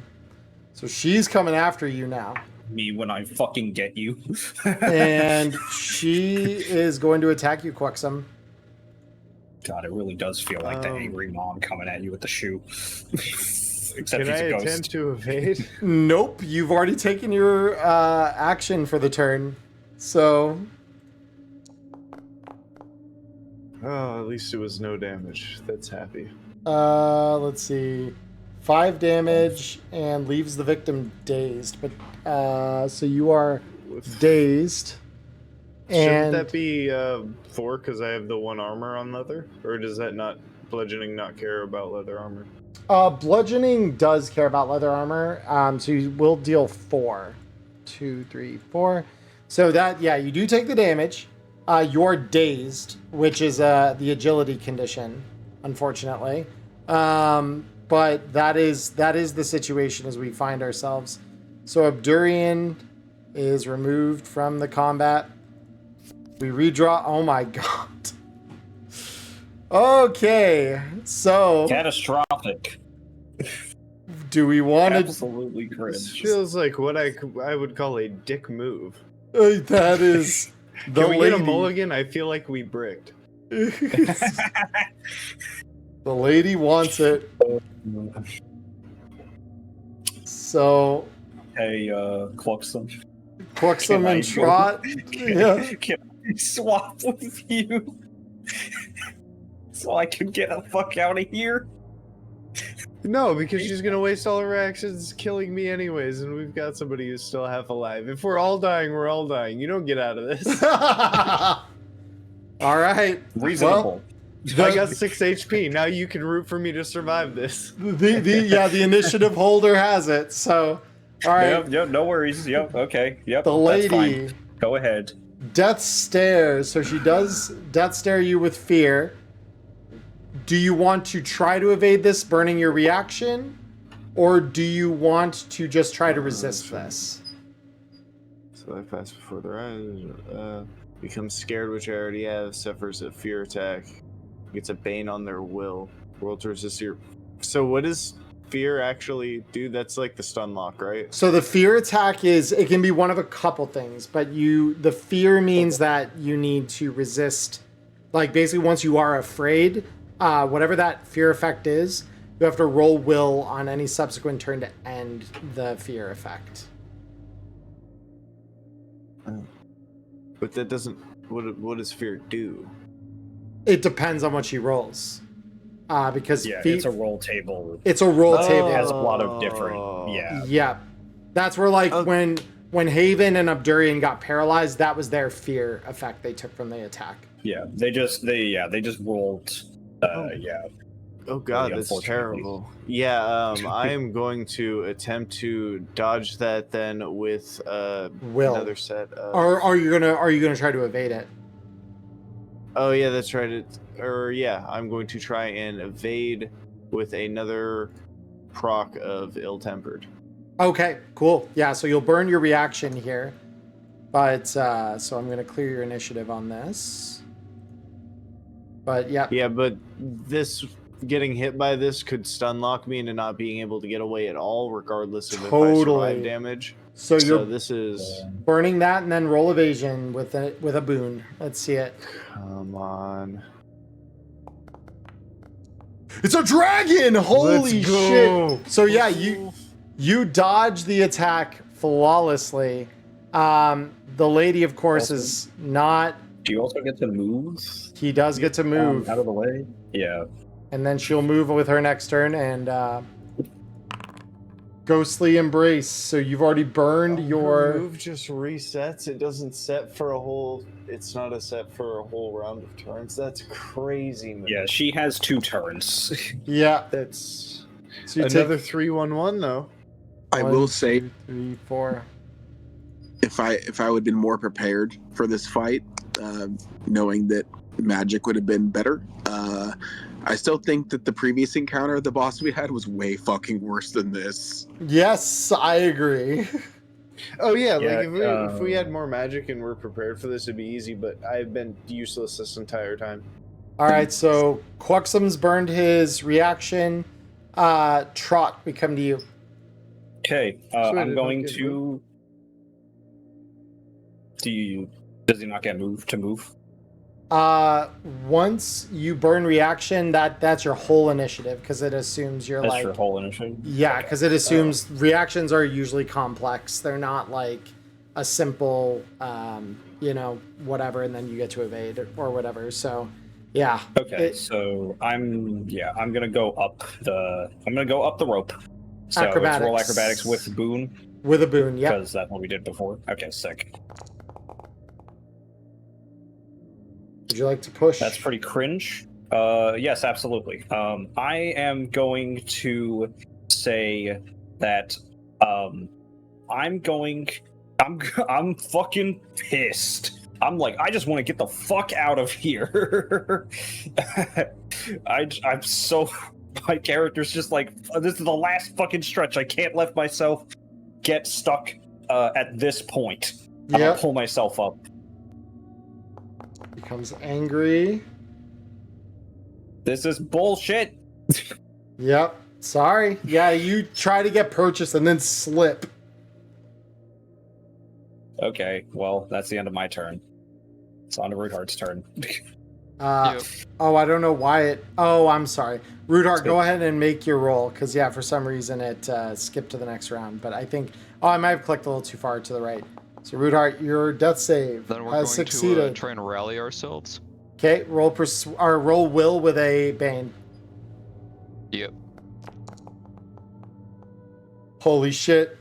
Rootart is Got me. a real G. Holy fuck. All right, so you can.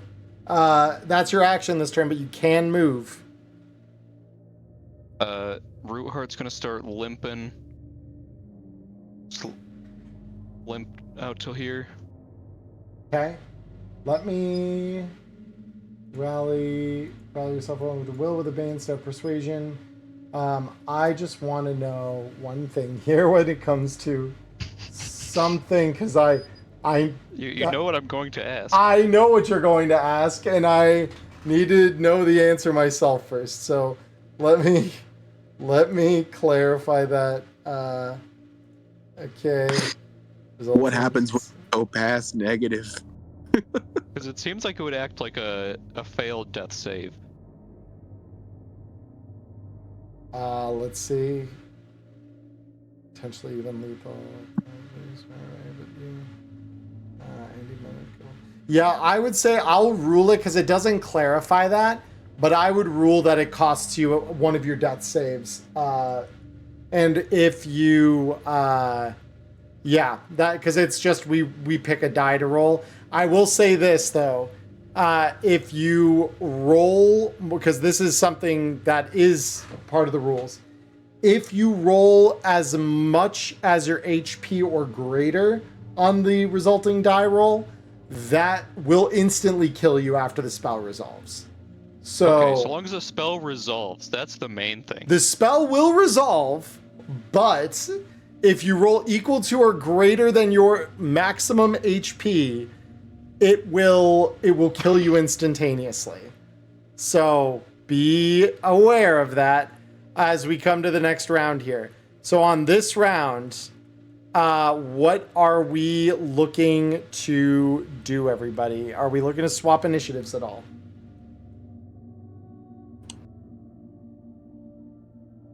Does anybody want a higher initiative? I mean, Root Heart wouldn't mind it. Might help Okay. Quacksome get out of there. Yeah, I'm I can swap dead. with She's you gonna and take her Dave. first turn, and I'm gonna get nuked. Like Ma- it's Maybe, maybe not, because you do have your reaction to try to evade, and Yeah, then I was gonna Root say, could I take can take his turn. Yeah. Yeah, funny lightning again, if possible. You know, shit So, like that. well, so I Trot. can swap with Root Heart.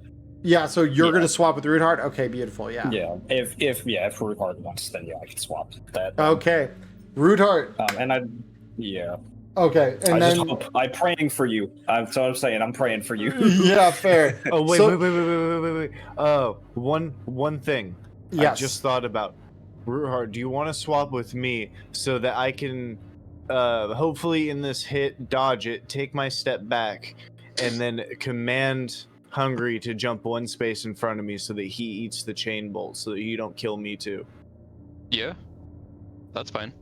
I mean, once you're one farther away, you're fine. Like you're safe. Oh yeah, that's right. I'm safe anyways. I've got the gap. Okay, never mind. You're good. Okay, so you are going to so she is attacking you as her turn. So the attack coming out is Cold Strike. So she's gonna try to chill you. So would you like to roll an evade on this? I have to. Let's see it. So let's luck. go. Do I have enough to do another? The power of the ill-tempered quack. The power up. He does. Quack. Let's The see quack it. is unstoppable. Let's see it. I'm not gonna lie, I got too excited. I forgot what I'm looking for. Evade. +1. Oh, that's a bad roll. I have one more to push. You do. I'm exhausted. It's the end of the day. I'm about to die. I need to get out of here. Yes, you do. You get to move in one direction 2 meters. Ah, beautiful. All right. Rude Heart. We come back to you. Swing All for right, the so fences. let's roll that death save here. It succeeded. All right. How Gaming. greedy are we getting? That is the real question. Yeah, because now you pick a die for power from the body. So for those of you who do not know how magic works, you have the option to literally hurt yourself to cast the same amount of willpower instantly. So you have to burn as much of that willpower as you can all at once. And once you've done that, you suffer the same amount of damage as the spell resolves. So the other thing here is that you cannot use this on healing spells. So, yeah. So what are you gonna do? The real question, do we D12 it or D20 it?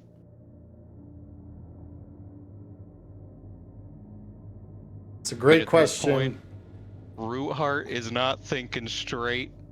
He can probably barely see it all. He just sees some floaty lady at the end of the hallway. Yep.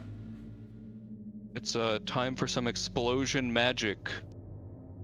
Roll the We're gonna die do you that want for me. D20. You're rolling a d20, okay. Holy shit. Alright, Rude Heart. You feel this Rude Heart's surge of final magical stand. energy as you draw all of your life force into one final spell. I think I know what you're gonna do too. Yep, we're going for that level 3. Level 3 Lightning lightning. Alright. Let's see it. Oh, it gives me the not enough will points. I have to re-add them to my pool real quick. You do, yes, Give them but to me. you'll gain max willpower for this one attack. Unlimited power. It's really quite limited. We're gonna push it. Yeah, you At gotta. this point, we're just vomiting up blood. No! And so you watch. Summon a demon. You watch as so roll the mishap, because it does resolve. Another random spell you use is activated instead of the one you cast with the same target and power level. Ooh. What other spells do you have again? So Cook we have food! cooked food. We can finally have dinner. I'm curious. If I treat my wounds, Well, it's the hold up. Can you treat her wounds? Living creature. It well, it's not specifies touch living. range, Yeah, that's true. That's true. unless it's Action range 10. Hold up. Hold up. It's that 1, 2, 3, 4, 5. Fuck, you kidding me? Blue Heart stumbles forward one space. Yep. We'll allow it. I will absolutely allow that. Because here's what we're going to have happen. You are thinking about lightning. You are thinking about the same thing you've done several times in this horrible fucking crypt that you are rapidly realizing is about to become your tomb.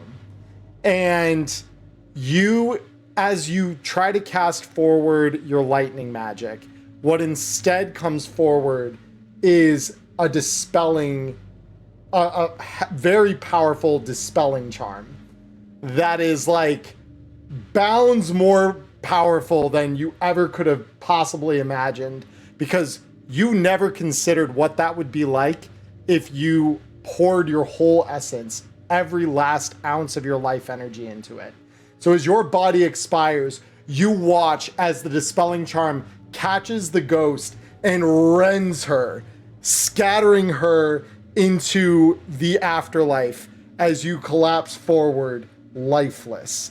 Goodbye to Rootheart. Let's And go. goodbye to the lady. Holy shit, what a fucking thing. Holy shit. So, F's in chat. F's in chat. The combat, however, Just slumps into the gate. yep. That is it. Oh my god. All right, Quuxum, you're still alive. Quixum's just gonna stand there, kind of flabbergasted. Look at his shoulder. Gonna pat him on the head, seeing that he's still alive. Kind of peer around the corner. Make sure she's not just still at the table, kind of waiting. Very, actually, can I activate sneak? Yeah, you can. Go ahead. May I go up? Roll your acrobatics. Oh yeah, beautiful. All right, you sneak, and then your acrobatics. Are you pushing LCC? I'm gonna become disheartened. I believe it. I'm like I would scared. I'm exhausted. I don't know what's happening to the rest of my party. I'm just gonna get out of here. Yes, you are with a dragon. All right, cool. So I will remove your token and move you over to the top of the shaft. Thank you very much. You are out. You see the donkey sitting there, just happily grazing away on some of the grasses that exist at the top here. Quuxum, what are you doing? I am creeping up, being ever so careful, frightened, exhausted, basically every bad attribute. The door, if I remember right, was still left open. This I door's want to do a open. loot. Yep, I just want to do a loot and scoot. I'm So- not going back into the thing. I don't want to reproc another spawn of anything. So I am just taking what was on It was on Root Heart, and I'm gonna move my way back out. Do the same. All to the right. other. So let We'll me. remember. We're out. I posted an image of the VC text. It's basically right now. That's how both of the surviving party members are feeling. You've got a quarter of your encumbrance. What on because you've got the tiny items, the ring and circlet, which I will give to you here. You've got a flint and tinder, so I'll add that to your sheet as well, even though you already have one. Okay. So Root Heart does have a couple things. So he has a small what's it called, flask of some kind of drink that takes up a quarter weight. So like the same size of field ration. Oh, I can fit that. The most important thing. Beautiful. So you get the special brew that is the focal point of Root Heart's family, the rooted beer. So, but yeah, in addition to that, you have a torch, a grimoire, an orbiculum, which is like a magical focus, an orb, staff, some rations, yeah.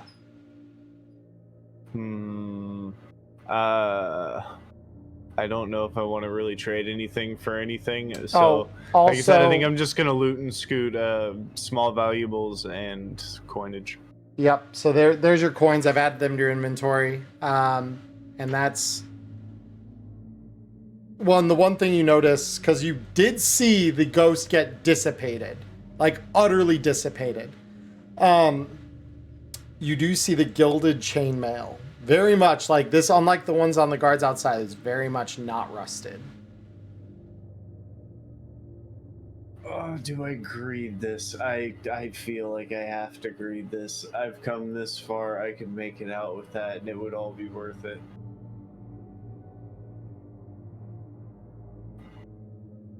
I think first, because I'm expecting to have to make a mad dash, I would go back, get his stuff, and then I would come back and try that, because I'm expecting to have to make a mad dash after this. Cool. So what you get out of Abdurian, let me do math here real quick. So off Abdurian, you get 11 gold, you get 6 more silver, and you get an additional 10 copper.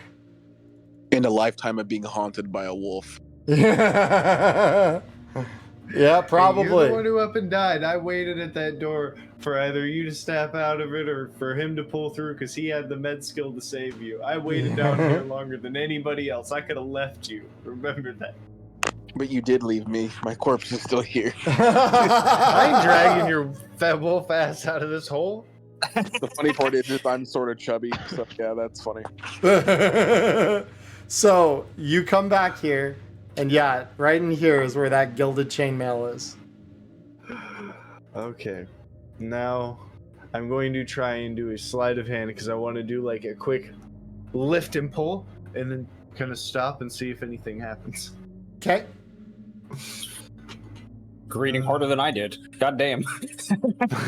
Well, I mean, we're at the end game now. I don't know if he's completely blown it up, but I've got to try and get it right. Yeah, I mean, fucking go ahead, bro. This is your prerogative. Succeeded. So yeah, you are here. You grab the chainmail and you quickly lift it from the mummified corpse sitting there in the chair. And you are given the following gilded chainmail. Let me just make sure that it applied. It did not. That is okay. Let me try that again. So gilded chainmail on your sheet here. So you are encumbered. That is not the worst thing ever, but that is something you must contend with now. Buy. Let me see how much buy. Just one. I played enough Skyrim. Just kill the torch. I will run back in the dark. Or actually, no, I really kill the can't. fishing rod. Yeah, fishing rod can go. Fishing rod can go. You're like, I can buy a new one of these. All right. very Actually, cool. wait. Was that the 10 meters of hemp rope that was used in the beginning, or was that someone else's? Oh yeah, that's the 10 meters of hemp rope that was used in the beginning. That's still Yeah, hanging that up shouldn't there. be there. Yeah, that Okay, shouldn't so be I'll- there. one so, extra yeah. weight. I'll give you your fishing rod back. Yeah. Yeah. Cool. Fishing Yeah, rod because I just gaming. had that there so that I knew it was still. Yeah, Like my and thing you that can was hanging recover there. it, but you've got the card up top, so that's going to save you from needing to have We that. can load them up. So yeah, you get this gilded Sick. chainmail. So it only gives you a bane on sneaking rolls, and it has a 4 armor value of 4. Ooh. God, that's crazy. I Mhm. feel like you're telling me that early, thinking that I'm just going to throw it on and get cursed. I'm going to wait until I can take it to somebody who can tell me it's safe. I'm going to keep it in my hands and just start Absolutely sprinting. reasonable. Totally fair. I wanted you to be aware of its stats, nothing more. And you're just going to leave the dead corpses of your teammates behind then? Oh yeah. Oh yeah. How we would get them out of here is a problem that is too yeah. too large to currently face. Yep. Do you want me to refresh my sneak to like catch my breath, set back up for this room? No. I would say that you're pretty much okay to, because you've already been sneaking and you're being especially careful now, I think, to keep on it. Oh yeah, I forgot, because you've got your torch lit. So you would have bright vision. Whoops. Here we go. Cool. So now I just need you to roll acrobatics to get out of here. With a And you do get a boon on it because you are using a rope. Yeah. Yeah, and I still have one more skill to burn. Yeah. And I would help in any way possible, if I could. Hanging like halfway down into the hole with your arm, like, come on, come on. Not yelling or not Oh, like yeah. that. There would it be a bad is. idea. That's your success. You're out. All right. 4 went in. 2 came back out. Beaten within an inch of their life. Injured. Hey, 3 came out. Don't forget about Hungry. True. Rat gaming. Okay, so Actual I'm gonna- rat gaming. The 2 rats survived. yep, I'm going to offer the space on the cart to my friend here, and then I'm gonna direct the donkey back to town, and we're gonna pray we don't get slapped upside the head on the way there. Yeah, I'm going Beautiful. to command the rat to do like the scouting. So the donkey is commanded to go back to town by him, but the rat is just gonna sit like where the driver would usually be, and I'm just going to be crashed out in the back. Very, He's gonna be keeping watch. If anything does happen, he can come wake me up. Reasonable. very so- fair. Yeah. Yeah. So we go back to the world map, and then from there we continue. Yeah. So let me go ahead and grab Okay, the sick. I mean, we could set up camp here theoretically and just Oh yeah, rest. we could, if you do want, we could do a shift rest here. Yeah, I would rather just shift rest. Yeah. Like, we're out of the hole. Let's use the rope, seal the hole back up, and then make camp. Okay, yeah, we could do that. Yeah, we should probably do that first. Yep, makes Yep. sense. If we wait Beautiful. until nightfall, those bats are gonna want to come out. Go Oh, yeah. ahead and roll me bushcraft. Because Oh I yeah, know- let's fucking go. Bushcraft Gaming. I am Angie, so do be taking Banes on this. Let me see real quick. Okay, yeah, we're not cooking anything, so I don't get a boon from my Yeah. I don't get a boon from my field kitchen. Okay. Do you have any idea of how you could help me with this to give me a boon so that it evens out? Could I possibly use...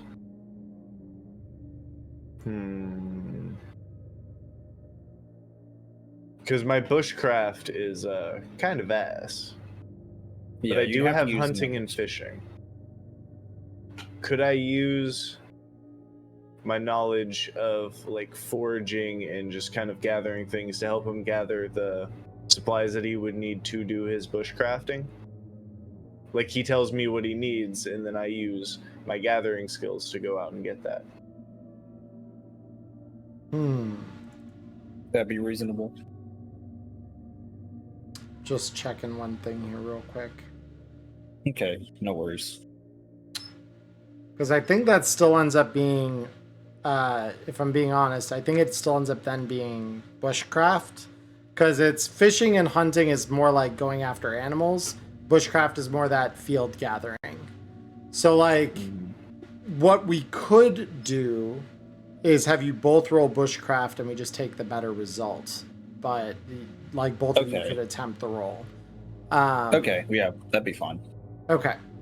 Sure. So I've also I'll roll got mine. I've also got one more thing I can force, and since it's a setup for a long rest, I don't mind. Okay. Ah, shit, let's go. Trot, yeah. So between the two of you, despite your injuries and your situation being a little bleaker than you would have expected, you managed to construct a crude shelter at the edge of the shaft, and ultimately make camp for the night. So now, May we hit the shift rest button? give me a moment. Okay, no worries. Okay. We have, He still needs to send the assassins to stab us in our sleep. Oh yeah, true. you know.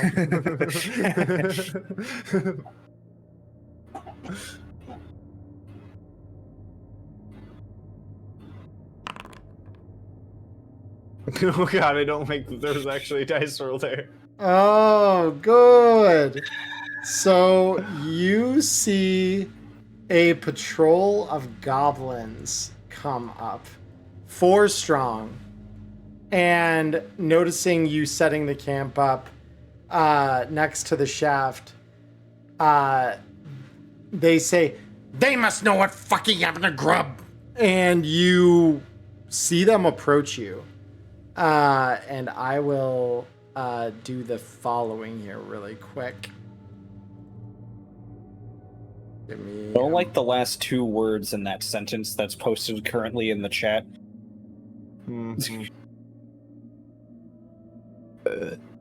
Yeah. So these 4, so they're on the map. So they see you, and they are immediately, gonna move to attack you. So let's turn on.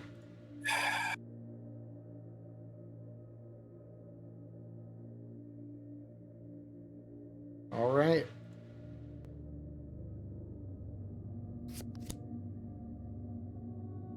So this one first.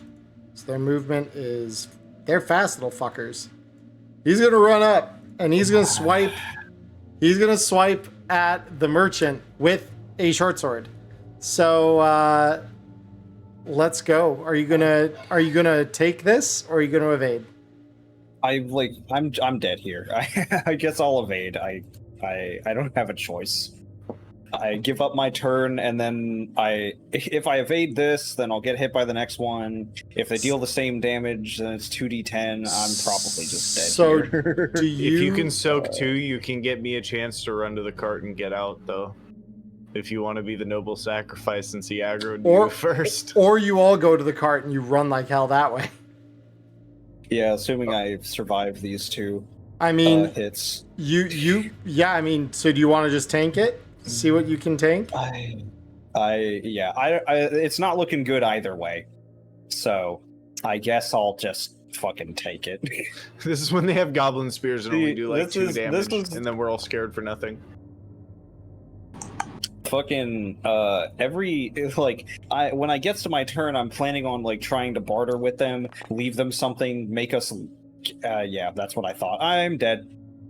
And by dead I mean I'm in death saves. Okay. That's what expected to happen. The next one. 1, 2, 3. So seeing the other one come after you, this one's gonna go after the duck. So duck is going to get slashed at. I have 2 HP left, so I am forced to dodge, which will void my turn, and then I'll get ran up on and killed even if I do succeed. So do you want to evade? You did evade. All right. So it fails. So Trot, roll me a death save. Make my death saves. Yep. And can I roll what is it? Rally on myself again? How do I do that again? Well, death save first, Yeah. Okay. and then you'll roll will with a bane. Well, that's unfortunate. Okay, and then will with a bane. With an extra bane on top of the one I already have from being scared.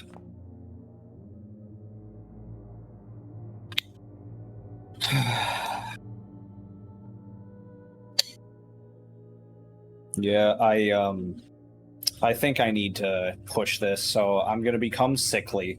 Mm-hmm. Yeah. Understandable. Yep, 19 does you in. All I right. So Trot, you're done. Quaxum, you've done your reaction. And these guys are going to move up into position, draw their short bows, and they're going to fire on the duck. Can I just surrender? Like, can I just hands up? Is that even an action? After this round, I will allow that. So they will succeed with the first shot. I'm not going to survive this round. You'll be in death saves, but you can still, like, assume that position. So... And then, yeah, that is the correct phrasing. Assume the position, because even if I do get back up, what do I do until I just tick off to death because there's no way for me to recover myself? Yeah, it assumes of what they're gonna do on their next turns is the most important thing. Because if they just start running our pockets and then run away, then we can theoretically survive, I guess, if we get stupid lucky.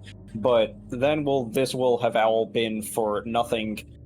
Even more than it already has, or even though that it already seems like it was. So, yeah. Unfortunately, we're in a quite unfortunate position here. Quite grim. Yeah, So, this is what you call a GGFF. Go next. So this one, because this is the one that's going right now. So they see Quaxum go down, or start going down, I should say. So this one's going to go over to the cart and begin preparing to take it.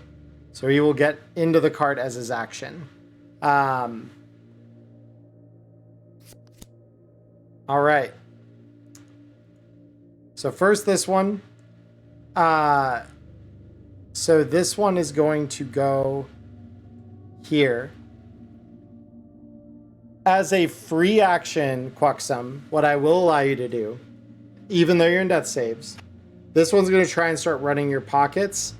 I will allow you to kind of like make that difficult for him by rolling a sleight of hand to tuck like the valuables you do have on you away into something like a different part of your body where you don't like have a pocket or something.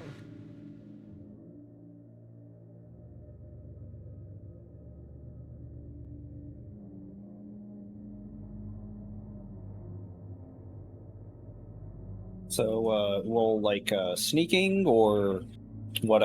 Sleight of hand for Quaxum. Sleight of hand. Okay. Yeah.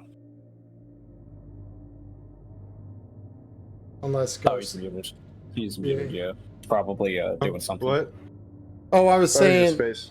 No, you're good. I was saying, so this one's going to try to run your pockets, but what I will allow you to do as a free action is roll sleight of hand to keep those hidden.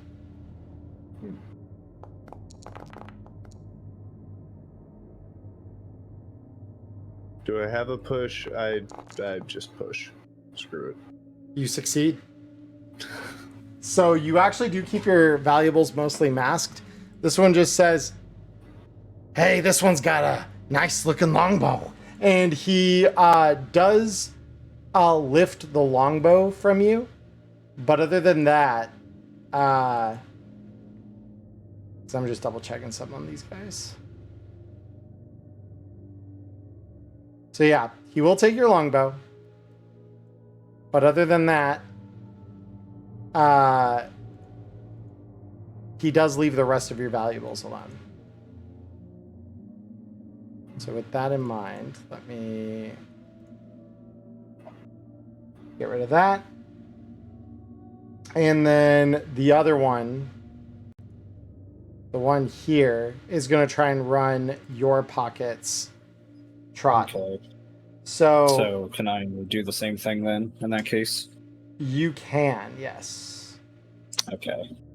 So Fiend Crusher is probably on the table, unless, no way. So with this one, you quickly shove Fiend Crusher under the mass of your body that is kind of like limped over, basically. And the only thing that they find on you at all is, this one's got a fucking lantern. I bet this is sell for a bit. And they strip you of the lit lantern. Okay, so I can just delete that off my thing right there then? I'm going to put it onto this guy just in case, and then boop, goodbye. Okay. Yep. So Rip lantern, but built different. You kept Fiend Crusher though. With that dragon saved that. Yeah, on my dying breath. On my dying breath, I will. This will not be as in vain as previously stated. Okay. Trot, roll me another death save. Roll me a death save. Yep.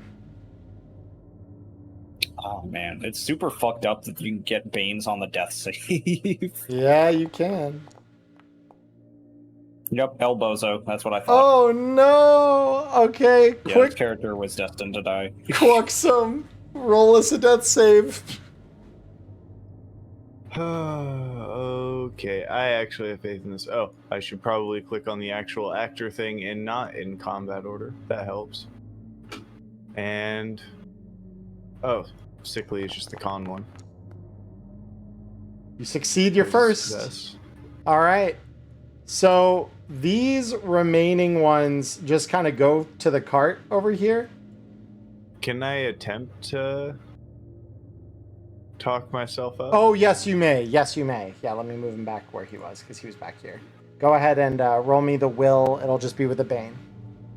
Oh, will with the Bane? Will with the Bane, yeah, because it's not he has persuasion. to. Yeah, you have to rally yourself. Because it's like you are going. overcoming the dying with sheer willpower. Okay. No luck there. That's okay, though.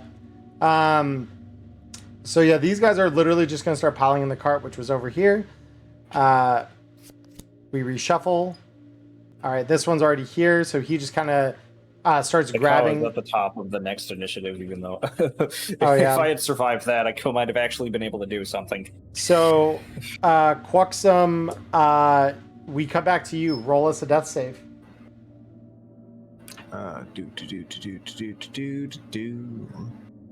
Man.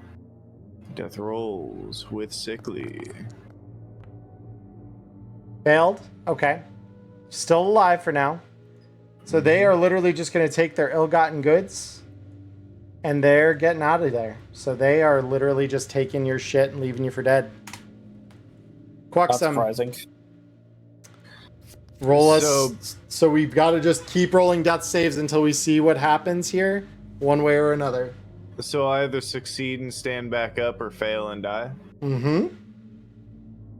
Fairest odds in the world.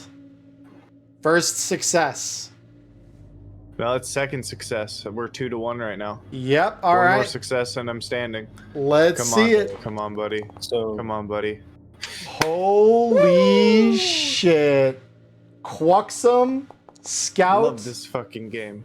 Let's see, 1, 2, 3, 4, 5, 6. You are alive.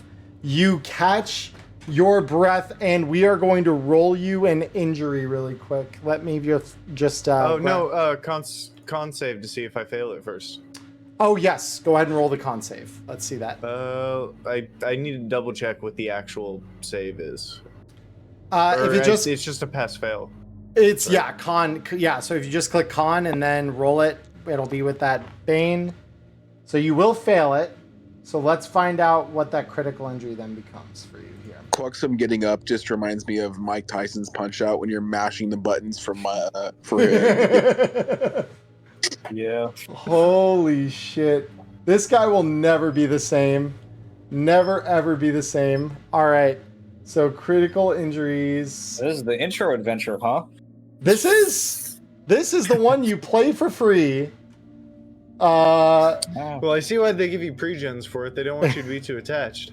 I also want you to probably match They also have they also have better stats than what I rolled, almost across the fucking board. Gouged eyes. Your skill and spot hidden is permanently reduced by 2 to a minimum of 3. So yeah, Ha ha! Jokes. Or wait a minute, I think that does reduce me to the minimum of 3. it does. Yeah. So but Jokes yeah, on I you. suck at that anyways. So yeah, you after like coming up, like the arrow hit you in the eye, but you are alive, while your whole party has died around you. So with that, combat is ended. Your ally dead next to you. Take the fucking Yeah. thing and just get the fuck out. Yeah, I would roll him over, kind of check him and pat him and see if he was alive, kind of shake him a bit and then go, fuck, but it's all just quacks. Run his pockets real quick, get what was left, see the mace on the ground and go, fuck, and then grab that. And for this, I will have to dump the fishing rod, and then we go. And you gain a silver as well off of his corpse. Yeah, And- fucking silver. You Yep. gotta be rich. All right. So the He's trip rich. the trip back to the Misty Vale, or the trip back from the Riddermound through the Vale Forest. The Wizard Mound. is treacherous. But I will. So I want. So this is the last roll. I will make you roll here. So you've got either you can roll sneaking to stay kind of low in the brush, or you could roll hunting fishing to use the trails you know are less made by animals and other creatures, things that might want to hunt you. So putting your hunting instinct in to become to avoid becoming the hunted, if you will. Yeah, or so no shift rest beforehand then? No shift rest. Okay. Yeah, Diamond brought it up, so she wanted to know. Nope. Can no I shift go rest. slightly north up here to the river and take a lazy river float and rest in the river? I am Yeah. a duck. You know what? Yes, you may. So Yes. getting that far, I will still say you need to at least roll one of the things I've mentioned. However, I will let you roll them at a boon because it is not nearly as far. Nice, and that'll offset my dazed for sneaking. Yep. Because this should be an area you know fairly well in addition. Beautiful. All right. You watch. Yeah, so you get to the river and you spend the rest of your day floating down the river till you get here to the bridge, the broken bridge, that you know is just off to the east side of Outskirt, near the guild actually. And you from there are able to get out and brokenly run back to the town's limits just as the sun is setting. And you arrive with all the treasure you've accrued. All the treasure and the no party members. Yeah, all this treasure is worth about a rusty copper to me right now. I'm happy I get to go back to the guild hall, quack violently at anybody who disturbs me on the way to my bed, and just Yep. I will deal with spoils when I have the energy to move again. Beautiful. All right. So with that, we come to the end of our little adventure. You have succeeded at coming out of this alive, despite all odds. So go ahead and click the shift rest button on your character sheet for me. I never thought I'd see the day. I wish you were all here with me to do this. Shift rest. Finally. Beautiful. I'm taking my L. Yeah, you're shift rest in hell. Yeah. So, the Fiend Crusher Diamond was asking, I assume the Fiend Crusher was to kill the lady. All the Fiend Crusher does, at least as far as I can tell, is glow when you're near a demon. Yes, that's it is not So a magical weapon. It is not a magical weapon in the way that it would be able to deal damage to spectral beings such as ghosts. The torches, however, could be because they're fire. Okay, because I didn't assume that torches were. Because I was like, okay, so it has to be magic inherently. Torch and fire is not magic. So yeah. I was. Well, yeah, so I was, like, the other not thing is, 100% Give us the sure hint with about the that. goblin. He had the goblin strike down on it with the fire. yep, Okay, yeah. I Yeah. did. I really tried because I was like, if the sword doesn't work, let's try the fire. And he swung it with fire. And just well, missed. no amount of that hinting would have saved me because I literally just got fucked by the random encounter. So I didn't have a chance, unfortunately. Yeah, Note it to happens. self: roll magic character. Roll magic character. The Yeah, only magic note characters to that exist self, are mages. Note to self: roll higher than a 5 for Constitution.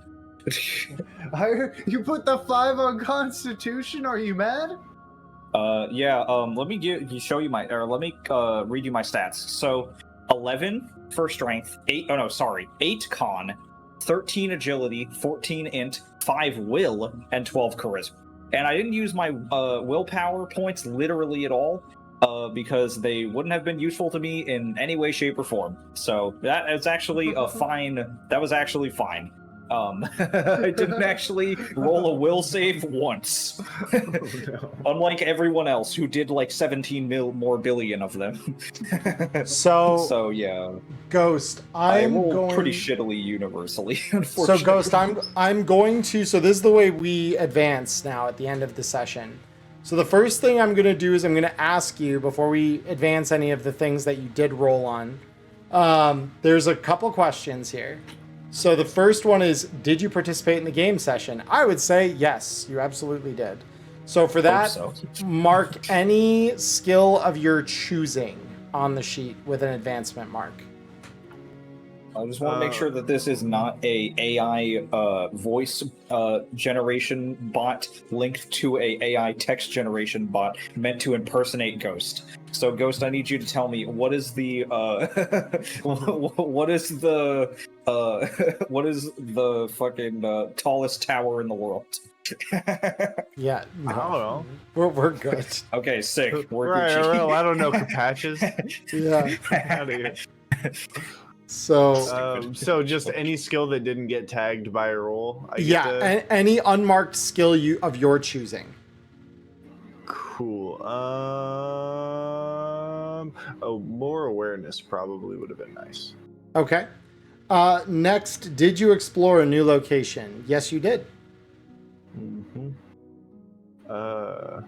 So that means another tech. Another one. Yep. I think I want to sink some into healing because I feel Became- like that's slightly important. Became relevant. Yeah. Next, did you defeat one or more dangerous adversaries? I believe that, yes, you kind of did because you went up against the white and you did force it to retreat. So for that, I will give you another mark. Nice. I'm going to tick up my bow skill. Did you overcome an obstacle without using force?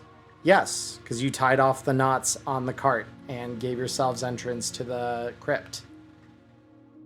Yup. And in honor of that, I think I want to add to... Do I balance bushcraft or sink more into hunting and fishing? I think more into bushcraft because I'm lacking in that skill, and that's part of like my character's boldened. There.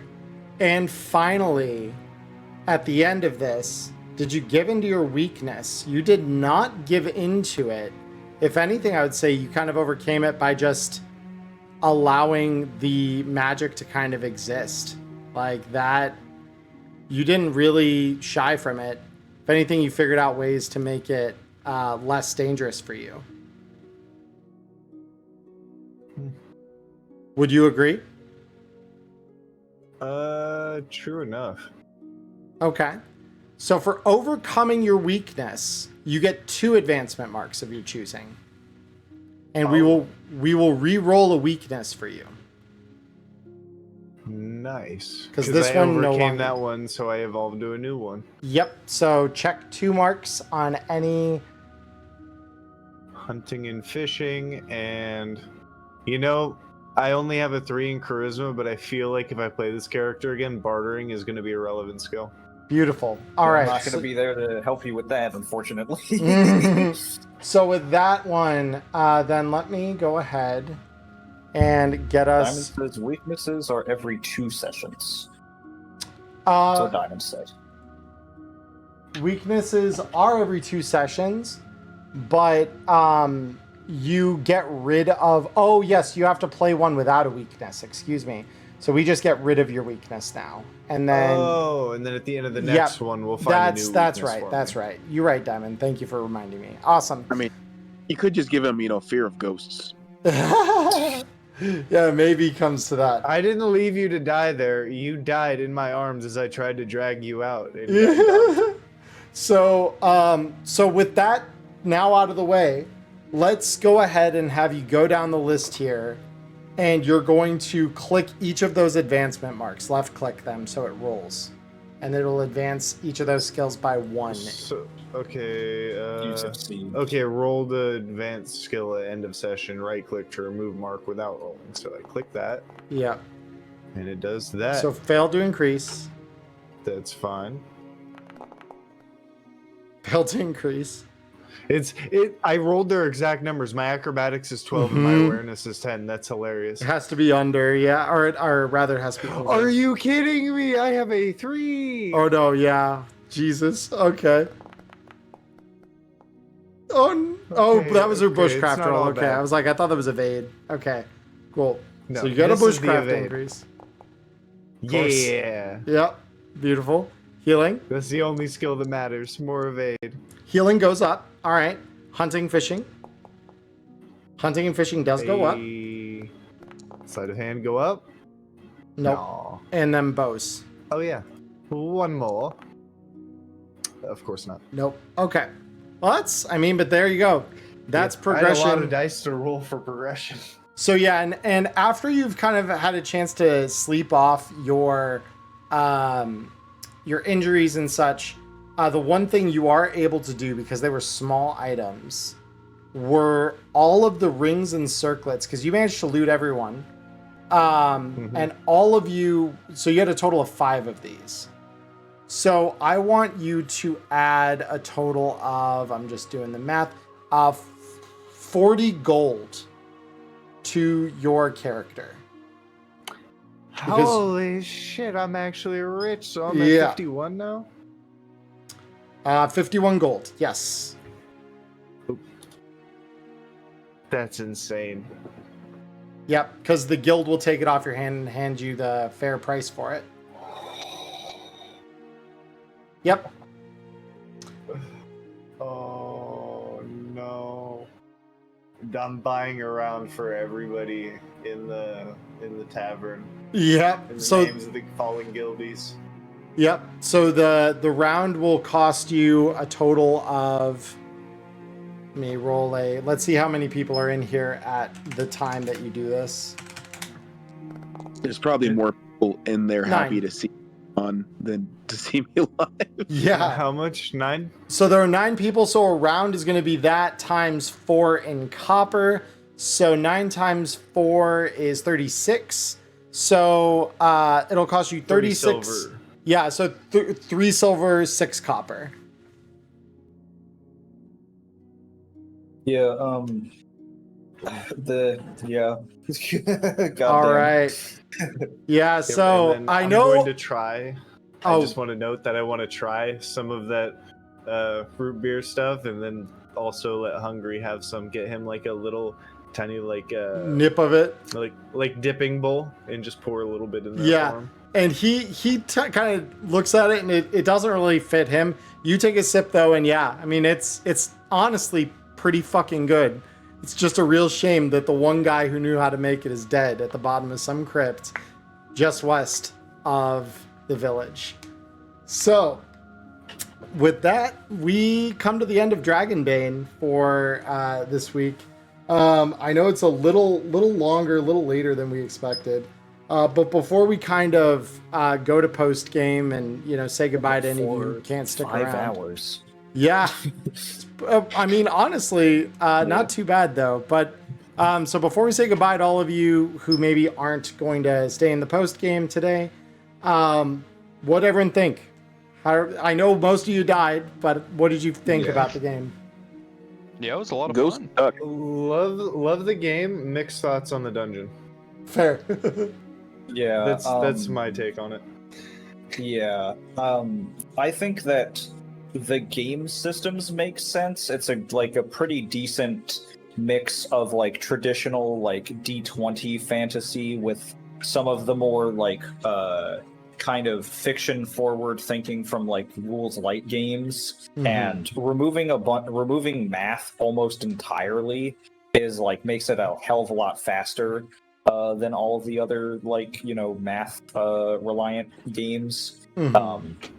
Yeah, I think that the dungeon, making basically both of the enemies on there almost resistant or entirely immune to physical damage, kind of weights it really hard in one way towards magic characters or people who just happen to get lucky and get torches in their starting kit if you're not, and if you figure that out. So they also have probably torches. other ways we could have dealt with that. They have torches on the walls in the ladies' room as well. So like those aren't. Okay, we didn't interact with that. Yeah, so, but they do exist, and improvised weapons are a part of the game where you're like, shit, well, my weapons aren't working. What else is around me? There's a deck that you can actually use for improvised weapons. I could just imagine someone going for the chair and trying to just RKO and then hit the chair. Yeah. I definitely feel like we probably could have survived if we did a shift rest before we left, if that would have been allowed. But I was looking at I pulled up the stream to look at the chat, and I'm pretty sure that the roll table you used was called leaving the crypt. So like we wouldn't, even if we wouldn't have even done that and tried to leave immediately without doing the bushcraft to try and set up shop, we would have probably been attacked by those anyways, and the outcome would have changed. So, assuming that you just didn't, assuming that, that would have happened either way, then maybe, and when I was running this, if we were in the same situation, I might have just ignored that particular thing in the exact scenario that we were in, but I that's up to GM how particular you want to stick to the adventure and how harsh you want to have the game come off as, it's really fucking harsh, especially with my character that has like extremely minimal HP. I'm assuming that all of the enemies that we fought had tens of HP, maybe even close to like double digit minimum. Yeah, So, the goblins only had 9 each. But the other two, I think the lady was 28 and the white was like 38. That's not surprising. So but the white was also away, technically the dungeon boss, and he only has a chance to show up early. So some of it too was random event tables. Was again luck killing us or fucking us? Yeah, okay. It wasn't so much that that's how it's designed. It's more that it has a chance that this could happen. Yeah.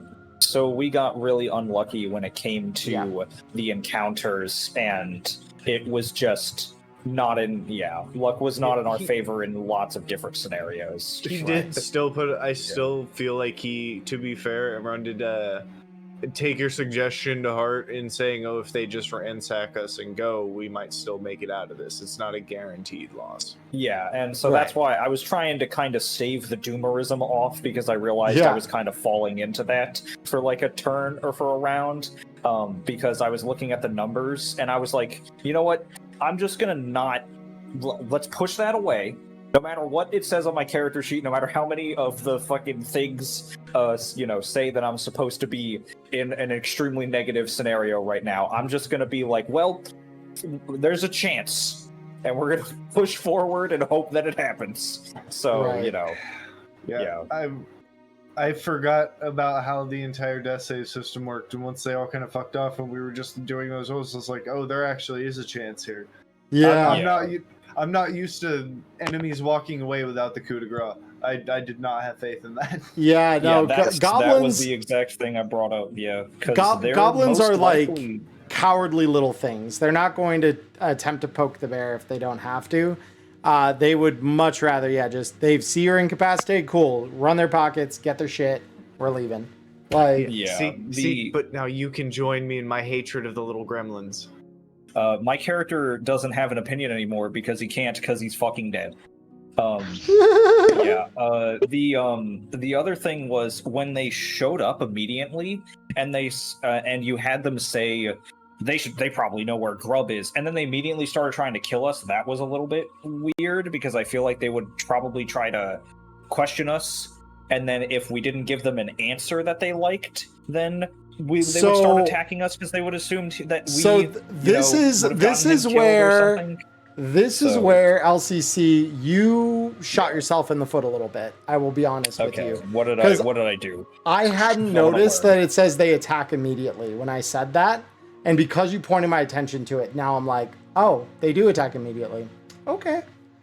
Yeah, I mean, that was up to you whether or not you wanted to follow that or not. So but that's this follows the trend of, and I will say this as a GM. Yeah.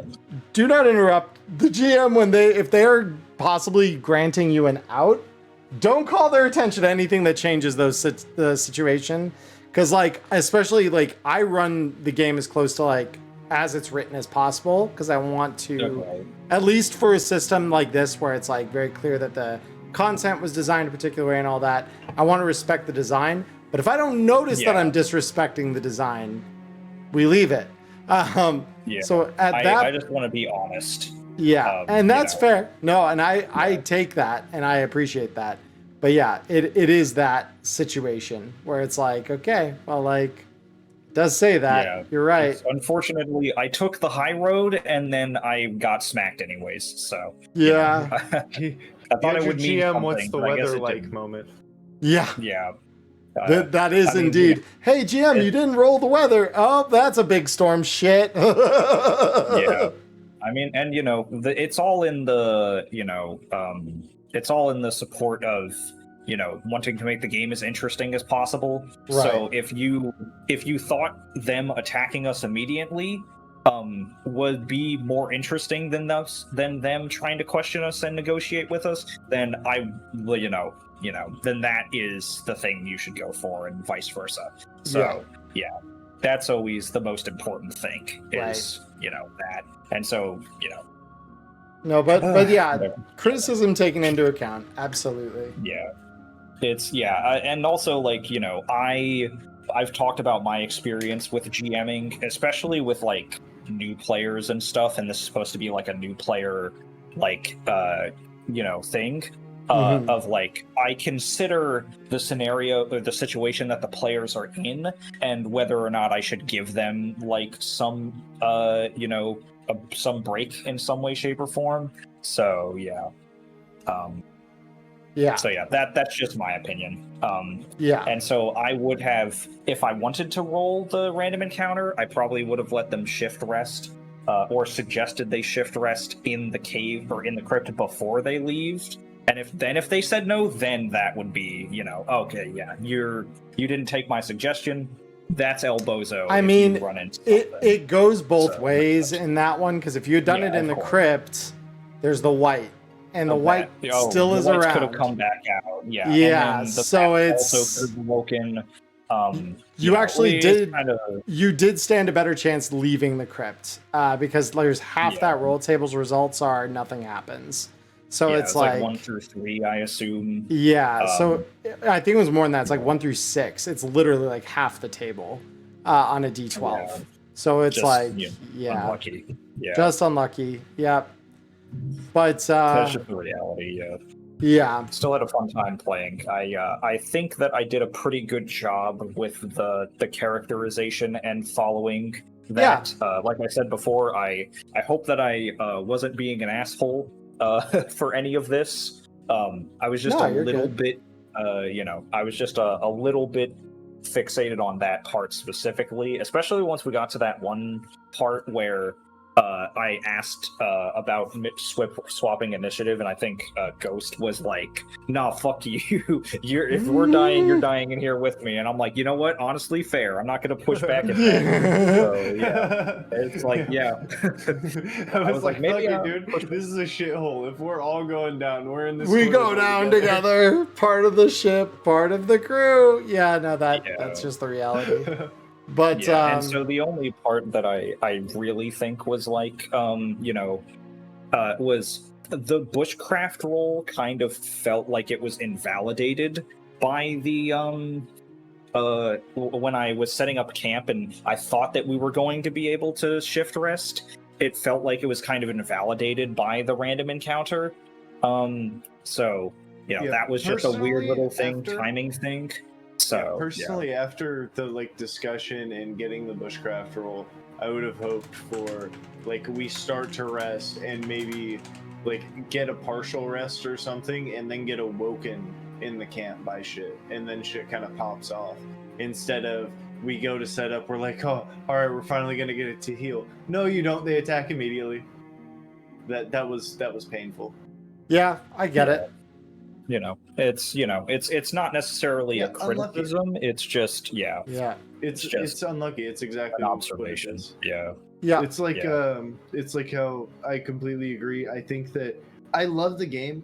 I don't like this dungeon's design in particular. Like you were saying, the first thing that you encounter, the white, just basically being a giant damage sponge that hitting him with anything except for a piece of your kit that you might have gotten in a gear roll or something that you have to grab off of the wall, as opposed to the mage who can walk in and blast him and actually use their toolkit that they were planning to use, while everybody else has to improvise around that, and then not having another situation where the other players can shine in combat. I feel like that I get what they were trying to do, and I think that it's a cool idea to have your players have to think outside of the box, and especially as a starter gig of getting them out there and kind of showing them what systems are in the game. Like, this is how ghosts work, this is how you interact with those phantasms, things like that.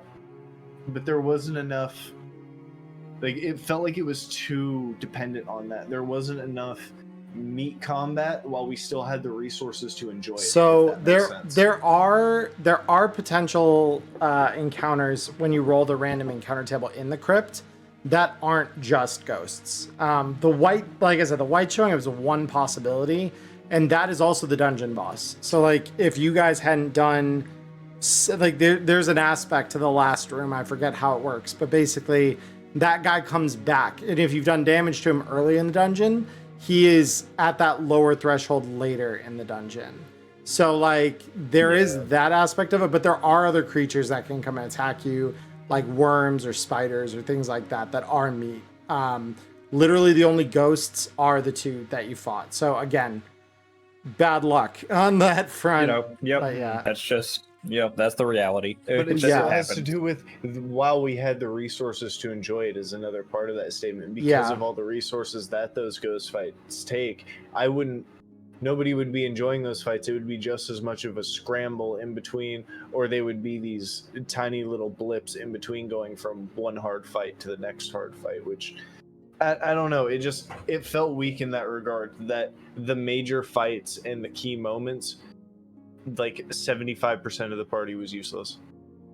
I'll be real honest. You said crypt, and my first thought was literally, oh, fucking ghosts. Literally, that was the first thing I thought of, and I was just like, how the fuck am I gonna fight ghosts? I'm like, oof. Apparently with fire. With torches. I agree with Charlie though. It's the fucking RNG just decided to bend us over. Yeah, but RNG was not super kind in that, because even I've run this once before. I've been in it again as a player once before, And in both of those cases, like, the crew is able to kind of figure something out and get through it. It's just a really, like, unfortunate set of, like, wow, you guys rolled low, and then you guys rolled low, and then you guys rolled low. And it's like, okay, well, or high, I guess, in this game in that regard, where it's like, you just got bad rolls. Is it weird that, like, I thought the white was fucking easier than the lady? I would rather just fucking let the white stick around and kill it. The white technically is, because it's half health. So it's half damage when you physically hit it, because it's part corporeal. And also, as far as we know, because as far as when we were fighting it, I don't remember the white being able to just ignore armor and inflict us with every single status effect under the sun. From what I remember. It could. It didn't get many turns though. Okay. Yeah, there are attacks it can use to do that, but it's because it's able to chill, which is still like you can't recover health or will points. The anti-healing. Yeah, that's It's one of them. But it seemed like that the Goast was significantly more persistent on the you're not allowed to play the game aspect of especially the paralyzation, which is a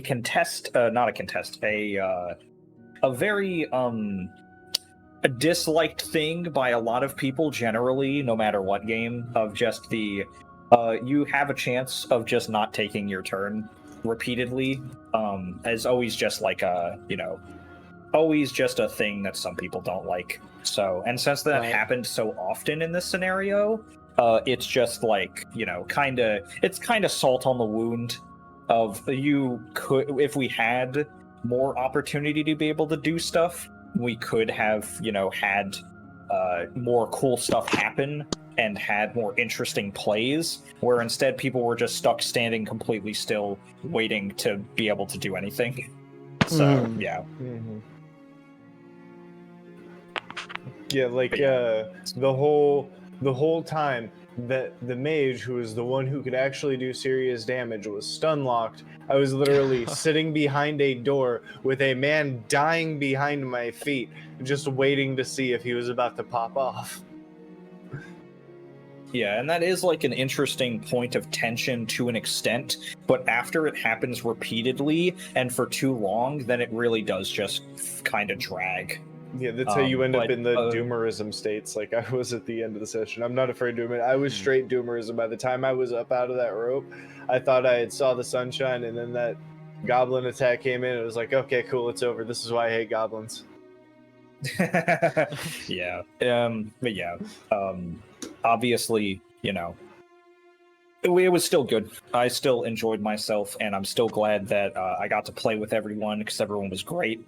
And Emmerron, I appreciate you bringing me on here, because no amount of RNG and bullshit can make your games bad. I would say that the descriptions, the characterization, the voices, the vibe, all of that stayed immaculate throughout the entire thing. I appreciate it.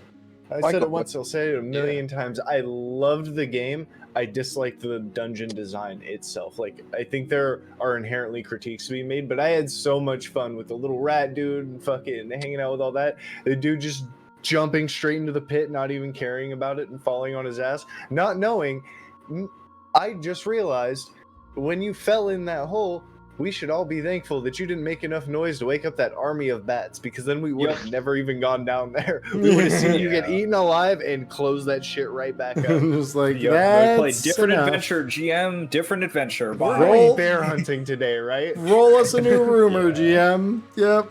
Yeah, fucking, that would have been so fucking funny, though. I would have been like, yeah, 100%, no problems here. Yeah, cool. Because that would have at least been hilarious. Mm-hmm. Because, like I said before, I was trying to play into the characterization that I laid out and the recklessness. I was, like, doing that constantly. I was like, yeah, fuck it, we ball no matter what. I'm just going fucking full until I got the scared condition and I started acting like it. I was fuck it, we ball 100% of the time.